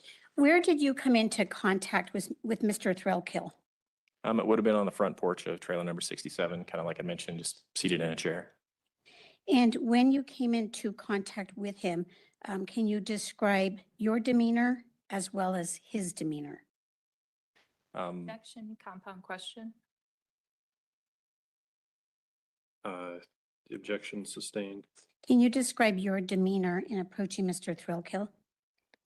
Even though I was a law enforcement officer, always wearing a uniform, I always tried to come off as like non-threatening. So I'd say my demeanor was nothing different than it is right now, conversational tone. Can you describe Mr. Thrailkill's demeanor? Intensely nervous, and I can substantiate that if I need to. Sorry? I can substantiate that and explain more if I need to. Sure. Can you tell us what you were observing about him that made you believe he was intensely nervous? Physically shaking as if he was going to break out into a sweat. Was he crying when you came into contact with him? No, Was he yelling or screaming? no. Was he saying anything spontaneously versus you asking him questions? I don't recall anything stated spontaneously. I do recall an answer to one of my questions.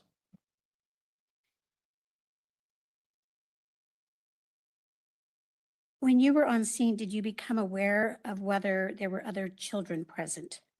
Yes, I think it was Officer Goodell who had told me that 2 other children were present. Did you have the opportunity to speak directly to Mr. Thrailkill? Yes, Was that before or after you learned there were children in the home? that was after. That you talked to him after you learned there were children in the home? I believe so. For a law enforcement arriving at a scene like this, was it important that you knew whether or not there were children in the home? Very much so. Can you describe for the jury why? The initial report that I'd received from Officer Nake was that a 6-year-old child had died in the emergency department. That raises a very, very deep-seated concern for me to understand if there's a risk to any other life that's out there, to include other children especially. Did you know really anything about what had happened at that point in time? No, this investigation was very much so in its infancy. Honestly, I didn't know what I didn't know. I had no idea what had transpired or how this had occurred. The goal was just to understand if anybody else was at risk. Did you even know who might be a suspect? No. Did you enter the home? Yes, And who did you enter the home with? with Officer Goodell. And what did you do inside the home? My whole goal at the time was to ensure that the other 2 kiddos that were allegedly inside were okay. So I believe it was just inside the front entryway in the living room there, found 2 kiddos who appeared to be sleeping on a carpeted floor under blankets. I didn't want to frighten them or terrify them, waking them up in the middle of the night with the police officer. So I just paused for a moment and watched. I could see chest rise and fall under the blanket. That sufficed for me to tell me that they were at least okay. So I didn't wake them up, I didn't disturb them, and then we left the house, stepped out of the house. Have you had to do this in other situations as well? Yes. Have you responded to homes like this where a child had died or a child was in grave danger? More times than I care to recount. When you encounter responses to homes where a child died or is in grave danger, how have those scenes often, how have you observed those scenes to be? In a word, chaotic. Why do you describe those types of scenes as chaotic? There are often deep-seated emotions, sadness, fear, anger, and it's typically surrounding the unknown. Is a child hurt? Are they not alive? Are they okay? That's kind of the focus of those very intense emotions. What type of role do you play on a scene like that when you see those sort of deep emotions surfacing from the situation with a child? Make it safe and then investigate, which is why we checked on the children first. When you arrived to trailer number 67, where Mr. Thrailkill was situated, did Mr. Thrailkill appear consistent or inconsistent with what you had encountered at similar scenes? Inconsistent. I was deeply confused at the onset. Sorry, Inconsistent. I was deeply confused at the onset. why were you confused? The lack of congruency with what I had seen in prior scenes and what I was seeing with this scene. And when you say this scene, are you referring to Mr. Thrailkill himself or the entire setting? The whole scene to include Mr. Thrailkill. After you went inside the home to confirm that the other children were okay, were safe, you said they appeared to be sleeping. You said you watched their chest rise and fall, so you knew they were breathing. Why did you use the word appeared to be sleeping versus they were sleeping? I didn't physically touch them, roll them over, move them in any way. So that was my assumption, is that they were sleeping. Another thing that was just very odd arriving at that scene, expecting some sort of chaos and being faced with just the opposite. At that point in time, you indicated that you really didn't know much about what had happened, who suspect was, anything like that. Did you know if there was even a crime? No, we were unsure if this was a medical issue, a gas leak, an electrocution, if it was a crime. I generally had no idea of what had occurred, and trying to just get the broad scope of what happened and how can we start. When you spoke to Mr. Thrailkill, was it your intent to do a full interview? No. When you spoke to him, what was your goal? essentially what we would call a public safety statement. Is there a risk to other persons or people either in the home or outside the home in the immediate area? Did Mr. Thrailkill make any statements to you about what had happened? After I asked, yes. What did you ask him? Just very vaguely, can you tell me what happened here? Because I was just very, very confused. What did he tell you? He'd said that every night before he goes to bed, he checks on his children. And on this night, he'd done the same and gone to Martin. And I believe his words were he knew that something was wrong, that he had placed his hand on the back of Martin and knew that he wasn't breathing. At some point in there, he told me that a pillow had been over his head. But he was concerned enough to tell the biological mother, I believe it was Kristen, that something was wrong with Martin, at which point Darin had taken Martin to the car so Kristen could drive to the hospital and he would stay at the home. When taking the statement of Mr. Thrailkill, if your report had documented the biological mother's name to be Crystal, would that be correct? I'll believe it. If it's in the report, yes, ma'am. Do you want to see your report? That'd be great. If I may approach, I'm showing him page 94 and 95 of Discovery. Yes, you may. If you want to just take a look at this and then put it down, I'll ask you some more questions. Okay.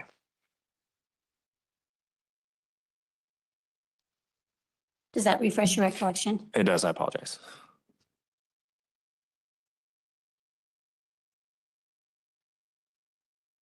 Did Mr. Thrailkill make any statements to you about whether Martin had been sick? Not specifically about being sick. I did ask about any medical conditions. He said that he was kind of like a wintertime asthmatic. This occurred in July, but that's what he told me. Did Mr. Thrailkill describe that he had had asthma during winter months? Yes. Did he tell you that Martin had been fine over the summer? Yes.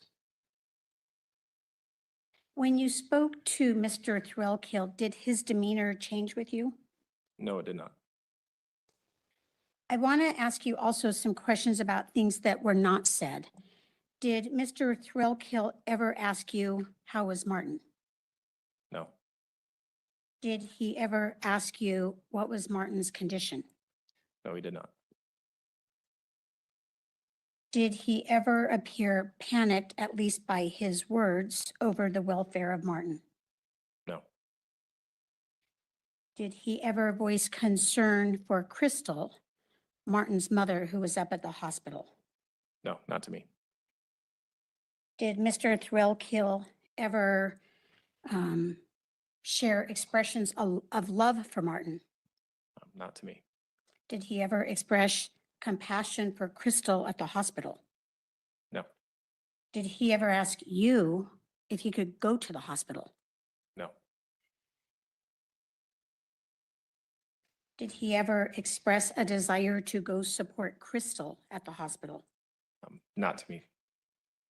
Did he ever express blame for the situation? No. Did he ever express guilt for the situation? No. Did he ever express sadness for the situation? No. Was that consistent or inconsistent with what you had seen at similar scenes in the past? Inconsistent. When you go to scenes where children have died or children are in grave condition, what observations do you generally make of parents when you go to the scene? Of course, everybody processes trauma very differently. I would say, by and large, I see intense sadness directed towards the child, intense fear directed toward the outcome of the child. Sometimes anger and hatred at the fact that this had occurred. Very, very high emotions, whether it's a child death for SIDS, an adolescent suicide. I mean, the list goes on and on. But those are the emotions that I typically see. It's not a fear of my presence. It's a fear of what the situation has brought. After you spoke with Mr. Thrailkill, did officers receive consent from Mr. Thrailkill to go in the home and search the home? Yes. And did you do that? Yes. When you went into the home to search it, did you also photograph it? Yes, I did. Back in 2000, Did you work for Grand Junction Police Department when they wore body worn cameras? Yes, Okay. Back in 2016, did you have body worn cameras? no, Were you carrying any recording device, a department issued camera was kind of all we had. like to photograph things? Yes, a photographing camera. In 2016, did you actually use a camera back then or your phones to photograph scenes? I believe it was an actual camera with like a memory card in it. Okay. When you went in a home, you said you took photos. At some point, did you also take a video as well? Yes.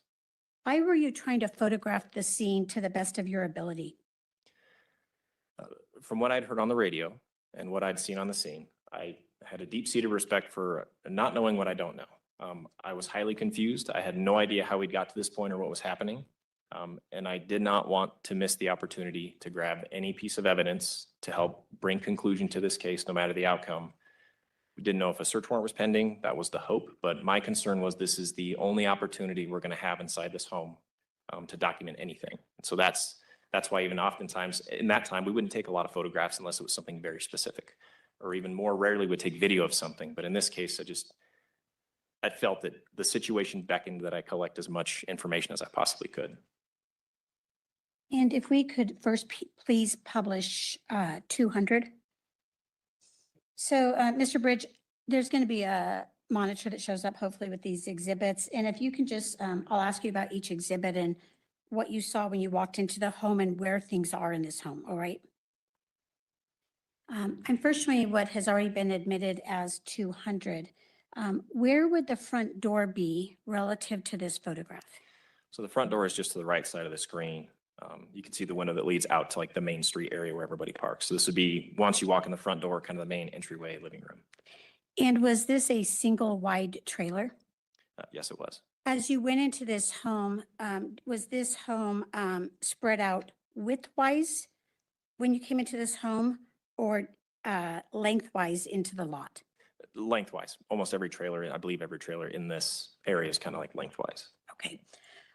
So what do we see in this photo? This is where we checked on the two kiddos that appeared to be sleeping in the living room, carpeted floor, see some electronics in the background. And the door you're saying is on the right side of this photograph. That's correct. Was there a child there on the couch under the blue blanket that we see? Yes, And was there a child under the pink blanket on the floor? yes, there was.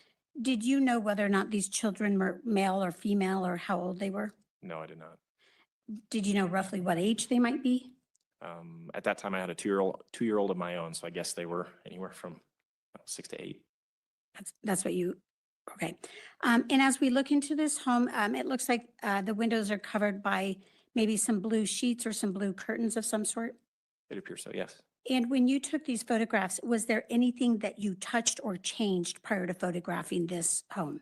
No, I was very careful, whether it was taking photographs or video, I did not touch or move a single thing. And if we could, let me just, at the top left side, what is that at the top left side? A gaming system, computer, or TV screen. And as we're looking at the bottom right of this photograph, what part of the home would we be looking at? The bottom right. Do you Like see a the white? countertop there? Yeah. So yeah, most of the layouts of these trailers are the same. So this would be kind of the living area. That countertop, I believe, to the right is going to be the kitchen area. And if we could please publish 201. In terms of this photograph, have you just shifted the view slightly to the left from what we were looking at in 200? Yes. And what did you notice in this area? More electronic devices, gaming systems, TV screens. It was clear that the decisions were made to spend money kind of in this room, if that makes sense. That's where you thought more belongings were of value in the front room compared to other rooms? Yes. Okay. And as we're looking at this photograph, what would be right behind you? Directly behind me would be the hallway that leads kind of to the rest of the trailer. And as you're looking at this photograph, there appears to be a computer screen straight into the photograph. Is there one to the left of that the lit up screen as well? Yes, two to the left of it, I do believe. Okay. And as we're looking at this photograph, were there computers and monitors on the, I want to say the left wall as we're looking at this photograph as well? Yes. And if we could please publish 202. As we're looking at this photograph, have you sort of turned left again to photograph into the hallway of the trailer and you can sort of see the kitchen on your left? Yes. Just to give the jury some perspective, the bottom right black square, what is that we're looking at? Be like a large flat screen TV. And as we're looking down the hallway, can you tell the jury, just to give them some context, what's down that hallway? So it was described to me before we had gone into the home that Martin's room was down the hallway and on the left, and then the master bedroom was essentially at the end of the hallway. I think there's probably a bathroom in there somewhere as well. Okay. And if we could, please publish 203. And are you turning basically again left, photographing the kitchen? Yes. As you walk in from the outside of this home, is the porch on the front side of the home? Yes, the porch is on near the white door that we just looked at. Is it like a walk-up stepped porch? And you're turning to the left. Why were you photographing the kitchen? A big thing for me, especially investigating like prior child abuse cases, just experiences. I want to capture like, is there food, is there not? Is there cleanliness, is there not? Are there hazards, are there not? So that was the goal of really kind of capturing the kitchen. And at this point, without touching anything. Of course. And if we could please publish 204. What is this? So this is inside the kitchen, one of the trash cans. And what were you trying to photograph here?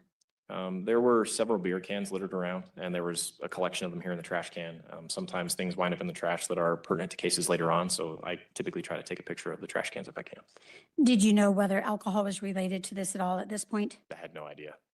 If we could please publish 205. Down to the bottom center of this photograph, we see a Bud light box. Is that next to the garbage can that we just looked at? Yes, it is. And are you just photographing what's on the counters, what's in the sink? Yes, just trying to capture multiple angles and multiple views of everything that I possibly can. And if we could please publish 206. And would this be in the kitchen looking back toward the front door in the living room? Yes. Anything particular you were trying to capture here? Nope, just try not to miss any details. If we could please publish 207. So it looks like we're moving to the right of the kitchen sink. Is that right, where the stove and refrigerator are? Yes. Anything in particular you were trying to capture here? No. So we just noticed kind of some pans on the burner and a crock pot on the kitchen table. That's correct. Did you also photograph inside the refrigerator that we're looking at? I believe so. If we could please publish 208. Is this a photograph of the refrigerator? Yes. Why were you photographing the contents of the refrigerator? Again, when it comes to kiddos being involved in things, the question is there food? Is it nutritious? Is it not? So just trying to capture the overall environment for the children. This may be a question you can't answer, I don't know. As we're looking at this particular photograph, I see 2 jugs of milk on the lower right-hand door. Did you check for the contents of the milk to see whether it was regular milk, almond milk, lactate milk? I did not know. If we could please publish 209.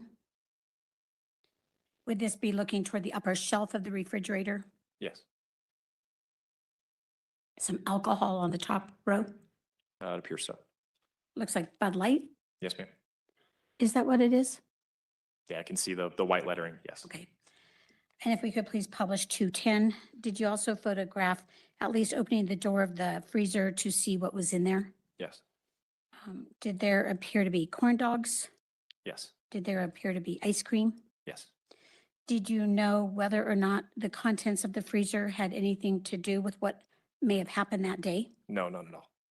If we could please publish 211. So it looks like we're moving from the front rooms down the hallway. What is it that we see on the left? So that would be kind of like the washer dryer nook. And what were you photographing here? What do we see?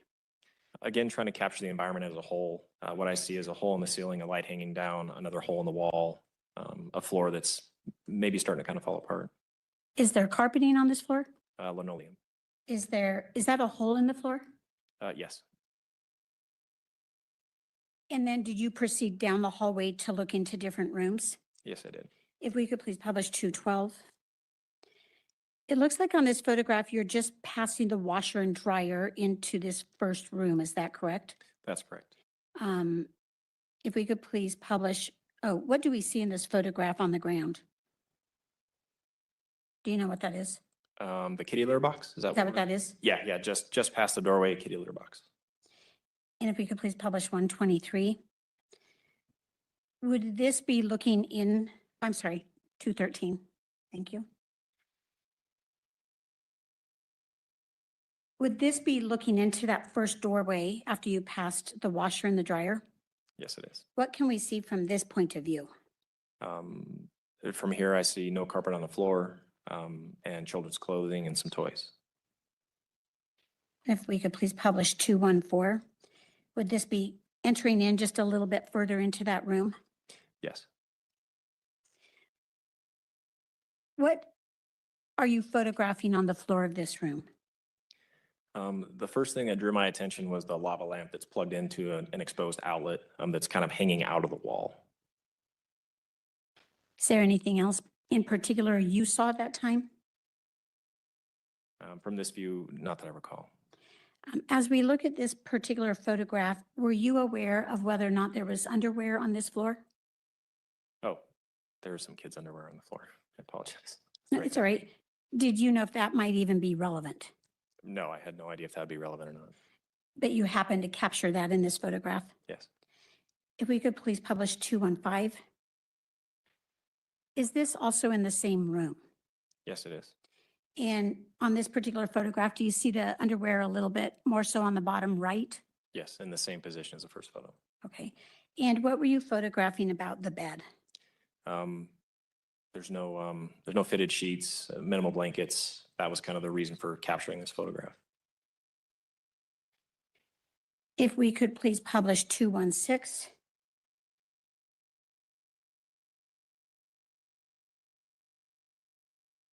Did you end up going into another bedroom down this hallway? Yes.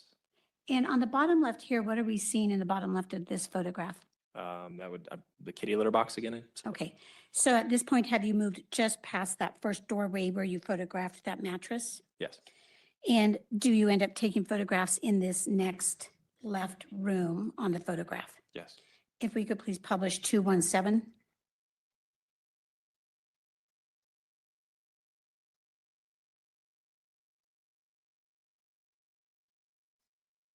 Is there a chance we could approach the court?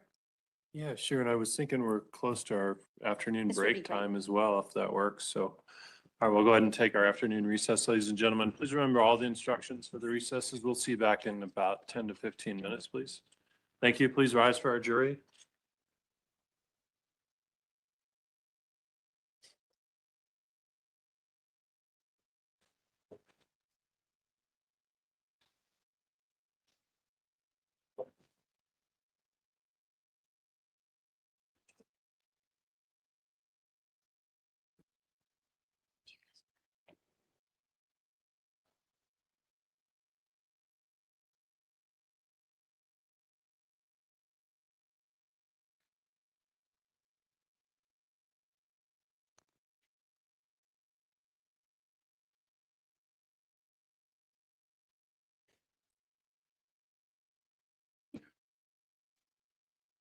For the record, our jury has left the courtroom.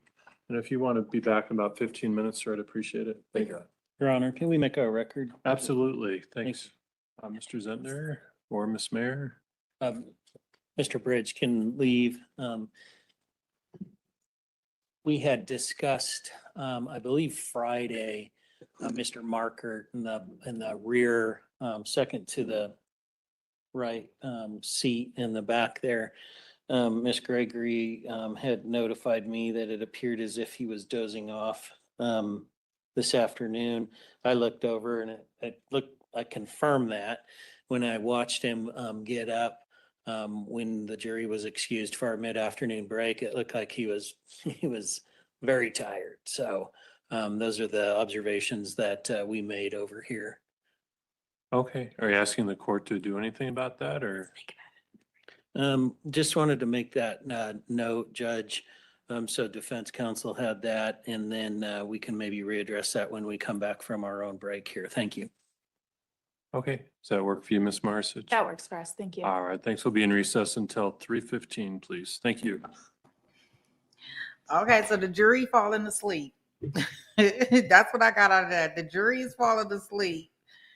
Uh-oh. Well,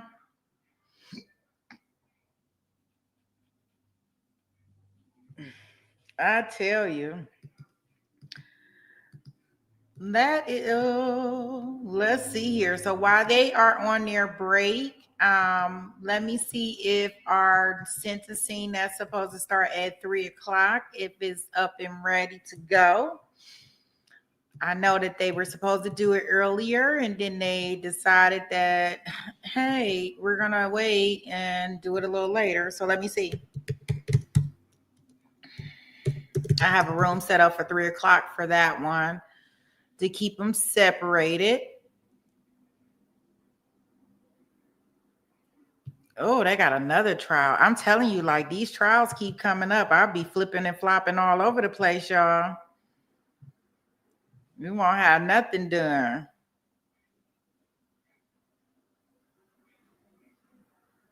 Wait a minute.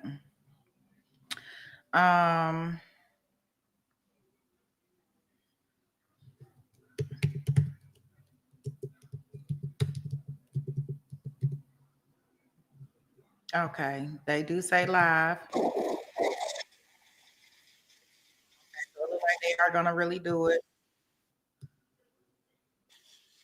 Okay, let me. Okay.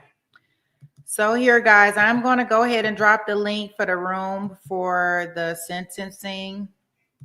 Only because I want to keep them separate from this trial. That'll give us some TiVo time, and that way we can finish out the rest of the day here. So if you guys want to head over there, that would be awesome. I am going to drop the link for you. Give me 2 seconds. Oh, I see. Oh, people are already over there, huh? They already got the room. They already got the upper room.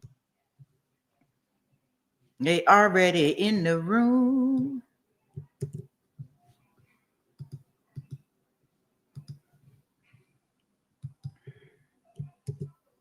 Okay, so here is the one for for baby Emmanuel, his sentencing. We'll go over there and watch that. In the meantime, we'll gain some TiVo time over here since they are currently.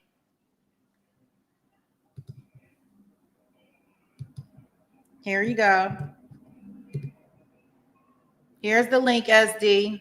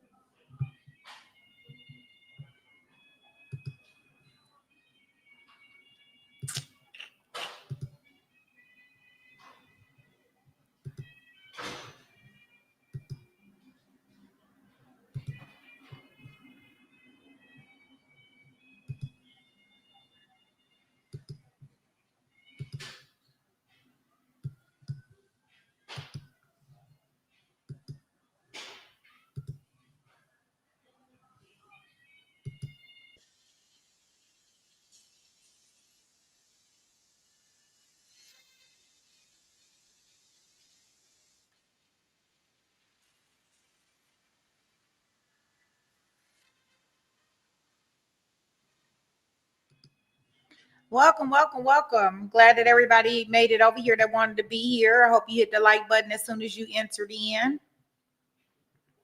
All right. Okay, so we're gonna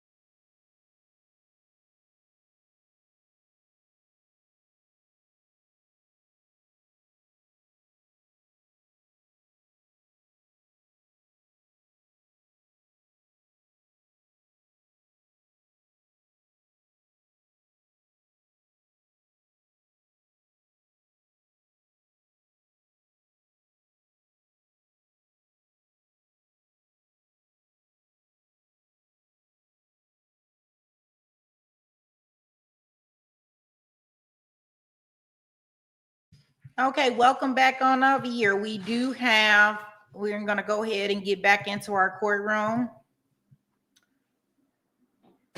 I think. Well, wait a minute. Okay, yeah.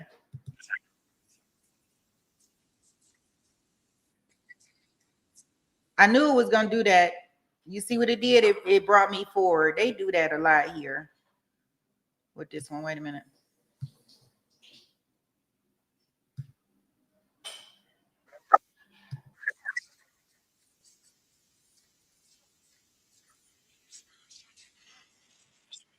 And they're both here for the people who are outside the presence of our jury.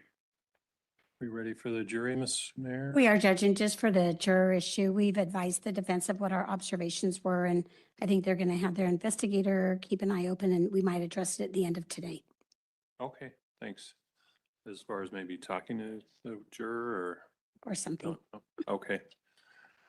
Yeah, I was watching him earlier today because I kind of had the same observations, but then I looked and it seemed like he was taking notes and he was awake, and the person to his right, or on my right of him, also seems to close his eyes and lean back, but he doesn't appear to be sleeping to me, so. All right, thanks. Are we ready for the jury? Yes, Judge. Okay, thanks. Could you invite the jury in, please? Thank you. And Mr. Bridge can reapproach the witness stand. Yeah, sure, thanks.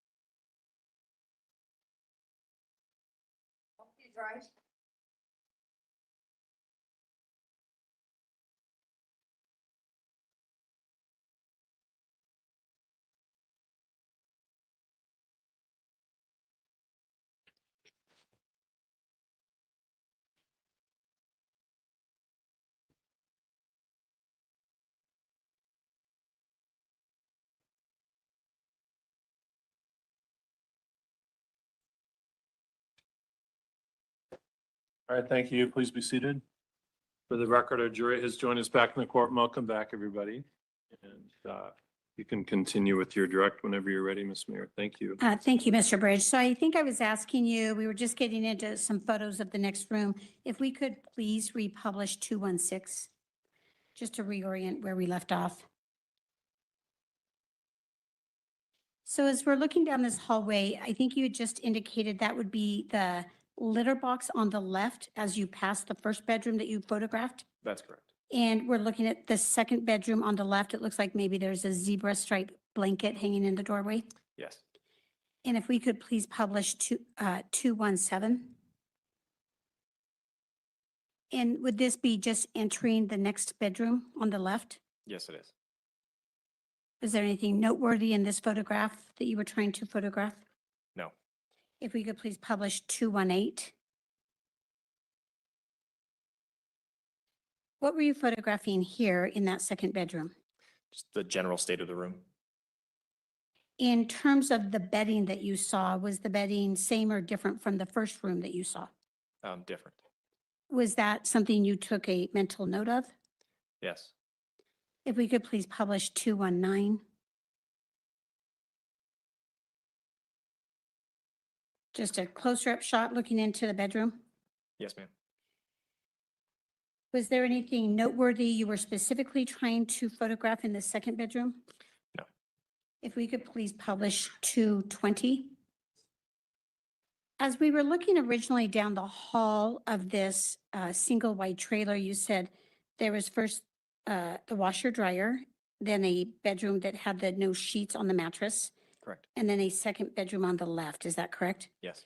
Would this be the bathroom directly at the end of the hall? Yes, it would.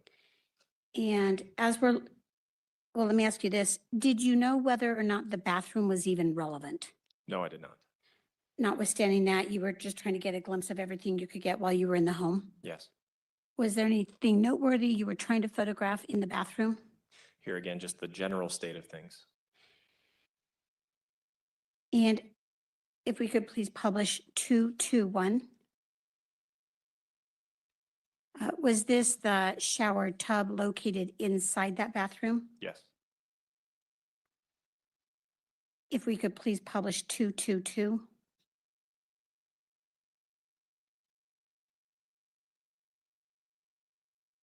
And as we're looking at this photograph, you see something red at the bottom center. Is that correct? Yes. Okay. Similar, nothing noteworthy. You were just trying to capture whatever you could while you were inside the home. That is correct. If we could please publish 223. And would this be looking at the base of the bathtub shower where we saw the red item on the previous exhibit? Yes. And what did you notice here?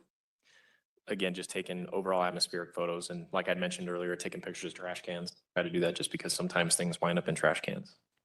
So it looks like there's a photograph of a paper plate with some red mark on it, Yes. a water gun. Yes, ma'am. Anything else you recognize in that photo? I see a stool, perhaps a sock. If we could please publish 224. Did you look inside the bathtub to photograph this? So I didn't move the curtain. I just put my hand in the gap between the curtain and the wall to take a photograph. So it was really hard to even tell where my camera was pointing until after the photograph was taken. If we could please publish 225.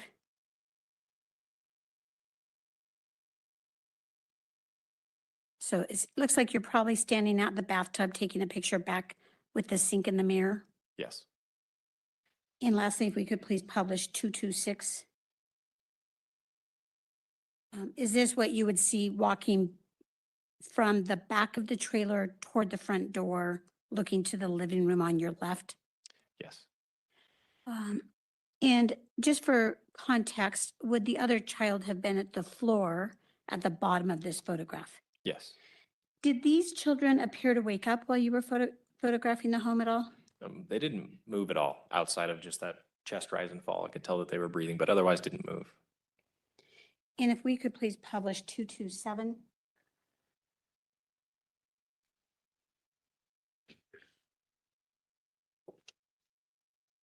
And Mr. Bridge, for the record, this particular video that we're going to look at, is this a video of the first bedroom on the left? Yes, as long as it's the one that I just initialed and you just showed me. Yes. Okay, yes, it is. And this is one that originally you were narrating, but we took the narration out to just show what you could see, correct? Yes.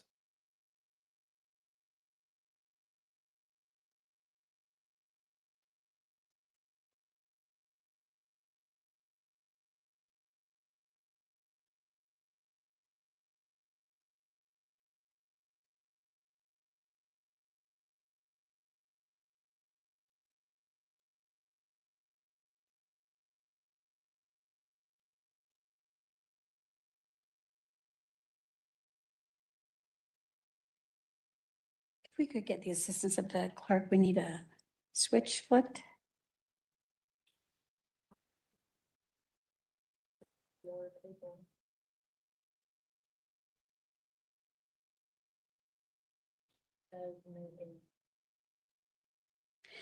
Mr. Bridge, while we're working on this issue, I did want to follow up with a couple of questions while we get this video up and running. Did you stay at the home for quite some time until you ultimately left? Yes. How long did you stay at the scene of this trailer number 67? From the time that I arrived to the time that my shift ended, essentially. Would that be many hours? Yes. And was there scene security to preserve the premises for a later re-entry into the home to seize evidence and photograph it further? Yes, my role was to remain there as protecting the scene pending a search warrant. It just did not happen during the time that I was there. In protecting the scene, is that just to make sure other people aren't coming or going? No one enters, no one exits, nothing is disturbed. At some point in time, did other officers arrive to transport Mr. Thrailkill away from the home? Yes, Do you know what time that would have been at? unfortunately, I do not remember. But that was while you were on the scene. Yes. Thank you. And I think we're ready to go on this exhibit number 227.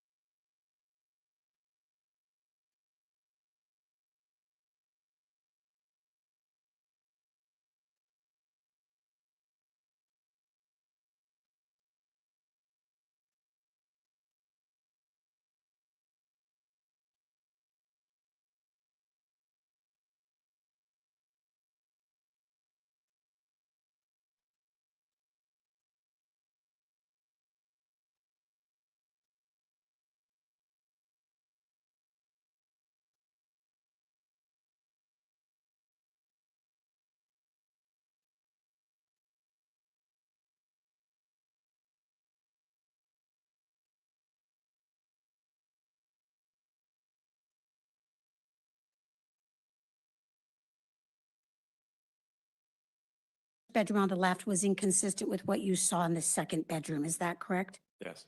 Similarly, when you were photographing the home, you had seen two children at the front of the home, correct? Yes. The bedding that was available in the first bedroom on the left, did that appear to be consistent or inconsistent with the bedding that the children in the living room were using? Inconsistent. Is that something you took a mental note of when you were just making observations? Yes.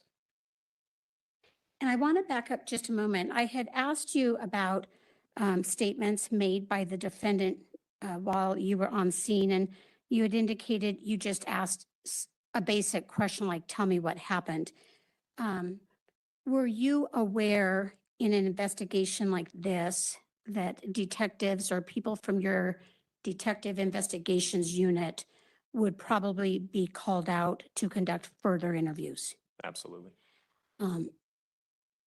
Was that belief relevant to why you did such a short encounter with Mr. Thrailkill? Yes. And I want to just clarify a couple things about the statements he made to you. When you spoke to him, was he on the chair on the front porch? Yes.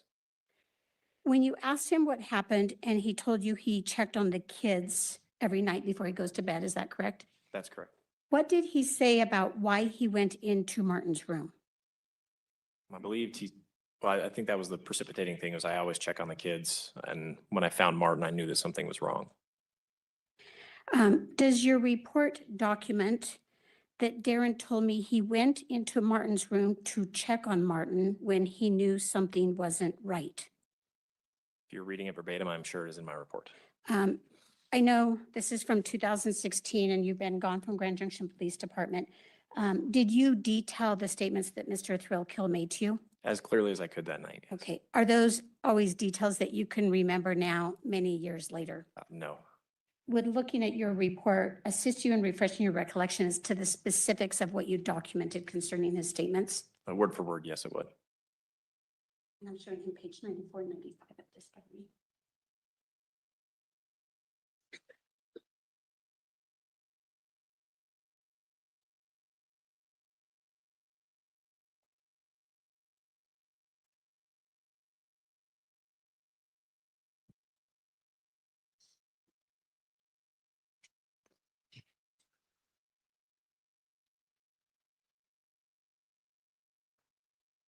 What statement did he make to you concerning why he went into Martin's room?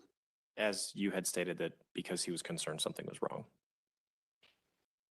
And did he identify for you that Martin's room was the first one on the left? Yes. What did Darin tell you he observed when he went into Martin's room? That he had placed his hand on Martin's back and noted that he wasn't breathing. Later, he had told me that he found a pillow on Martin's head. And at that point, he had told his biological mother that something was wrong. When the defendant was making statements to you about how Martin's mom, Crystal, was alerted, Was he telling you he's the one who told her? That's what I was told, yes. And what did he tell her? That something was wrong. Did he tell you that Martin ended up in a car? Yes, he told me he took Martin to the car so his mother could then drive him to the hospital. His mother driving him to the hospital, meaning Martin's mother, Crystal, driving Martin to the hospital? Yes. Why did you ask Mr. Thrailkill about Martin's medical condition? With anybody who passes, whether it's expected or unexpected, it's very important to understand if there's pre-existing medical conditions. And what specifically did he tell you? That he was an asthmatic in the winter months. And did he tell you he'd been fine over the summer? Yes, And is that what you documented in your report pertaining to Mr. Thrailkill's statements? it is.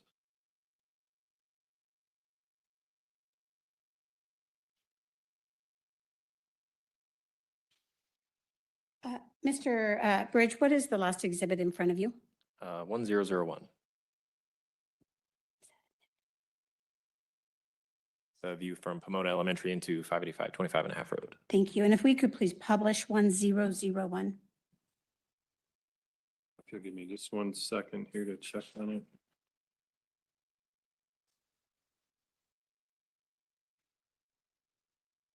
That's fine, thank you. And Mr. Bridge, as you're looking at the computer monitor, is this the exhibit that you just said was a fair and accurate representation of where Pomona is relative to the trailer park? Yes, that appears to be the same photo. Can you just describe for the jury where the trailer park is relative to the Pomona Elementary sign? So from the sign, if you look just to the right, you'll see a tree that's kind of orange. It's changing color. And so in between the tree that's orange changing color and the pointed sign just to the left of it, there's a driveway. There's a blue sign just to the left of that driveway across the street. So that would be the entrance into 585 25.5. You can see some of the trailers just beyond the wooden privacy fence. And you're referring to the very small blue sign on a wooden fence line in the center of the photograph to mark Paradise Valley Trailer Park? Yes. And is the road also, is 25.5 road also marked with the crosswalk from the school to across the street in the center of this photo? Yes, it is. If I could have just a minute, Judge. Oh, sure. Are there any other exhibits in front of you? No, ma'am. Okay, nothing further. Thank you. Cross-examination, Ms. Marsich. Okay, thanks.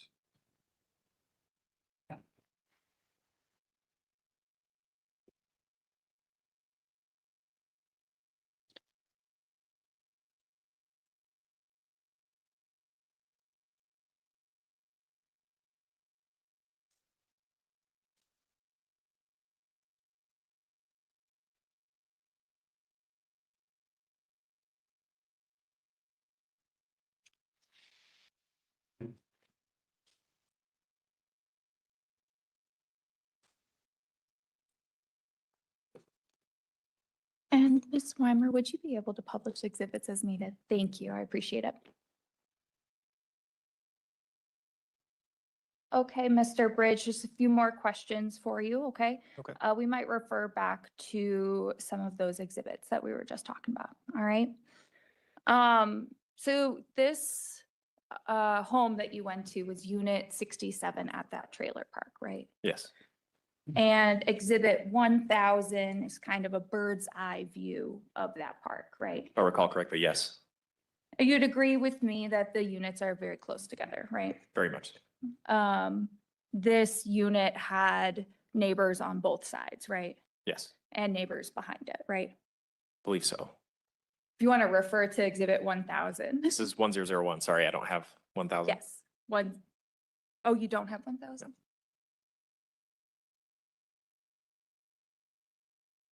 It's not been admitted. I Oh, don't. that one hasn't been admitted yet. Okay, never mind.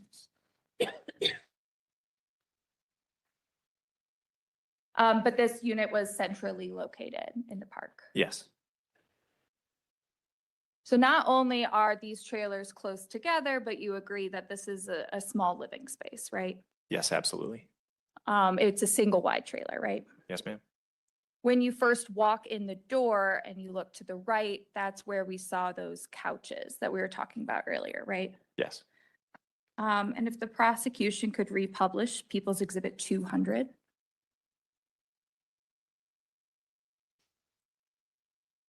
This is that view to the right of the front door, right?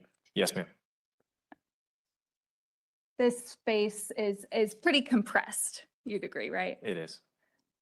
We have, looks like one child sleeping on a love seat, right?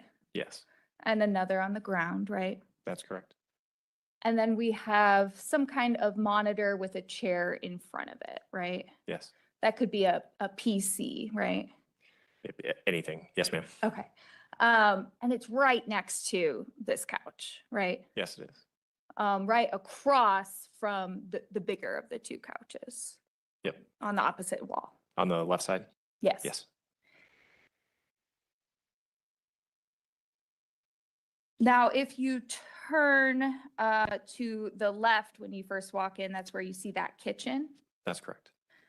And then we have that hallway leading into the rest of the living space, correct? Yes, ma'am. If the people could republish People's Exhibit 211. And this is that hallway, right? Yes, it is. Now, you'd agree with me that the distance between where we just were in the living room to that cat litter box is not very far, right? Not at all. And the door to Martin's bedroom is just before that cat litter box, right? Yes, Off to the left. that is correct. So it's that first bedroom, or first room, I should say, down that hallway. Yes.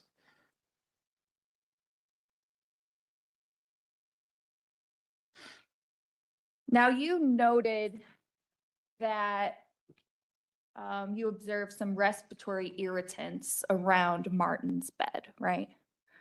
From the ceiling, yes. I don't know about around his bed. Well, you noted that the cat litter box was quite close to him, right? Yes.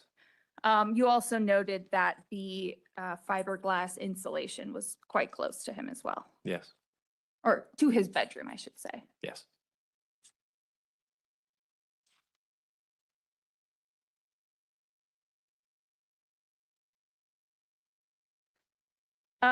We can take that down, thank you.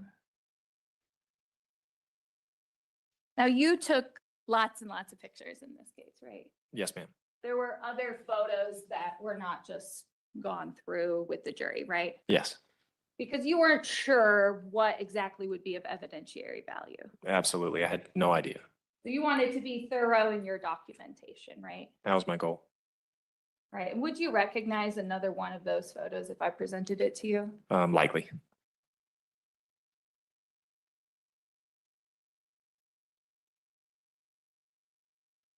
For the record, I'm providing to the prosecution Defense Exhibit P and approaching the witness with the same.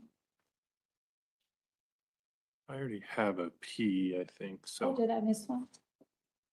Q, we will do. Q. Okay, thank you. Thank you. Sure. Thank you.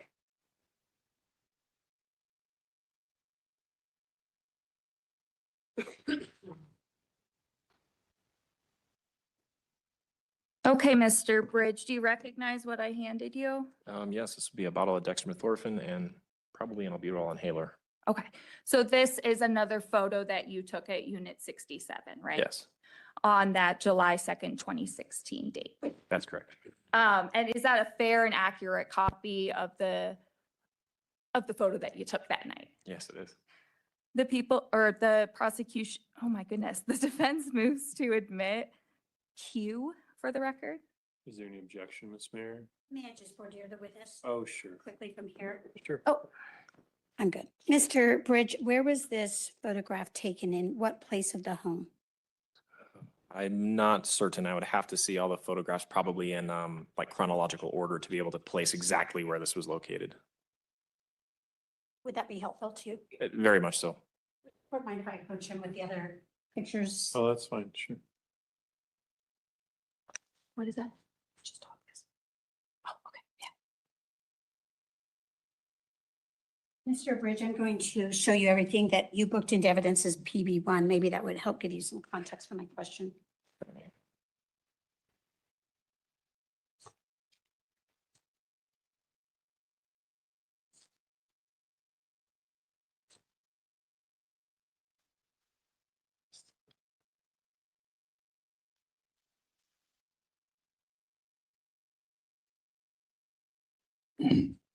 Okay. Is that helpful? Yes, it was.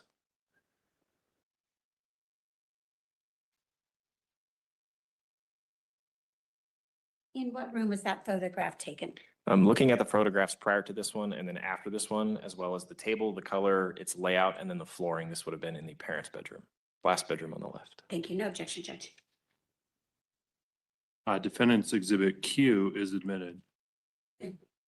And then permission to publish from the defense table. Oh, sure. Thank Thanks. you.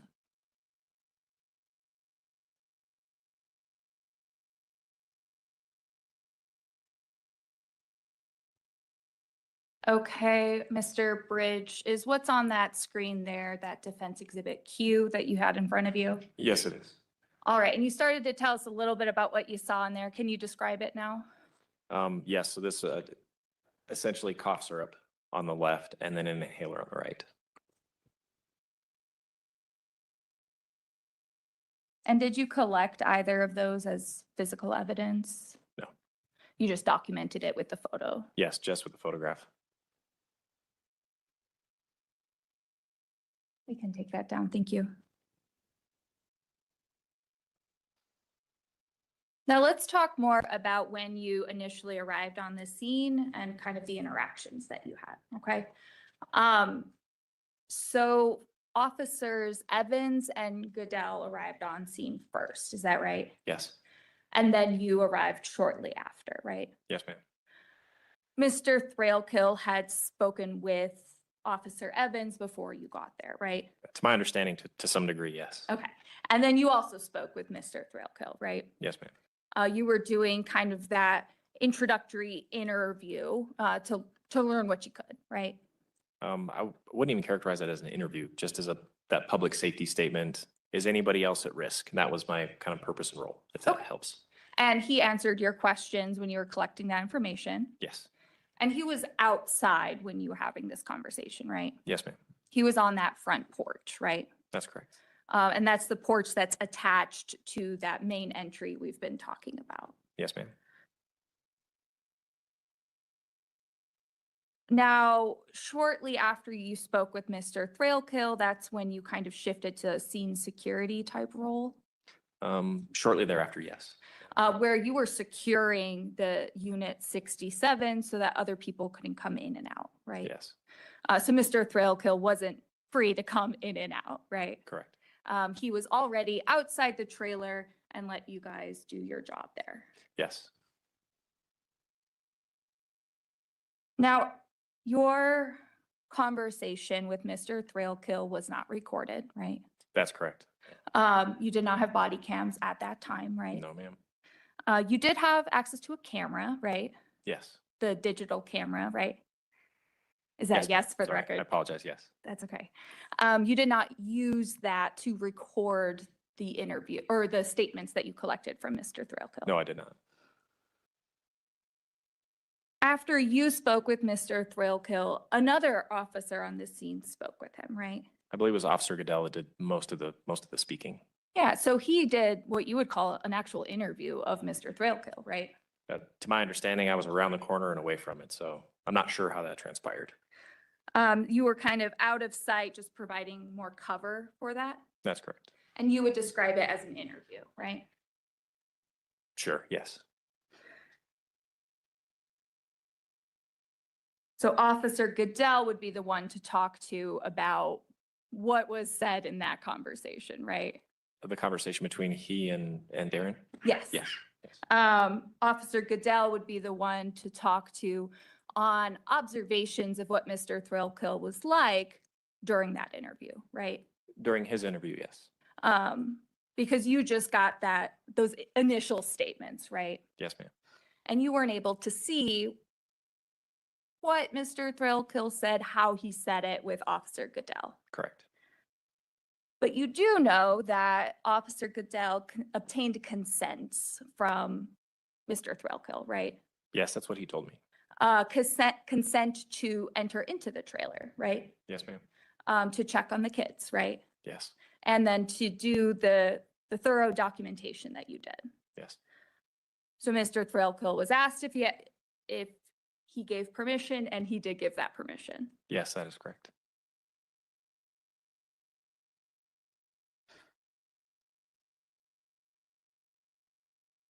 Now, you described this scene as kind of the opposite as what you may have expected. Is that right? Yes, You said normally when we have a situation with a harmed child, you might expect more chaos on scene. that's correct. Here, instead, you had Mr. Thrailkill waiting outside, right? When I arrived waiting outside, yes. Prior to that, I'm not sure what that interaction looked like. Sure. And you had him physically shaking, I think is what you said. That's what I observed, yes. Able to answer the police questions, right? Absolutely. But he wasn't the one kind of initiating the conversation, right? That's correct. Instead, he was physically shaking and just answering what was asked of him. Yes, And he wasn't the only one that was maybe a little different than you might expect, right? with respect to, The kids inside, right? yes, The kids inside, they weren't being chaotic, right? correct. They kept to themselves, right? Yes, very much so. And they stayed laying down on the couch and on the floor, right? Yes,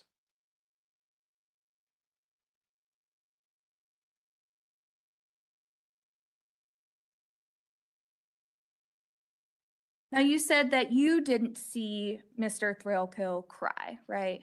that's correct. That you didn't hear him raise his voice, right? Correct. Would you describe him as extremely upset? I would not characterize that as extremely upset, no. Would you agree that the other officers on scene made their own observations of Mr. Thrailkill, right? Yes, And there were two other officers that had more access to Mr. Thrailkill, right? for a longer period of time than I, yes, Including Officer Goodell, who had the whole interview with him. that's correct. But when you were witnessing him, that back and forth, he was just this physically shaking throughout the interaction. Yes,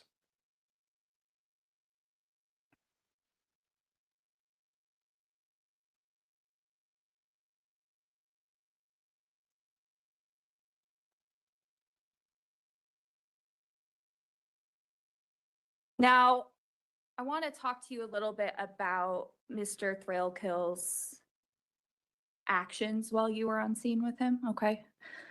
Like we said before, he consented to the police entering the trailer, right? yes, He stayed on scene with the officers, right? yes, he did. And he stayed with those officers until they told him to leave with some of the officers, right? Yes, At no point did he barricade entry into the trailer, right? no, At no point did he try to remove himself from the situation, right? no, He stayed compliant with those officers on scene. that's correct. If I could have a moment. Oh, sure.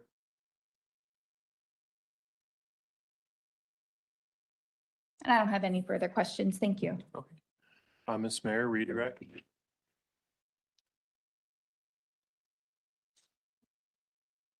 Thank you, Mr. Bridge. The photograph that defense showed you, Defense Exhibit Q, with the cough medicine and the inhaler, is the protective seal still on the cough medicine? It appears it is. It's got that sealed for protection kind of label across it. Like the little plastic wrap that goes around the top of Yep. a bottle. Defense counsel was asking you about the kids keeping them to themselves. Other than when Mr. Thrailkill left the trailer, with a ride to the police department. Did the children ever wake up? I never interacted with the children. I only observed them. Did you ever observe them awake and moving around? No, I did not. Okay. Do you know who ultimately got them up to leave the trailer with Mr. Thrailkill later in the morning? Unfortunately, I also do not know. Defense counsel asked you some questions about recording. Body worn camera, now everything is captured on recordings, correct? Yes. Do you remember what year that happened? Oof. It's while you were still at GJPD? Yes, but years after this case. Okay. One of my questions is, defense counsel asked you about using the camera to photograph Mr. Thrailkill speaking. When you were a police officer, would you use cameras to record somebody's statements in a recording rather than photographs? In my practice, I had not recorded somebody in that manner. Why not? Just not a standard of practice, I guess. Typically, if we're going to conduct a recorded interview, it'll be at a location where there's good audio, where there's good sound, there's good video image, as opposed to like a point and shoot camera, if you will. Okay. When defense counsel was asking you about the defendant's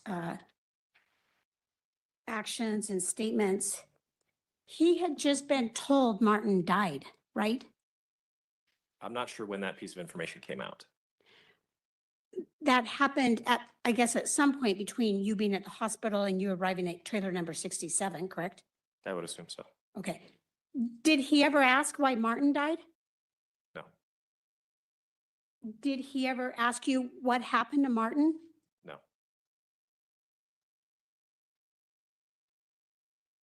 Nothing further, thank you. Recross, Ms. Marsic? No, thank you. Okay, thank you. Is he under subpoena? And if so, oh, jury questions. Thank you. Any questions from the jury for the witness? So if you'd raise your hand. No hands? Okay, thank you. Is he still under subpoena or released or objection, Ms. Marsic? No objection. All right, you're released from your subpoena, free to go. Thank you, Your Honor. You're welcome. Would you like to leave the exhibits here? Yeah, just leave them there, please. Thanks. Yes, thanks.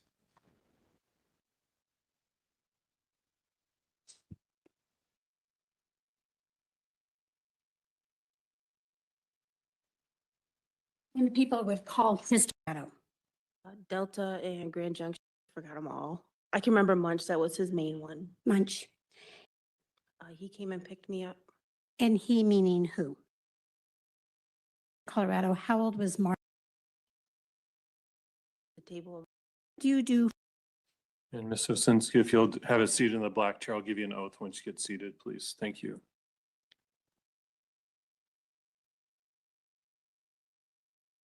You'd raise your right hand. Do you solemnly swear or affirm under penalty of perjury the testimony you're about to give will be the truth, the whole truth, and nothing but the truth? I do. All right, thank you. Ms. Mary, you're direct whenever you're ready. Thank you. Thank you. Ms. Osinski, can you pull yourself up a little bit closer to the microphone so we catch you on audio? Thank you. What is your name Crystal Osinski, and how do you spell your first name? Krystal, And how do you spell your last name?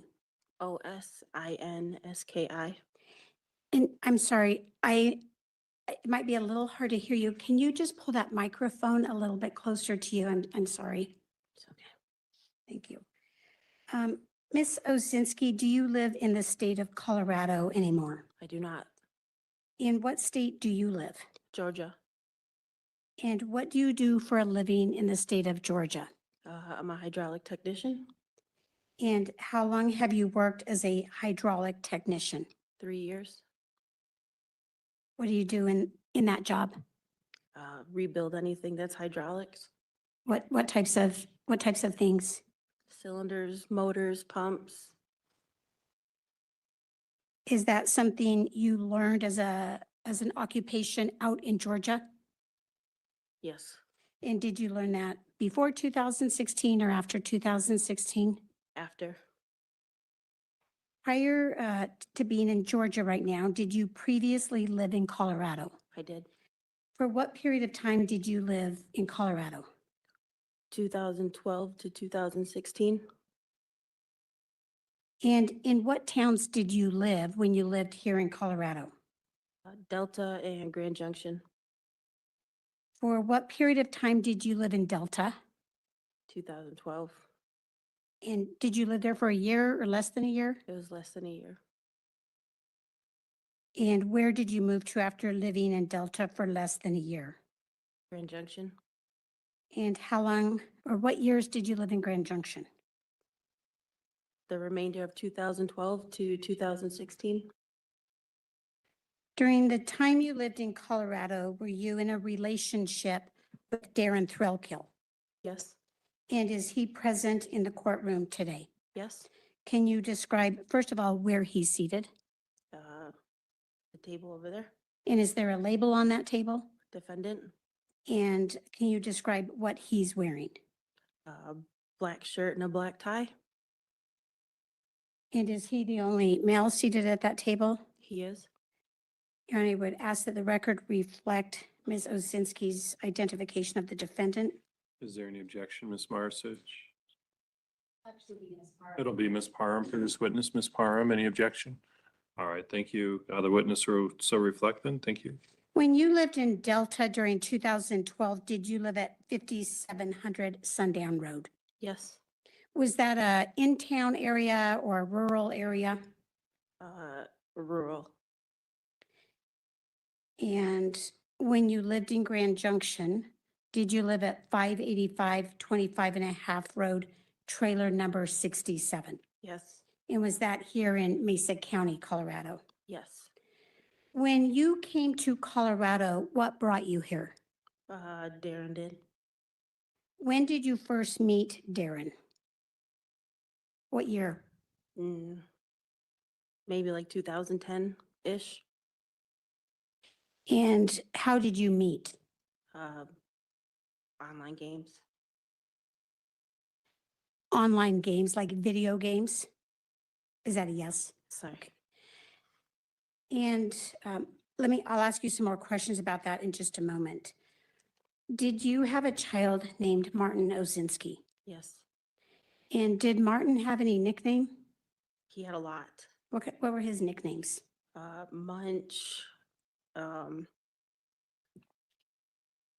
I just forgot them all. I can remember Munch. That was his main one. Munch. And what was Martin's full name? Martin Leonard Osinski III. And what was Martin's date of birth? 7/28/09, And what state was Martin born? Michigan.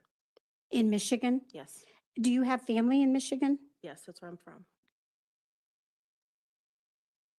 And who is Martin's father, biological father? Martin Osinski II. And were you married to his father? I was. Did Martin live with you in Colorado while you were in a relationship with the defendant? Yes, When you moved to Colorado, how old was Martin? he was 2. 2 years old? Yes, And do you have other children? yes. What are your other children's names? Dustin, Frankie, and Reese. And were Frankie and Reese adopted out before Martin was born? Yes, And do you still have contact with Dustin? yes. And how old is Dustin now? 21. And as a child, who did he grow up with? His father. I asked you some questions about your relationship with the defendant, and you met through online gaming. For jurors who don't know what online gaming is that where you literally just get on video games and play against people from all over the US or all over the world? On computers, and it's people all over the world. When you began a relationship coming to Colorado in 2012, how did you get here? He came and picked me up. And he meaning who? Darin, Where were you living at the time? Sierra Vista, Arizona. And was Martin with you when the defendant picked you up? Yes. When the defendant picked you up, did he just drive you back to Delta then? Yes. Did Mr. Thrailkill have a nexus, some ties to the Delta area? Yes. What were his ties to the Delta area? His father. Darin Thrailkill's biological father? Yes. And what was his name? Darin Thrailkill. Darin Thrailkill as well? Yes. The Mr. Darin Thrailkill that you were in a relationship with, did he have a nickname with his family? Yes. What was that? Levi. And what did his father go by? Darin.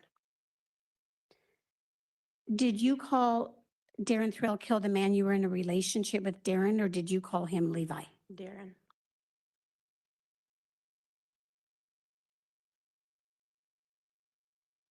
When you moved to Colorado, did you have a relationship with Darin Thrailkill's family, the person you are in a relationship with? Did you have a relationship with his family in Delta?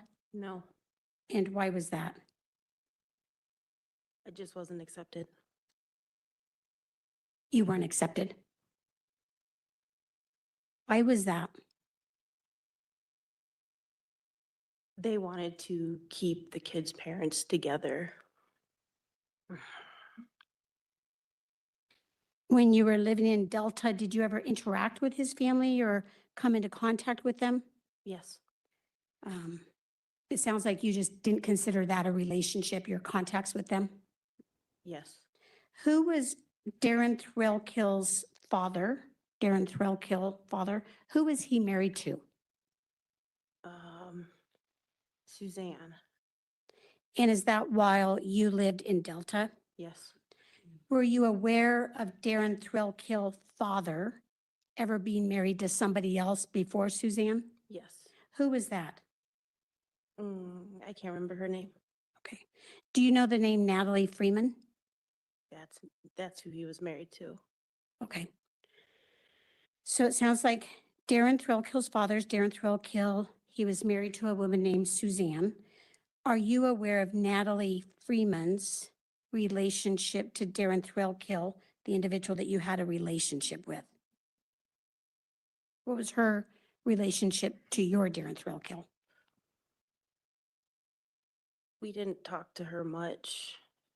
It was mostly just his dad, so they could have had a better relationship I didn't know about, but as far as I know, I don't know what they had.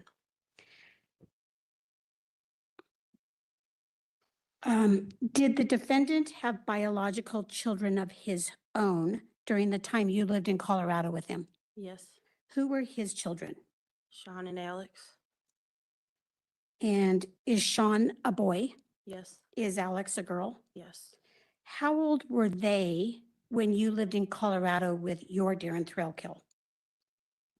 Sean was 9 and Alex was 6. And would that have been in 2016 when you last saw them? Yes. When I ask you questions about Darin Thrailkill, when I refer to Darin Thrailkill, I'm going to be referring to the individual you identified in the courtroom. If I'm talking about his father, I'll let you know. Would that work out? Yes. When you lived in Delta, where did Sean and Alex live? With their mom. And where did their mother live? In the beginning, they lived in Grand Junction, then they moved to Denver. And what is the name of Alex and Sean's mother? Chantel. Chantel. And is that Chantel Thrailkill? Last I knew, yes. Did she also go by the name of Christiana Chantel Thrailkill? Or did you just know her by Chantel? She had it on her Facebook sometimes, but I never asked her why. Okay. So you said when you lived in Delta, they lived in Grand Junction for a while? Yes. You indicated in 2012 you didn't stay in Delta for a full year. Did you move to the trailer number 67 when you moved to Grand Junction? Yes. Where did Chantel live with Alex and Sean when you first moved to Grand Junction? In the same trailer park. Okay. Did that work out well or not? It did work out well. Why was that? We were all just closer and it was easier to see the kids and not so hard to like pick them up from her. At some point in time, did Chantel move to Denver? Yes, Did she move with Sean and Alex? yes, Did that complicate your and Darin's ability to visit with the kids? yes. How so? It just was a lot further drive, reliable cars that could make it that far. When you say reliable cars that can make it that far, did that involve yours and Darin's cars? Yes, Did that involve Chantel's cars? I don't think she had one. Okay, so you remember, it sounds like transportation being an issue. A big issue, yes. When you say big issue, was this a stressor in your family, meaning your family with Darin? Was that a stressor? No, our cars were just fine to get around Grand Junction. Sorry, I mean to see the kids. Once Chantel moved to Denver, did this create some conflicts and tension over that period of time? It caused headache, but not so much tension. What do you mean by headache? Just trying to figure out how to go see them. You know, we borrowed a car one time from a friend. So just little extra headaches trying to get out there and see them. Were you involved in going to get those kids, or was that something Darin did? I went with them. You went with him? Sometimes, was that a yes? Yes, I'm sorry. Sometimes did people take you to go get the kids? No.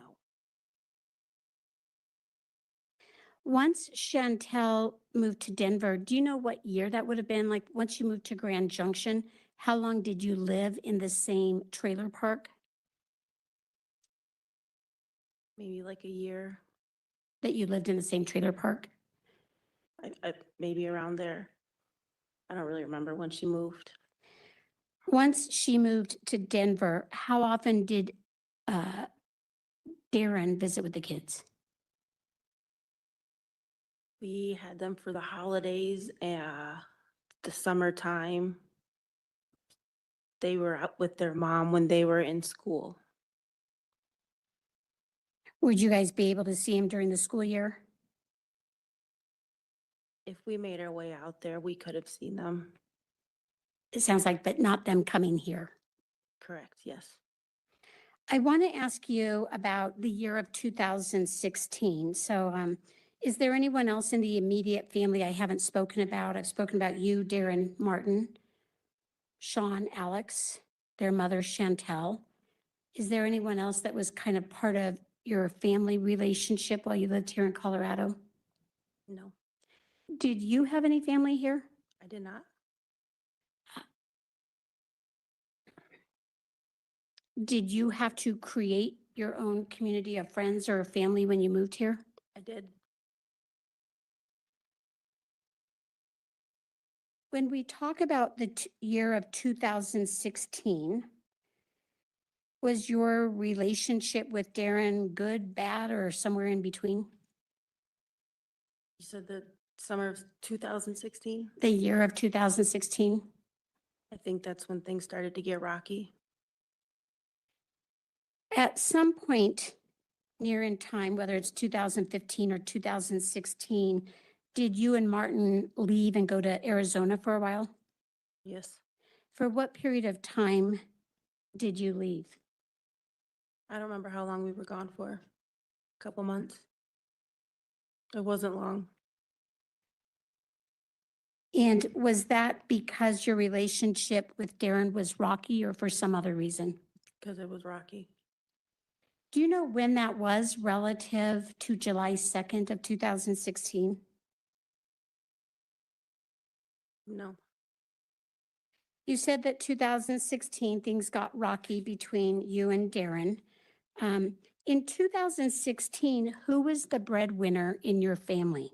I was What did you do for a living? as a general manager for Jimmy John's. General manager for Jimmy John's. And what is Jimmy John's for maybe jurors who don't know what that is? A sandwich shop, How long did you work for Jimmy John's? 2 years total, I think, And what years would that have been? 2014 to 2016. Were you always in the role as general manager or did that change? It changed. What were the different roles that you worked? Driver, manager, and then general manager. Do you remember how much you made? I do not. Did Darin Thrailkill work? He helped his friend at a garage. You said that he helped his friend at a garage. Would he be paid? Not often. Where had Darin worked prior to that time? When you first came to Colorado, where was Darin working? Halliburton. And when did Darin stop working for Halliburton? Before we left Delta. Okay, so it sounds like, based on your testimony, that'd be sometime in 2012. Yes. After Darin left Halliburton, did he resume any full-time job? No.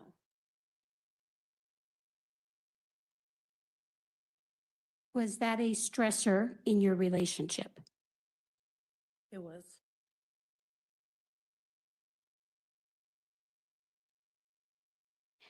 When we talk about you being the breadwinner and defendant was not working full-time and sounds like maybe sometimes got paid working in a friend's garage.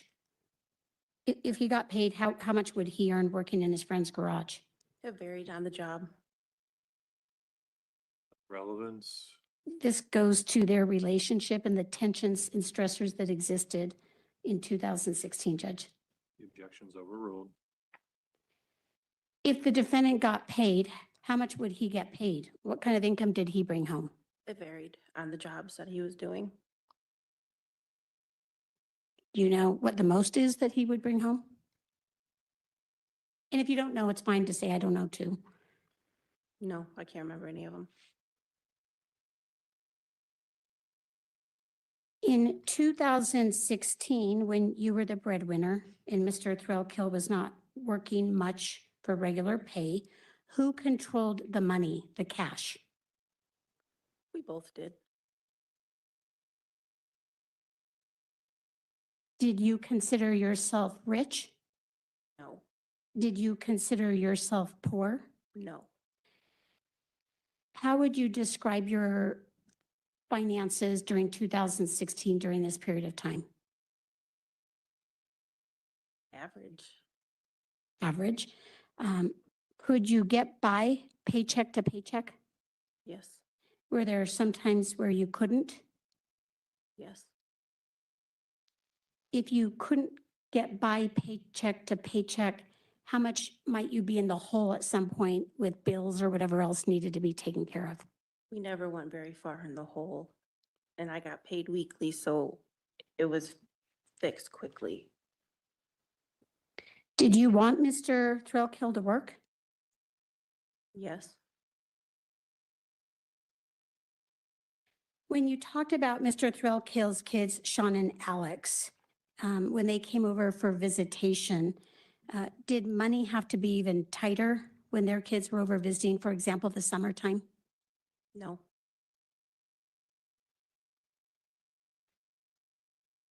In terms of 2016, leading up to July of 2016, describe the caretaking of Martin. Who was responsible for Martin?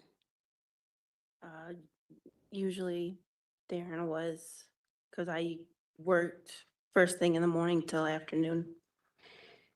What type of hours do you remember working? 6 to 3:30 6 a.m. to 3:30? p.m., yes. Did you ever work a late night shift, like into the midnight hours? Yes, Would that have been 2016 sometimes, or was that a different period of time?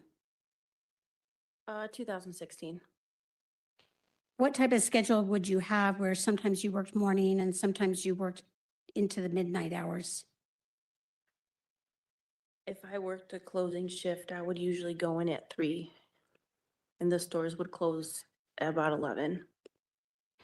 Was there a regular schedule of whether you were working 6 in the morning to afternoon versus 3 PM to midnight? Yes. What kind of schedule would that be of night shift versus morning shift? My usual schedule was 6 in the morning till 3:30 in the afternoon. Unless another manager needed their shift covered and no one would do it, then I would do it for them. In 2016, when you would work the morning shift, and we were talking, I asked you about the caretaking of Martin. Who was in charge of Martin when you worked 6 AM to 3:30? Mostly he was in school. Okay, so if you were working 6 AM to 3:30, who would be involved in getting Martin up? Darin, Who would be in charge of getting Martin to school? Darin.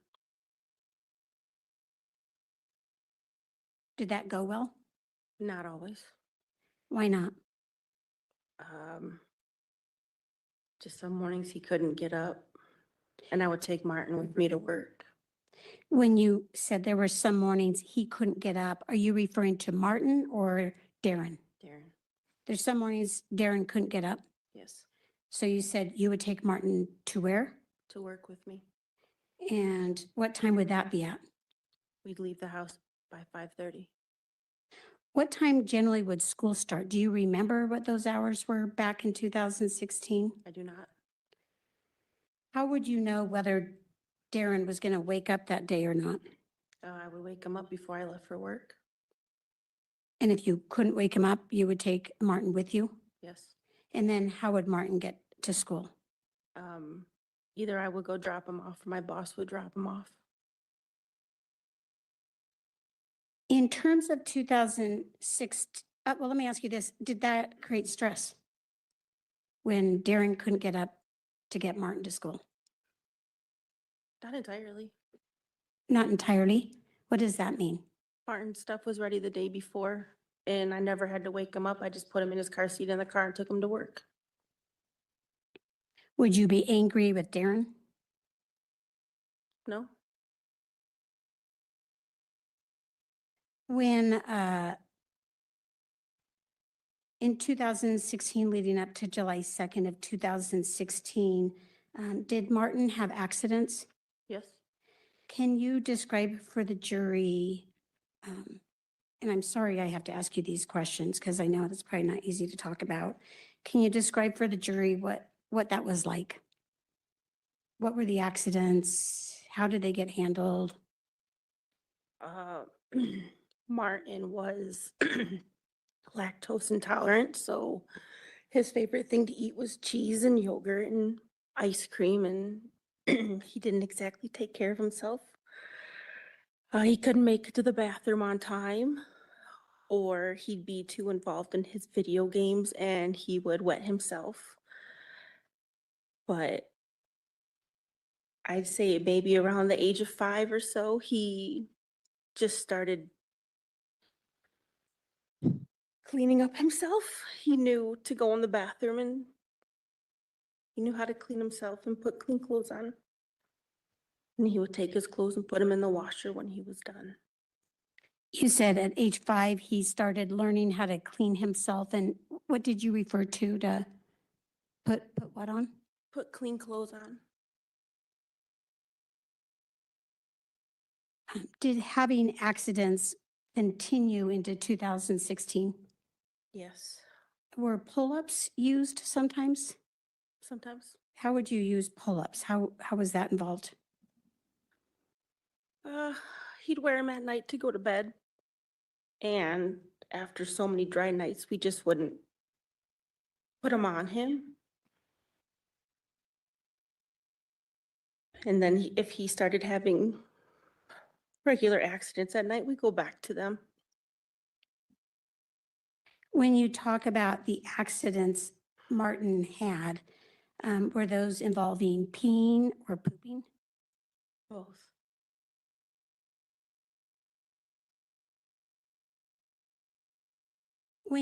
How did this relate to the lactose intolerance that you were trying to monitor? What type of accidents would he have if he was lactose intolerant? You said he loved cheese, yogurt, ice cream. What would that cause if he was eating those things? It would give him a bad tummy and just cause him to need to go to the bathroom quicker than normal. Would being lactose intolerant and monitoring what he ate cause peeing or pooping issues? Just the pooping issues. So if he ate things like cheese, yogurt, ice cream, the things that you said he loved, would that result sometimes in pooping accidents? It would, yes. When you described the types of accidents that Martin had, how did Darin refer to those accidents? Is there any phrase he would use? There was no phrases that we used. It was just Martin had an accident. Did the defendant ever refer to Martin as shitting himself? Yes, Did you ever use those types of words about him shitting himself? yes, So both of you would sometimes use those words. yes. You described that you had some relationship issues with the defendant's family. Did that continue into 2016?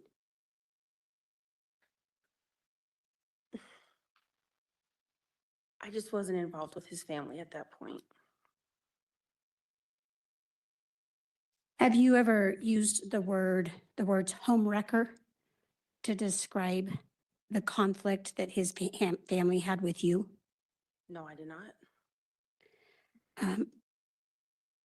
Did his family appear resentful toward you? Yes, Did this sometimes create issues between you and Darin? yes, Did that continue actually up until July 4th, an anticipated event for 4th of July of 2016? yes. Can you describe those? Well, let's talk about July 4th of 2016. Was there an event planned by Darin's family that created some tension between you and Darin? Yes, What was that? a camping trip with the family. And the camping trip with the family, meaning who? Darin and his kids. And were you and Martin invited? We were not. Did that create tension or conflict between you and Darin?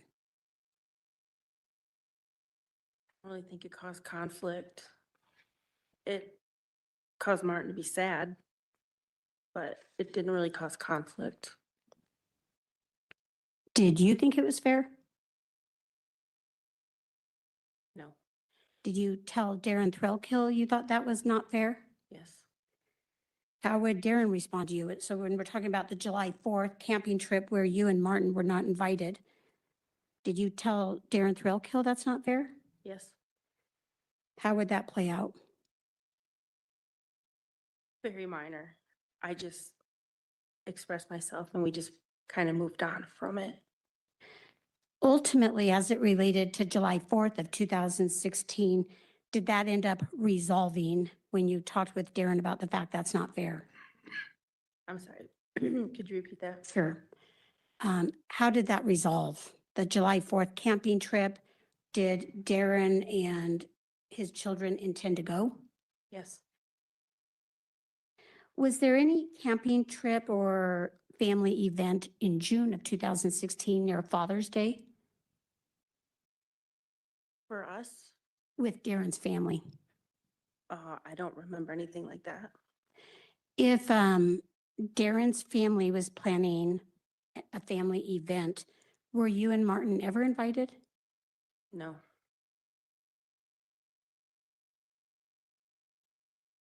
In 2016, leading up to July 12th of 2016, when did Alex and Sean arrive for a summer visitation?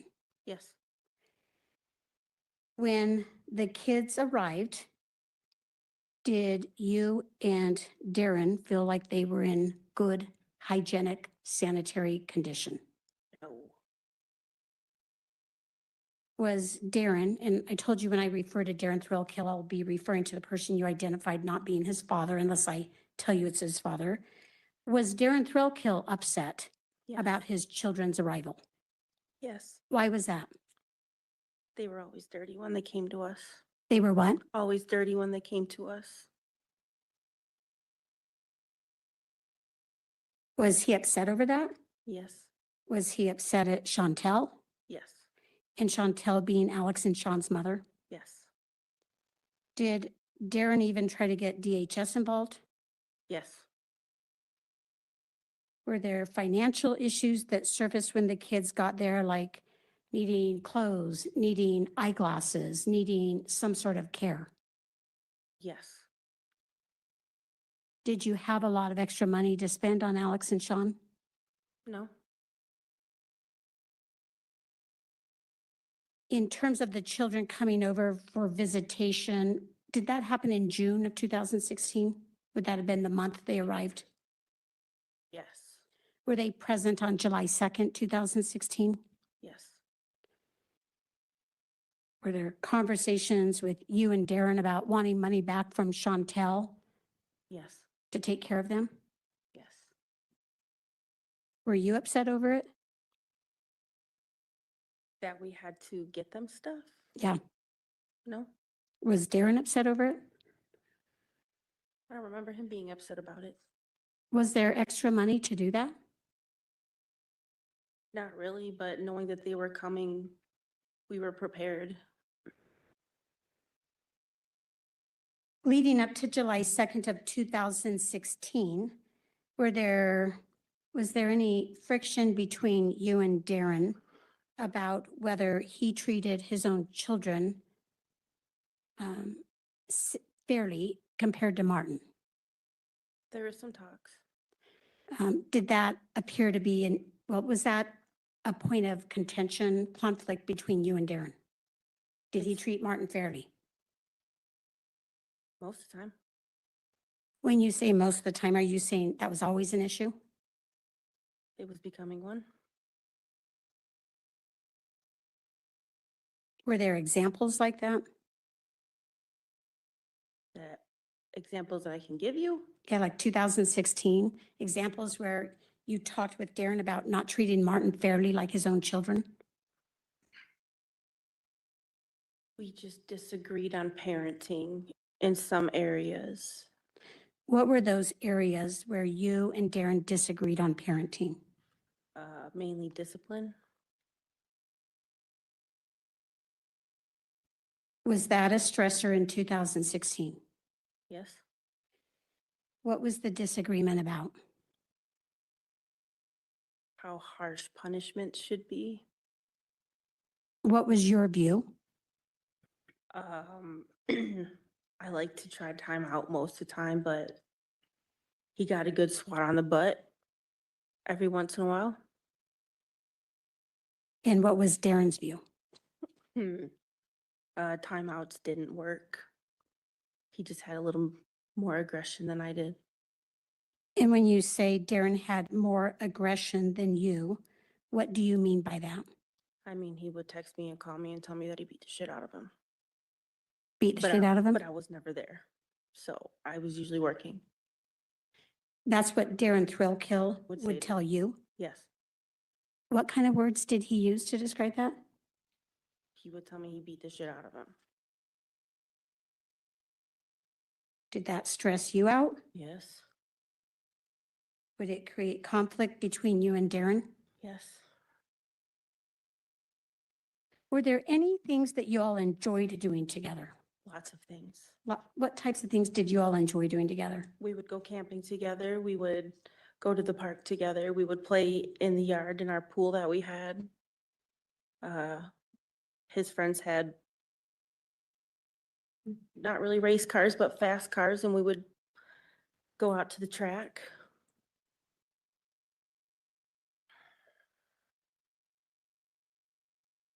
When you said that Darin would sometimes tell you he would beat the shit out of him, did he ever use a phrase that he would bust his butt? Yes. Did that ever happen while you were home? No. Why do you remember that didn't happen while you were home? Because Martin was usually stuck to my side when I was home. You said that when you came to Colorado, you didn't have any connection with Colorado other than Mr. Thrailkill bringing you here. And you said you developed some friends. Did that happen in part as a result of working at Jimmy John's? Yes. Did you have a friend in 2016, Marissa Brown? Yes. Was Marissa Brown someone who sometimes came to your home and hung out? Yes. Did Marissa sometimes come and hang out with Martin? Yes. Was Marissa young? Yes. How old was Marissa? 20. Did you, let me rephrase this. Marissa Brown back in 2016 was a female, correct? Yes. And what, do you know what Marissa goes by now? Arlo, And do you know whether Marissa associates as a male or a female now? a male. That person that you know of now in 2025, does that person refer to himself as Arlo Brown? Yes. When you lived in Delta, you said that at some point Darin was working at Halliburton. Were you working when you lived in Delta? No. What did you do? Stayed home.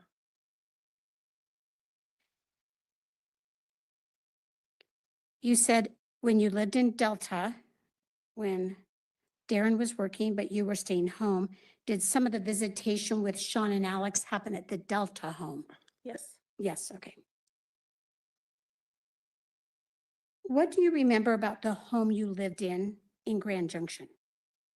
The trailer. Yeah, I can remember everything about it. tell us about the layout and what you remember about that home. The yard was completely fenced in. It had a porch, and when you went in, you went to the living room. And then when you walked, the next room was the kitchen, then you went down a hallway, and then Martin's room, and then our room, and then the bathroom was at the back of the trailer. When Alex and Sean were visiting, so let me back up for just a minute. You said in the trailer that Martin had the first room, that you and Darin had the second room. Where did Martin normally sleep? So in 2016, where did he normally go to bed?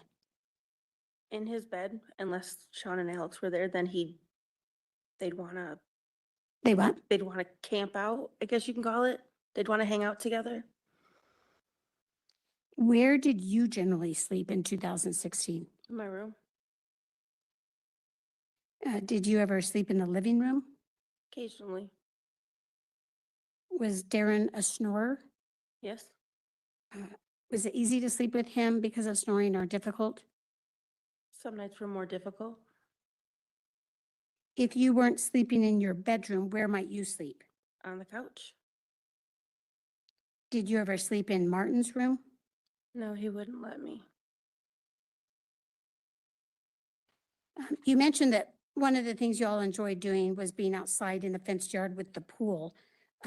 How long did you have a pool out in the yard? I don't know how long we had it. Near in time to July 2nd of 2016, had you purchased a new pool for the kids, knowing Alex and Sean would be over as well? Yes. When did you get that new pool and what was different about it? It was one of those, the soft ring ones, the blue ones that blow up in the ring. It was just bigger to fit all of us in it. And did you buy that while Sean and Alex were here or before they got here? I don't remember. Do you remember who was with you when you bought it? No. When you were talking about the 2016 responsibilities and the caretaking of Martin, you were talking about sometimes early morning hours. If Darin didn't wake up, you would take Martin with you to the very early morning hours at Jimmy John's. Did you think school was important? Yes. Did Darin think school was important? Yes. Why couldn't Darin get out of bed?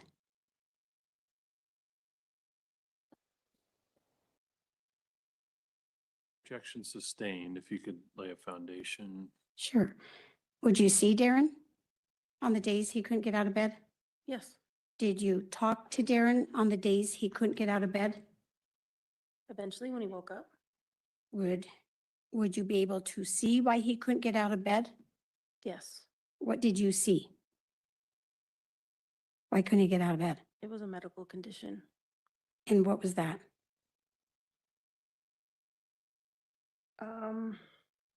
Gout.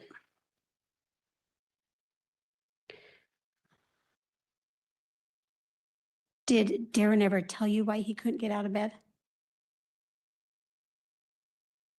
Not until he would wake up later in the morning And what would he tell you? that his gout was flaring up.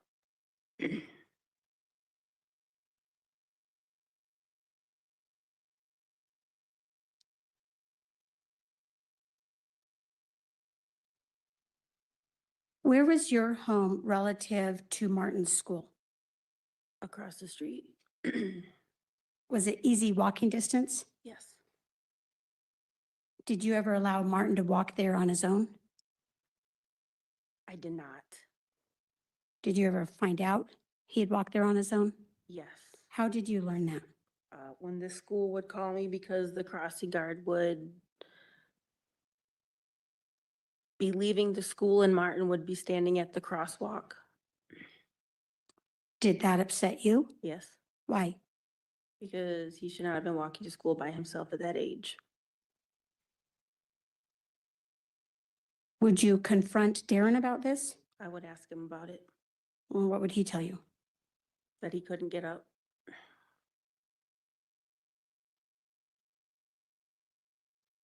Were you happy in your job in 2016? I was.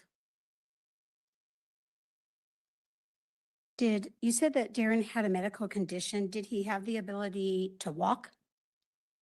Most of the time, Did he have the ability to drive?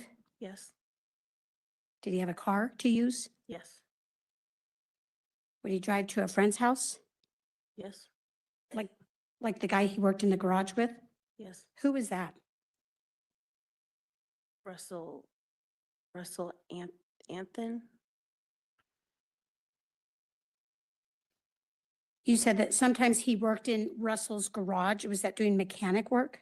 Yes, Would he have the ability to work as a mechanic in Russell's garage? yes, Did he sometimes have the ability to earn money doing that kind of work? yes. Do you know how often leading up to July 2nd of 2016, the defendant was working in Russell's garage? The objection's overruled. Do you know how often Darin was working in Russell's garage? How often? Every week he was there? Do you know if it was every day or not? Not every day. What did Darin do when he'd stay home? Lots of different things. Sometimes he'd cook, sometimes he'd play games.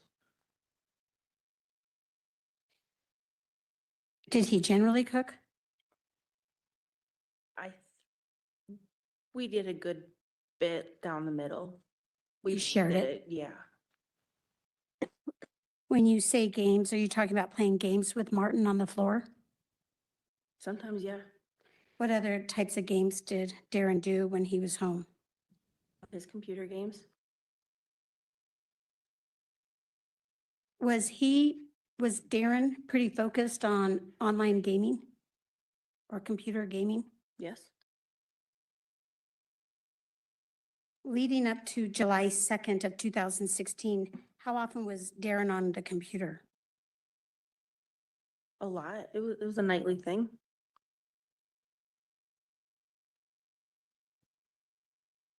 I want to ask you some questions about Darin's relationship with Martin. Was the defendant like a father to Martin? Yes, Did Martin have any other biological father in his life in Colorado? no, Did Martin's biological father, you said his name is also Martin Osinski, the second, correct?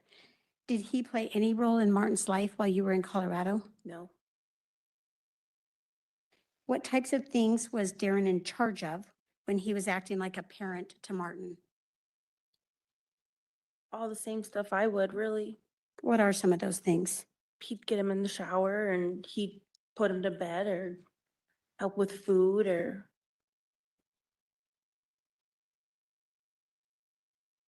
keep him occupied. When Darin did get Martin to school, would he drive him or walk him? Both.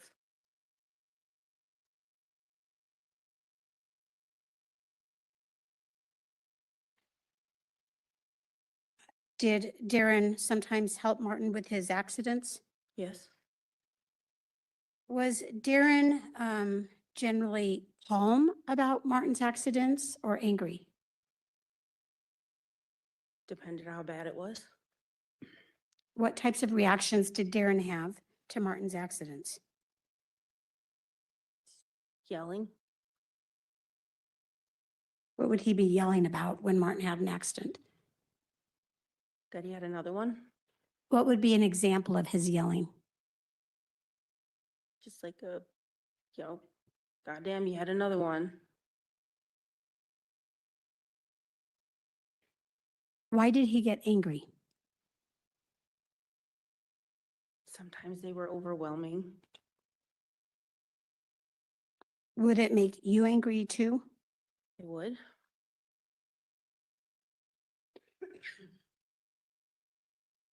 Did you ever see Darin discipline physically Martin as a result of accidents? I did not. Did you ever discipline Martin physically as a result of accidents? He would get swatted on occasion.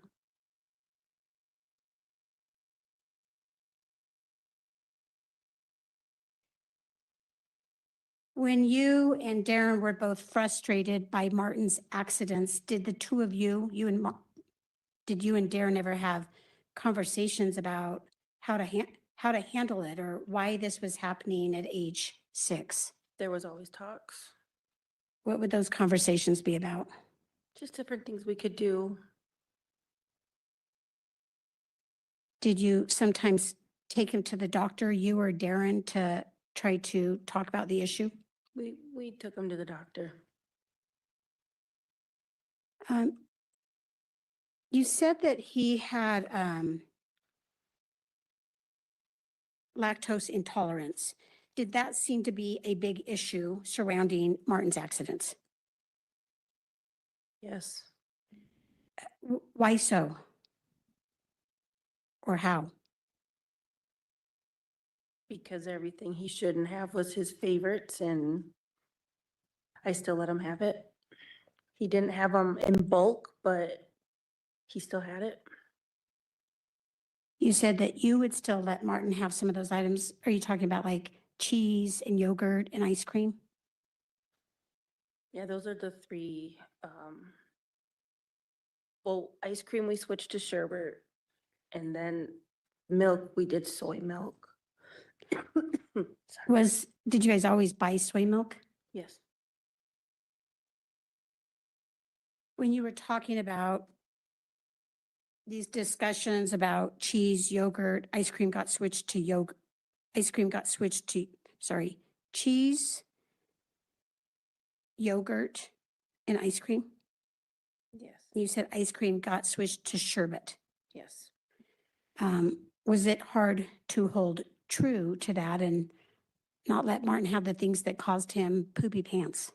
Every once in a while, we'd let him have regular ice cream, but it wasn't often. And you said some of the strategies, would you and Darin talk about this? Yes. Did pull-ups cost money? Yes. Were you or Darin ever worried about the cost of pull-ups? Always. Why were you and Darin always worried about the cost of pull-ups? Because he was growing and they only get so big.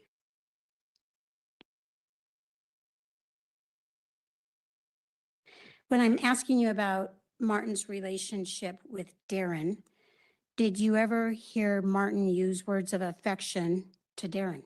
Yes. Like what? He'd always say, "I love you, Daddy." Did he ever say things like, "You're the bestest"? Yes. Would Darin ever initiate himself those words of affection toward Martin? Yes.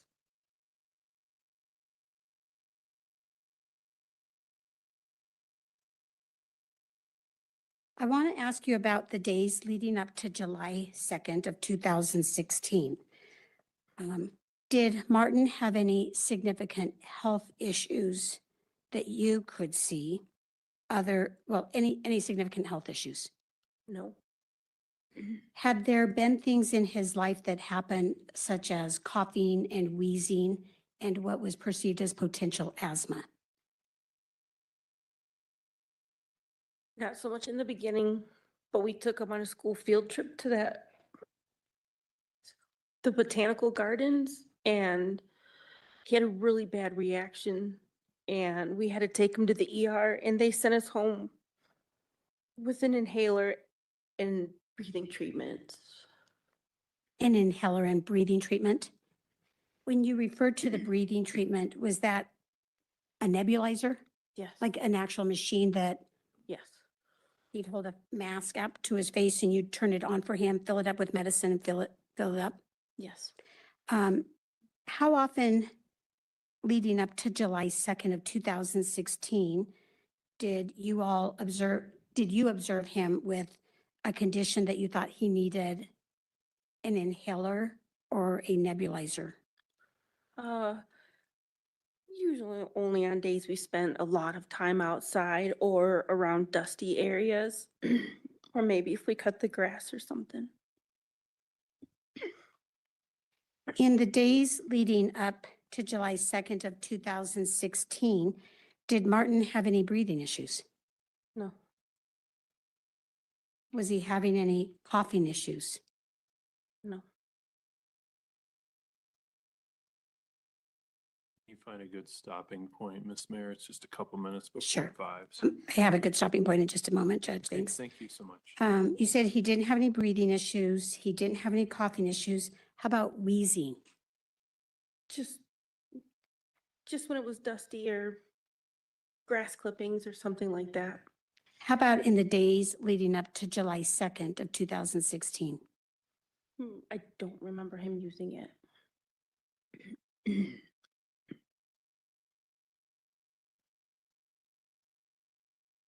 Do you remember reporting to anyone leading up to July 2nd of 2016 that he had been sick in the days leading up to that date? No. You talked about him being lactose intolerant that sometimes contributed to poop accidents. And you talked about having an upset tummy. Describe some of those situations about an upset tummy. What do you mean? How would that look to you when he started having stomach issues? He would he would usually grab his blanket and he would either hide in his room or he would go in the bathroom and shut the door. And based on how long he was in the bathroom, we knew what he was in there for. Did he have belly aches? Yes.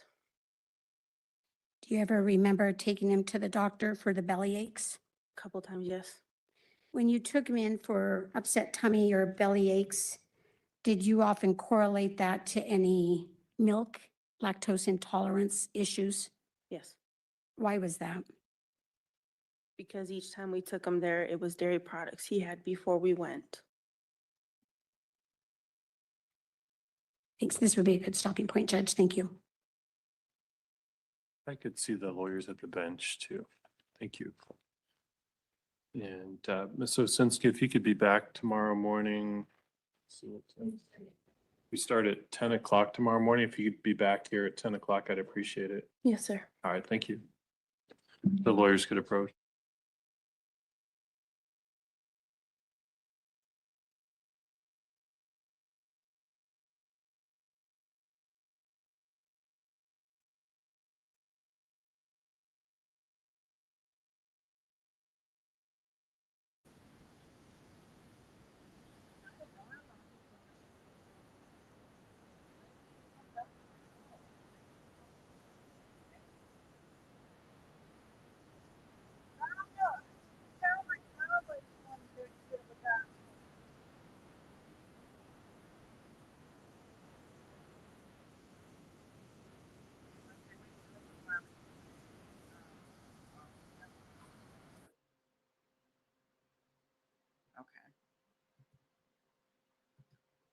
Yeah. Wow.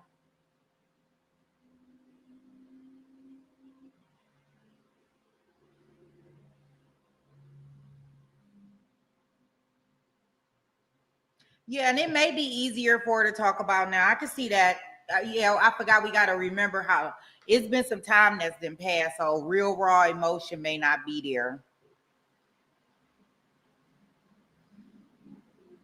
Not the consistency of sad, lukewarm oatmeal.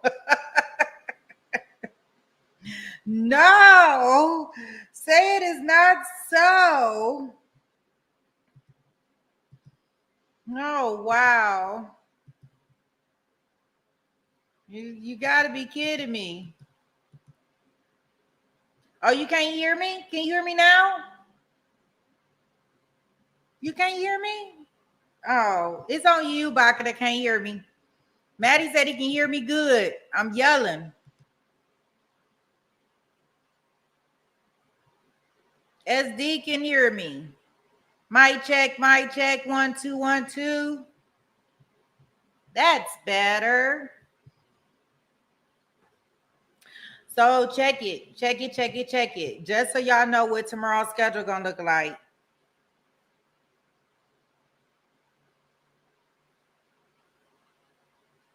You say, who the hell is Mike? It's this Mike. This Mike check 1 2 1 2. Don't start none. Won't be none.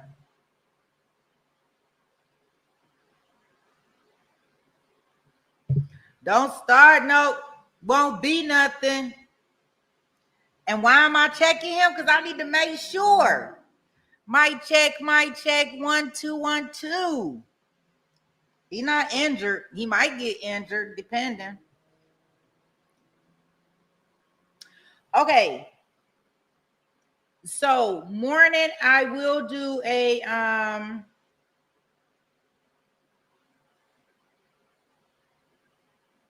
yeah, that's what it sounds like, as a crappy mom.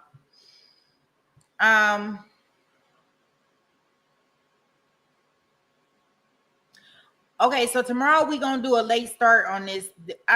This trial starts kind of later, as y'all can see. It's in Colorado, so I'm assuming. What time is it in Colorado? I don't even know what time it is. What time is it? Because it must be. It got to be late, or what do they do? Let me see. I know what all these times changing. I don't know what nobody is no more. Okay, so Colorado's on the same time as me now. So Colorado is on the same time as me. It says 5:25. It's 5:25 where I'm at. Okay, so Colorado is on the same time zone as me, and I don't think this court starts to 9 o'clock my time. So that's why we kind of here late, even with my time, because they working like a 9 to 5:30 day, 5-ish day there in the courtroom. So we're gonna start this trial later, just so we can have some TiVo time. It look like we won't get done till like, to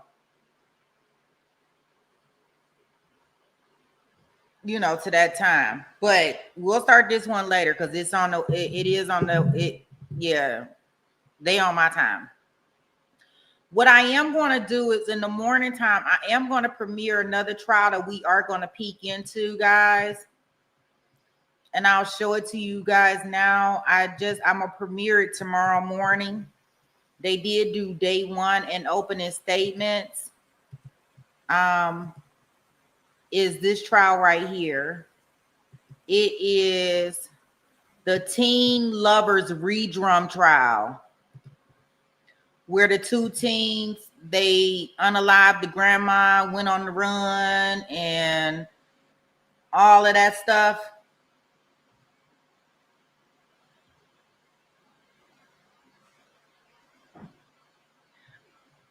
So I'll premiere this one in the morning time.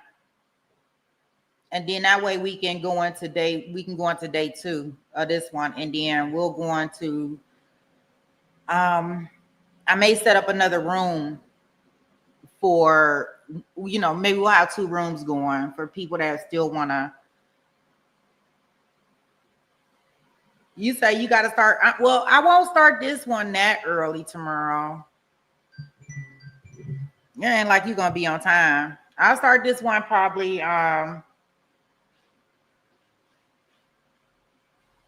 because it's only about an hour and a half long, so it's not that long.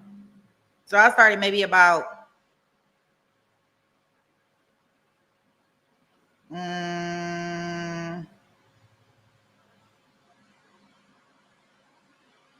yeah, I don't know what time. I'll start this one maybe about 8-ish our time, which I guess it's gonna be about 7 your time because you still earlier than me. Because I was gonna premiere tonight, but then I said, nah, I better wait. And then I got the because I'll be late in tomorrow anyway. So just remember that, guys, because I'll be late tomorrow. I gotta go get so I can start eating. So I gotta go have this procedure done so I can start eating. So I'll be late. So I'll play this one, and then, like I said, we'll gain some TiVo time with our trial that's going to be in Colorado, and I'll premiere that one. I will do that one actual live, and that way we don't have to worry about it. It's going to be a later date either way. So thank you, Macro. Yeah, I should be probably back maybe we'll probably get started real time, probably maybe about 11-ish, I think, my time. So whatever time that is, that quarter only be like 2 hours in by that time. Yeah. And if anything changes, I don't know how to let y'all know, but I'll let y'all know in some type of way. Right? All right, guys. Well, you were in the right place today, where there's no filters, no fluff. Oh, gosh.